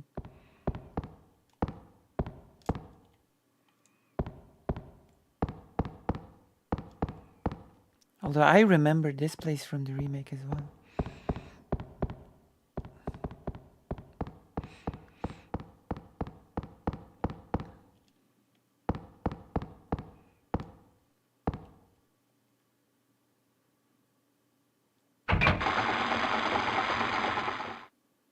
There's a cog missing.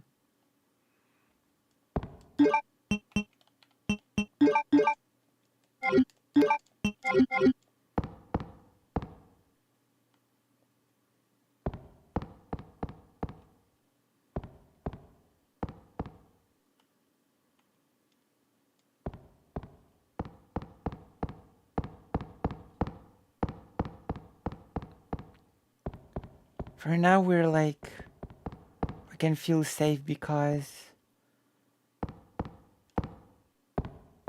Mr. X actually never appears on Scenario A. Scenario A is always Mr. X free, I believe.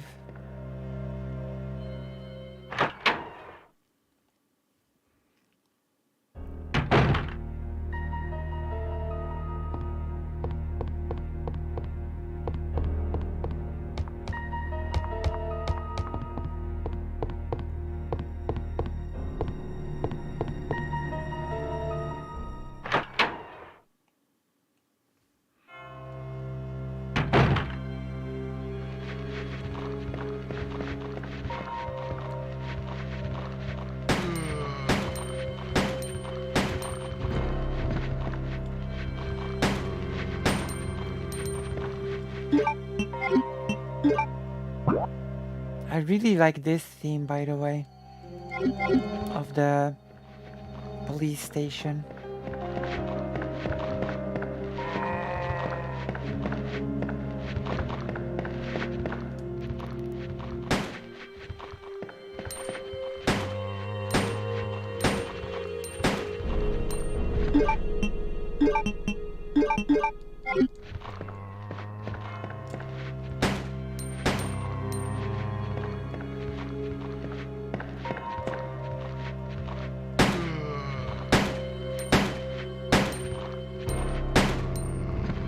Now I can use the ladder.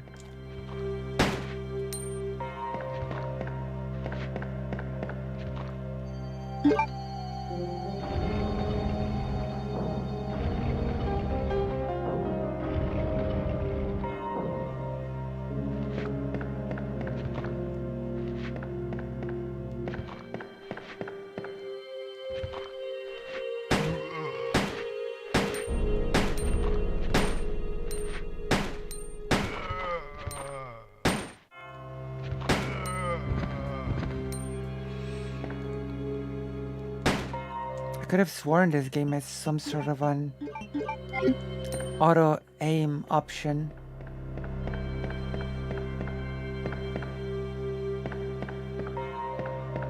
I guess not. The demo had it. Maybe there's a thing that you can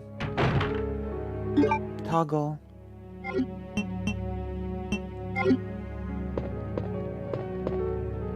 What's this? Oh, a small key.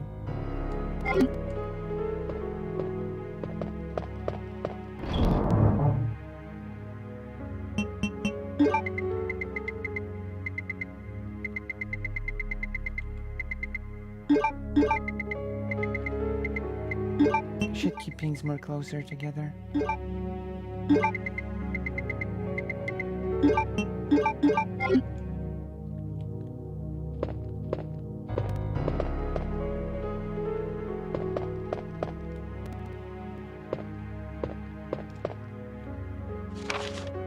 Secretary's Diary A.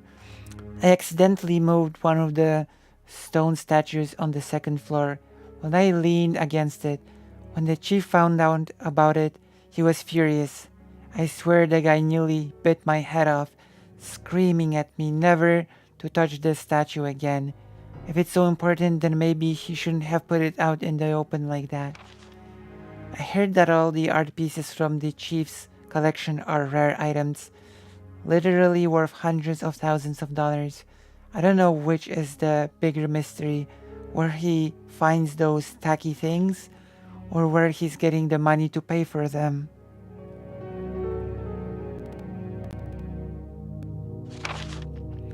I wasn't surprised to see the chief come in today with yet another large picture frame in his hands. This time it was a really disturbing painting depicting a nude person being hanged. I was appalled by the expression on the chief's face as he leered at that painting. Why anyone would consider something like that to be work of art is beyond my comprehension.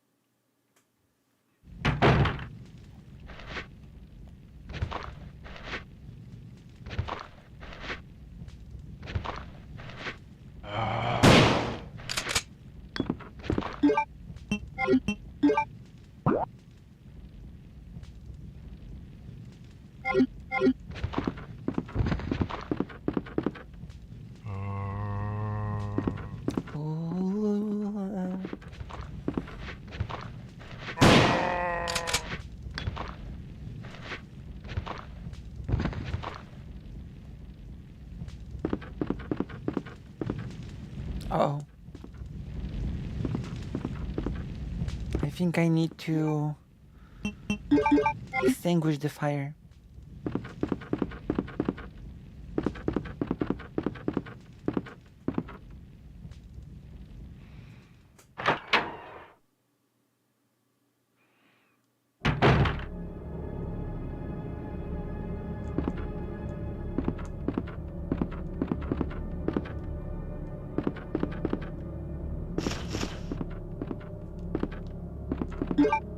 That scared me.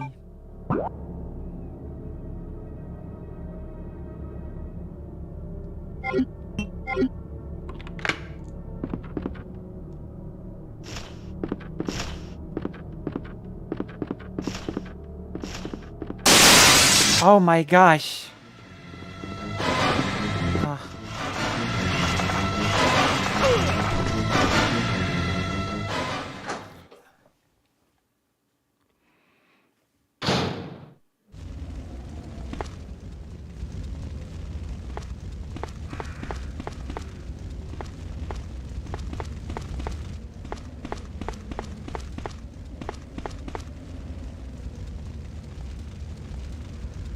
Research on what?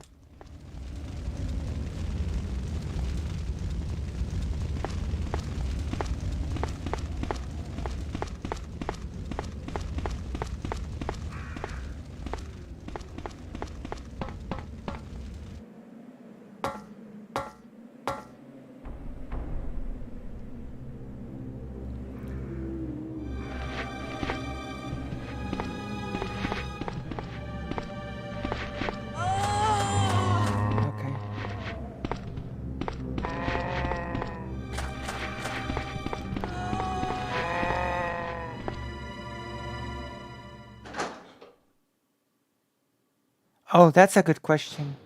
I know the first Resident Evil did not have that feature. And it's a great feature when you want to, you know, sort of situate yourself on the map.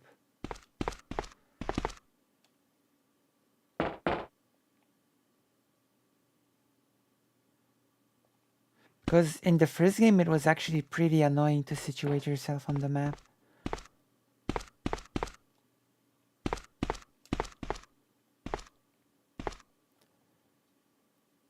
The first one didn't exactly tell you where you were.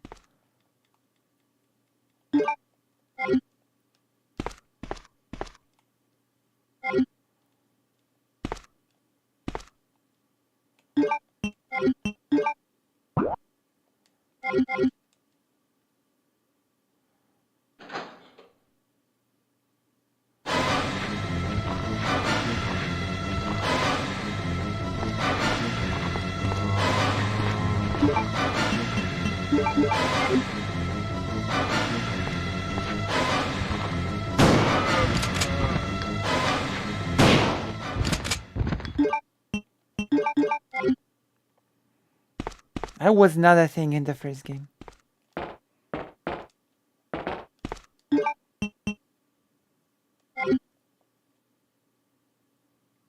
Oh. Okay, I get it now.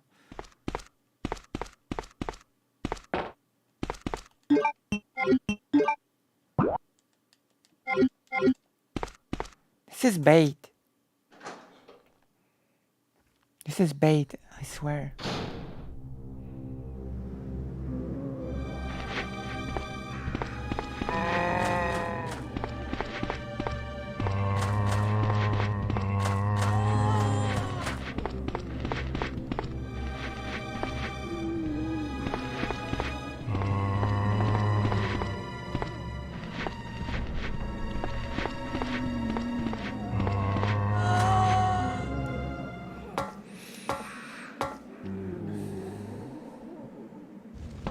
Well, there are a lot more zombies in here than in the first.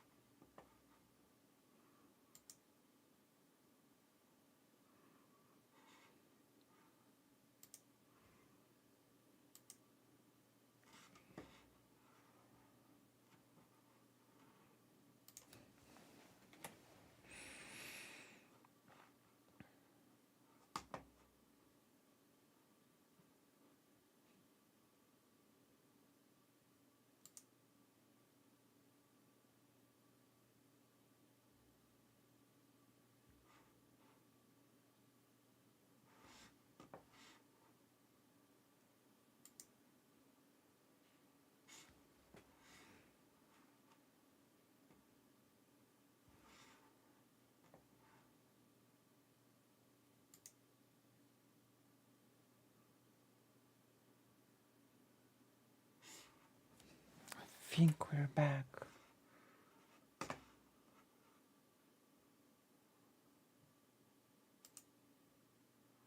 Okay, we're back.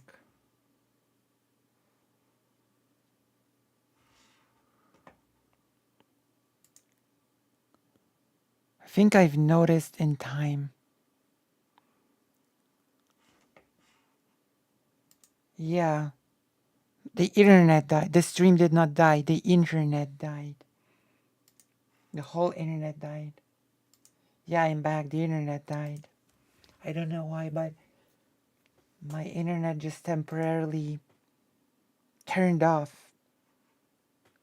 I have no clue what happened. But there's still people watching on the page.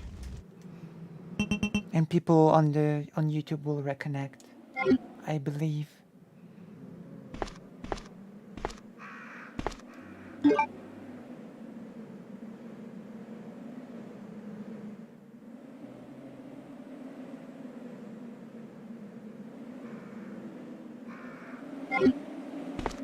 It's the game. Oh my gosh. Come on. Oh my gosh.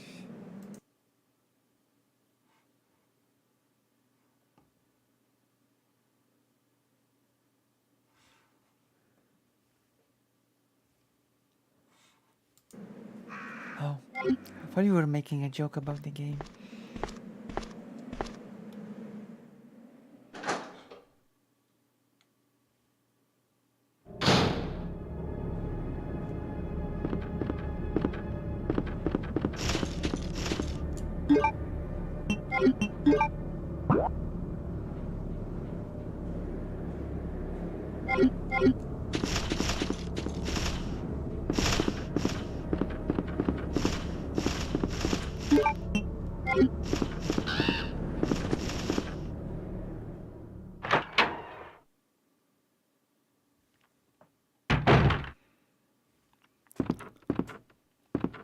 We are back.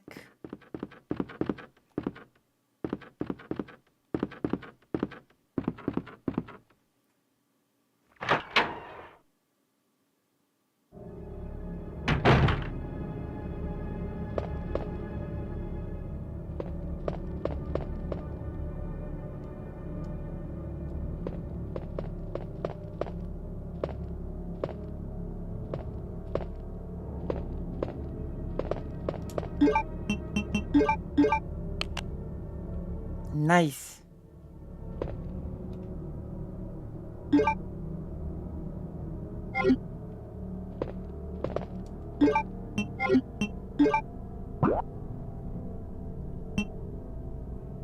Oh, more things are open now.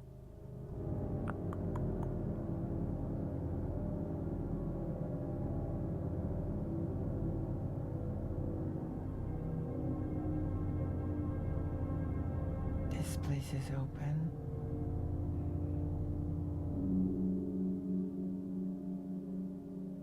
This place is...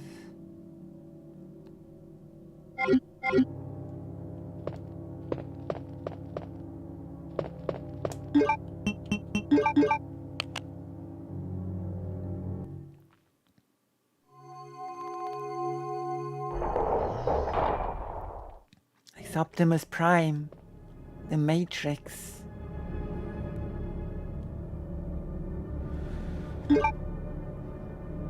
It's the Matrix.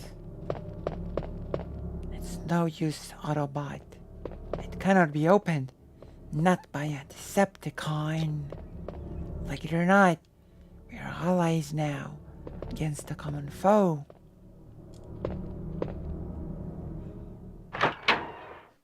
Like it or not, we're allies now against the common foe.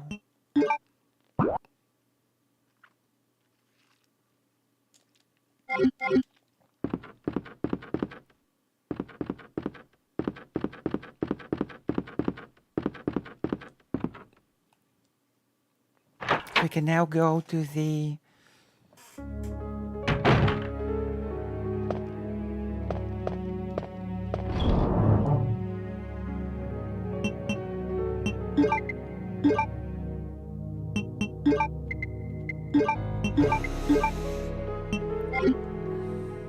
I actually think we've done a lot. We might as well save.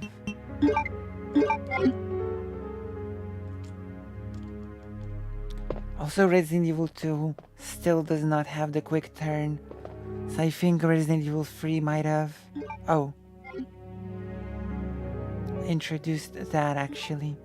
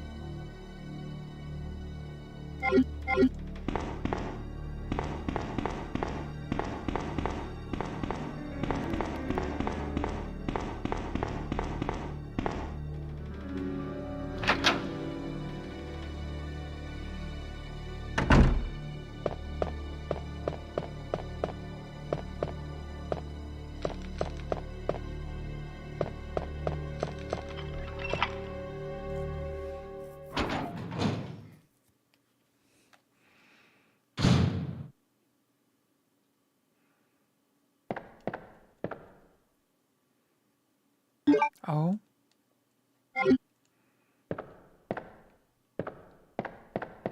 I can repair the cords.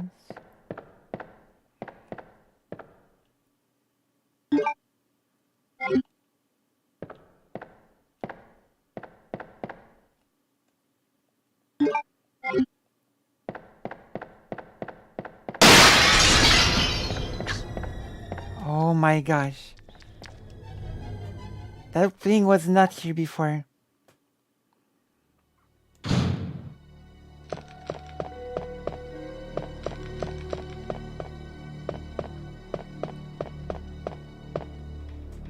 We're doing pretty good.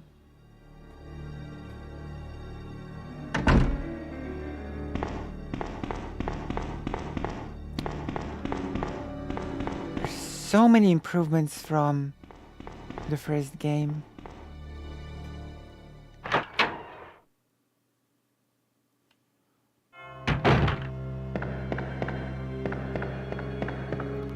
Really build up on their experience from the first one. The third one was basically filler, and Code Veronica, oh, that one was great.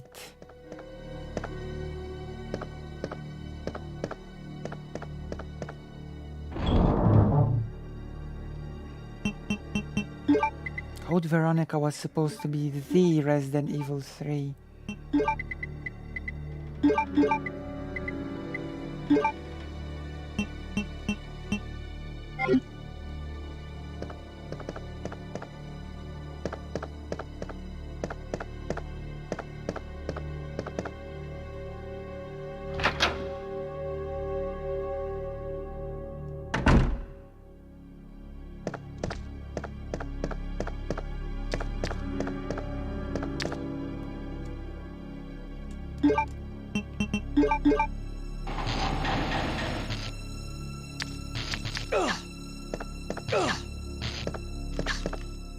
Uh-oh.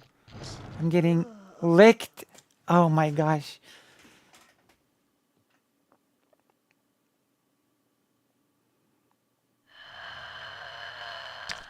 I got licked. Good thing I saved. Good thing I saved. Resident Evil 2. Resident Evil 2. Good thing I saved.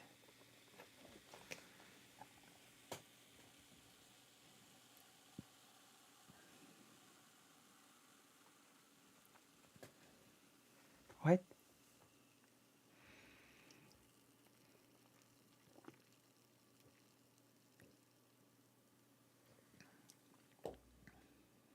What's rookie?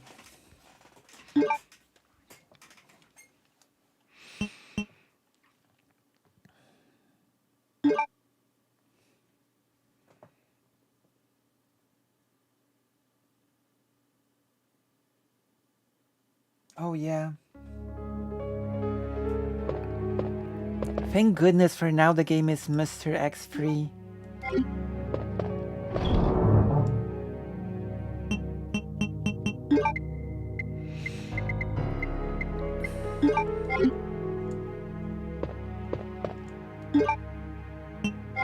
We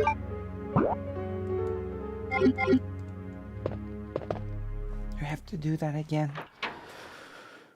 We need to do that again.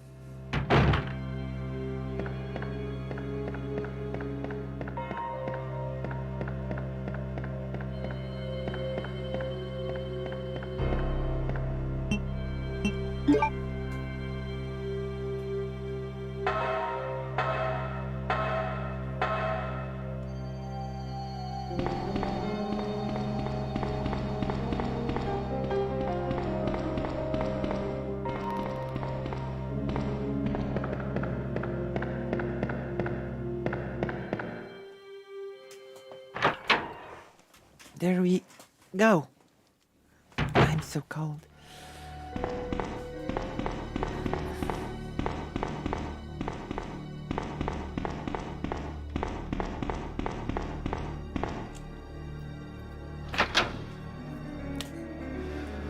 I wanted to contemplate using the spray, but there really is no point in using the spray when you're just on caution mode.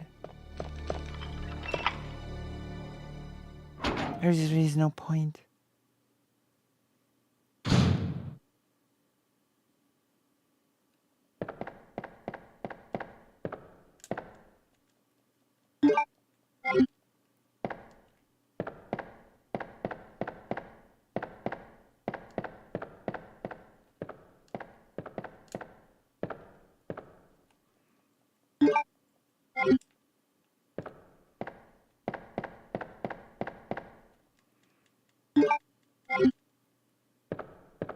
Dash to the door. What the? Dash to the door.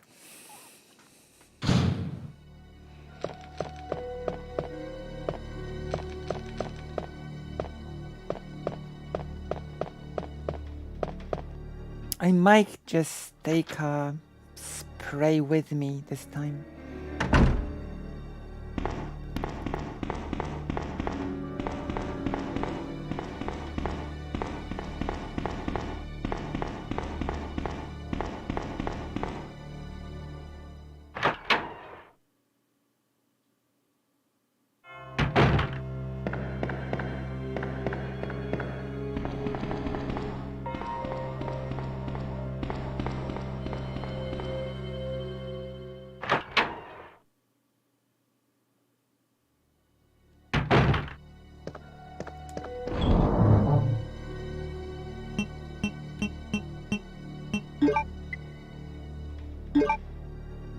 All right, good luck. Good luck and have fun.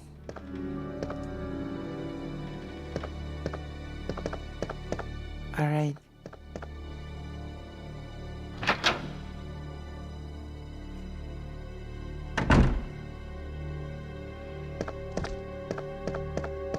Love and solidarity, of course. Oh my gosh.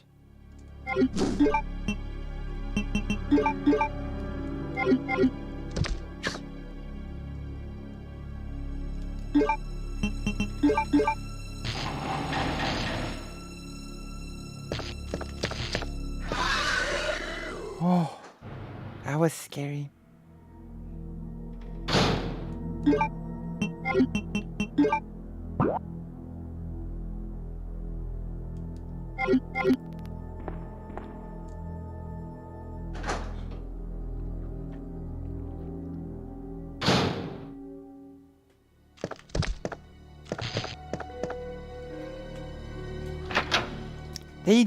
They handled liquors in an interesting way in the remake when they just made them blind and react to sound, basically.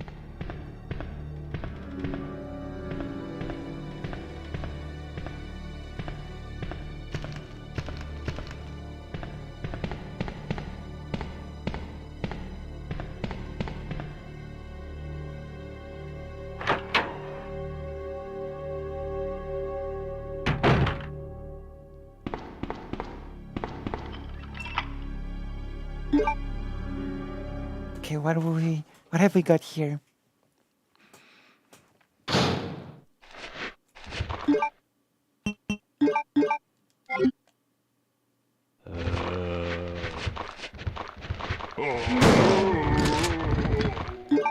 Okay, that worked.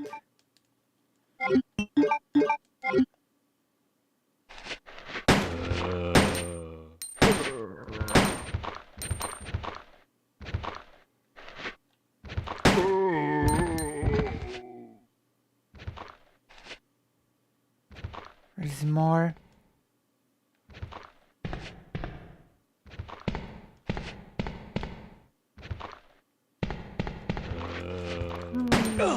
Oh, so much more.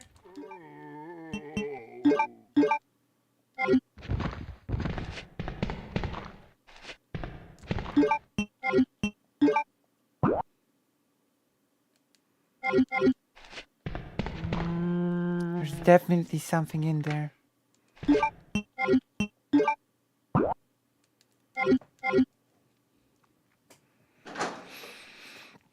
There's some ammo in here.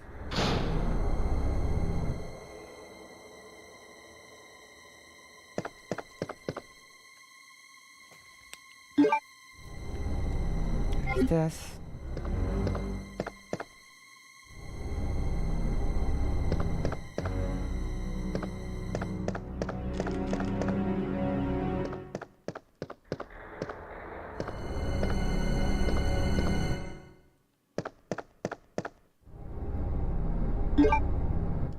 This room is very similar to the one from before.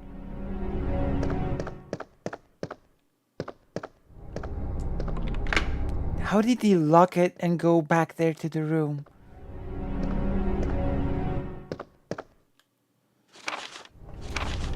To Leon S. Kennedy, congratulations on your assignment to the Raccoon City Police Department. We all look forward to having you as a part of our team and promise to take good care of you. Welcome on board. From all of the guys at the ERPD. Oh my gosh. This is my desk. Nice.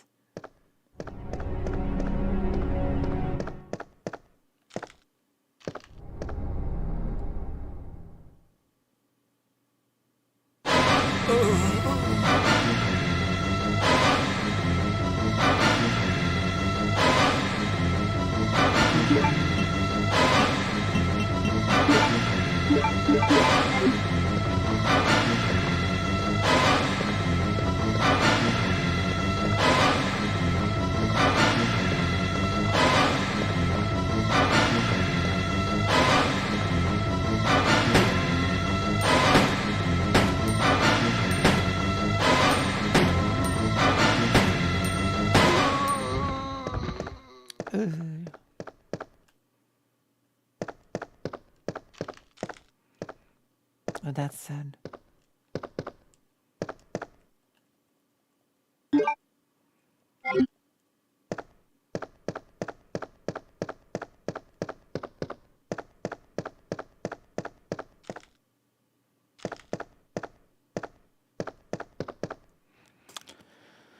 must be something else here.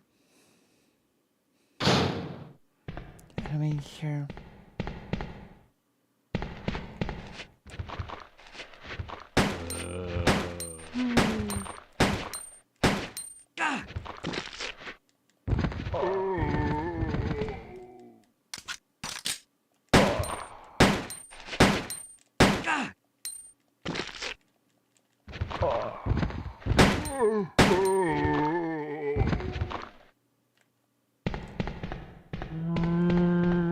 There's actually nothing here. Got baited. Oh, there is something here. Oh, that's better. Oh, never mind. I didn't get baited. I'm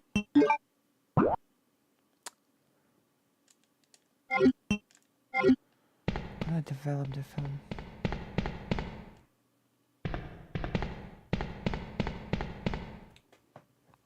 To the development room.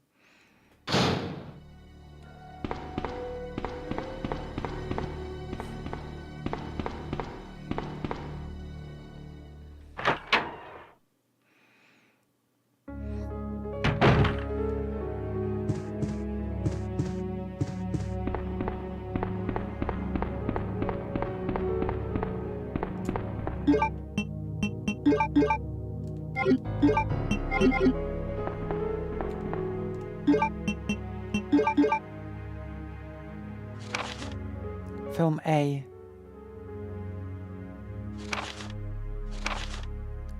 Code G Human Body Experiment 9/15/1522.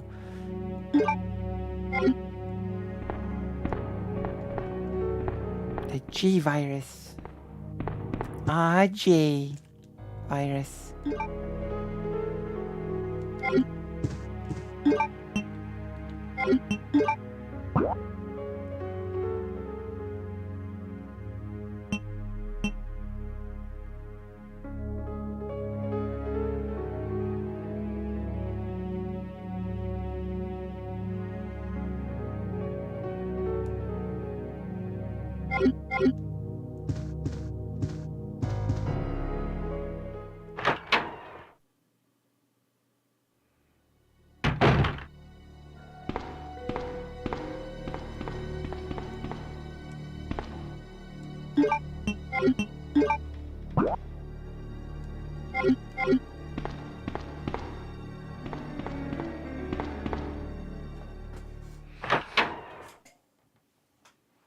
Oh, I have a shortcut.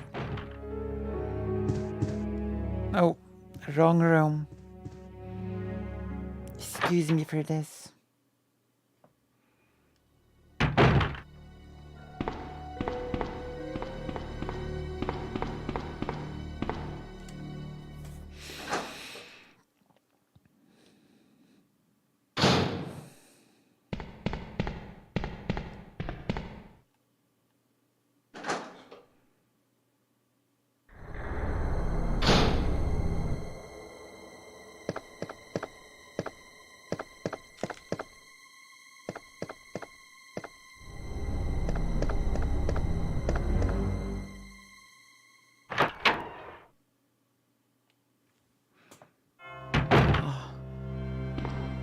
Okay, so we're going to that room that is being lit as green, which means we can open it here.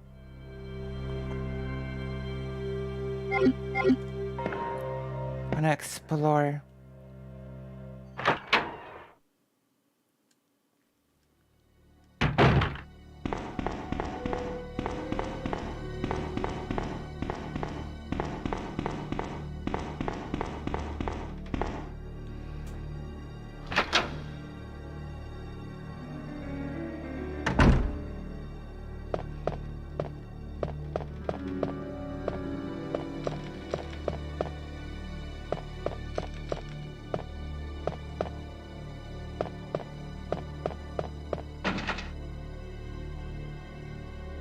Wait, why is it green? I don't get it. Oh. Well, now it all makes sense. Never mind then. It's labeled by the... Okay.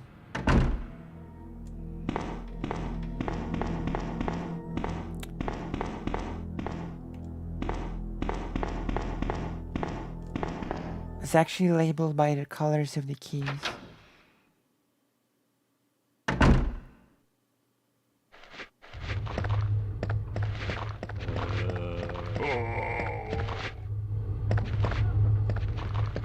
If I'm correct on this, I should be able to... That's right.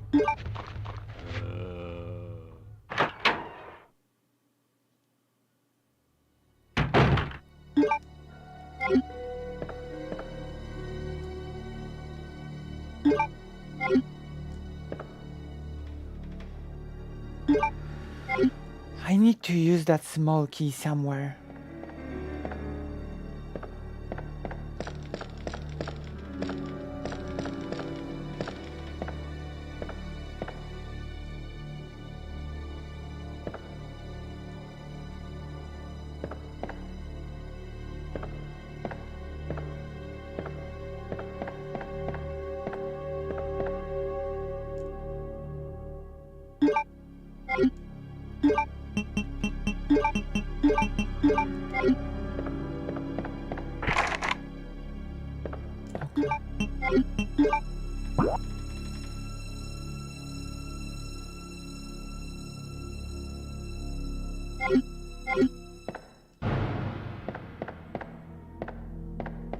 minimap is so improved.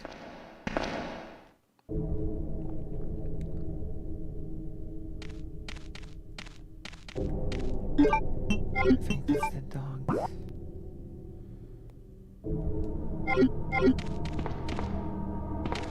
Is it the dogs? Yeah, it's the dogs.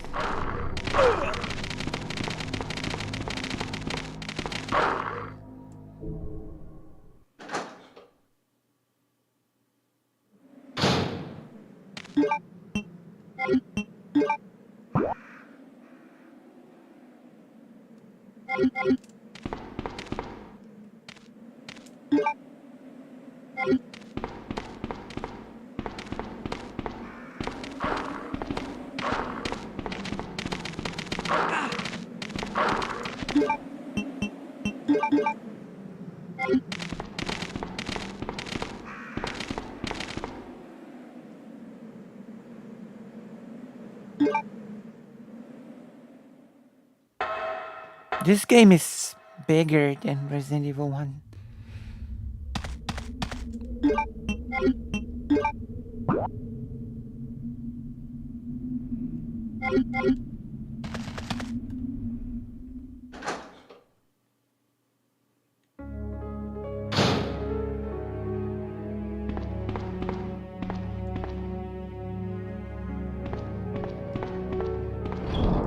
Whoa.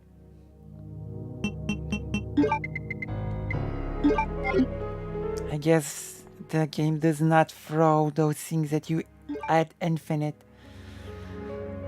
which I suppose is good.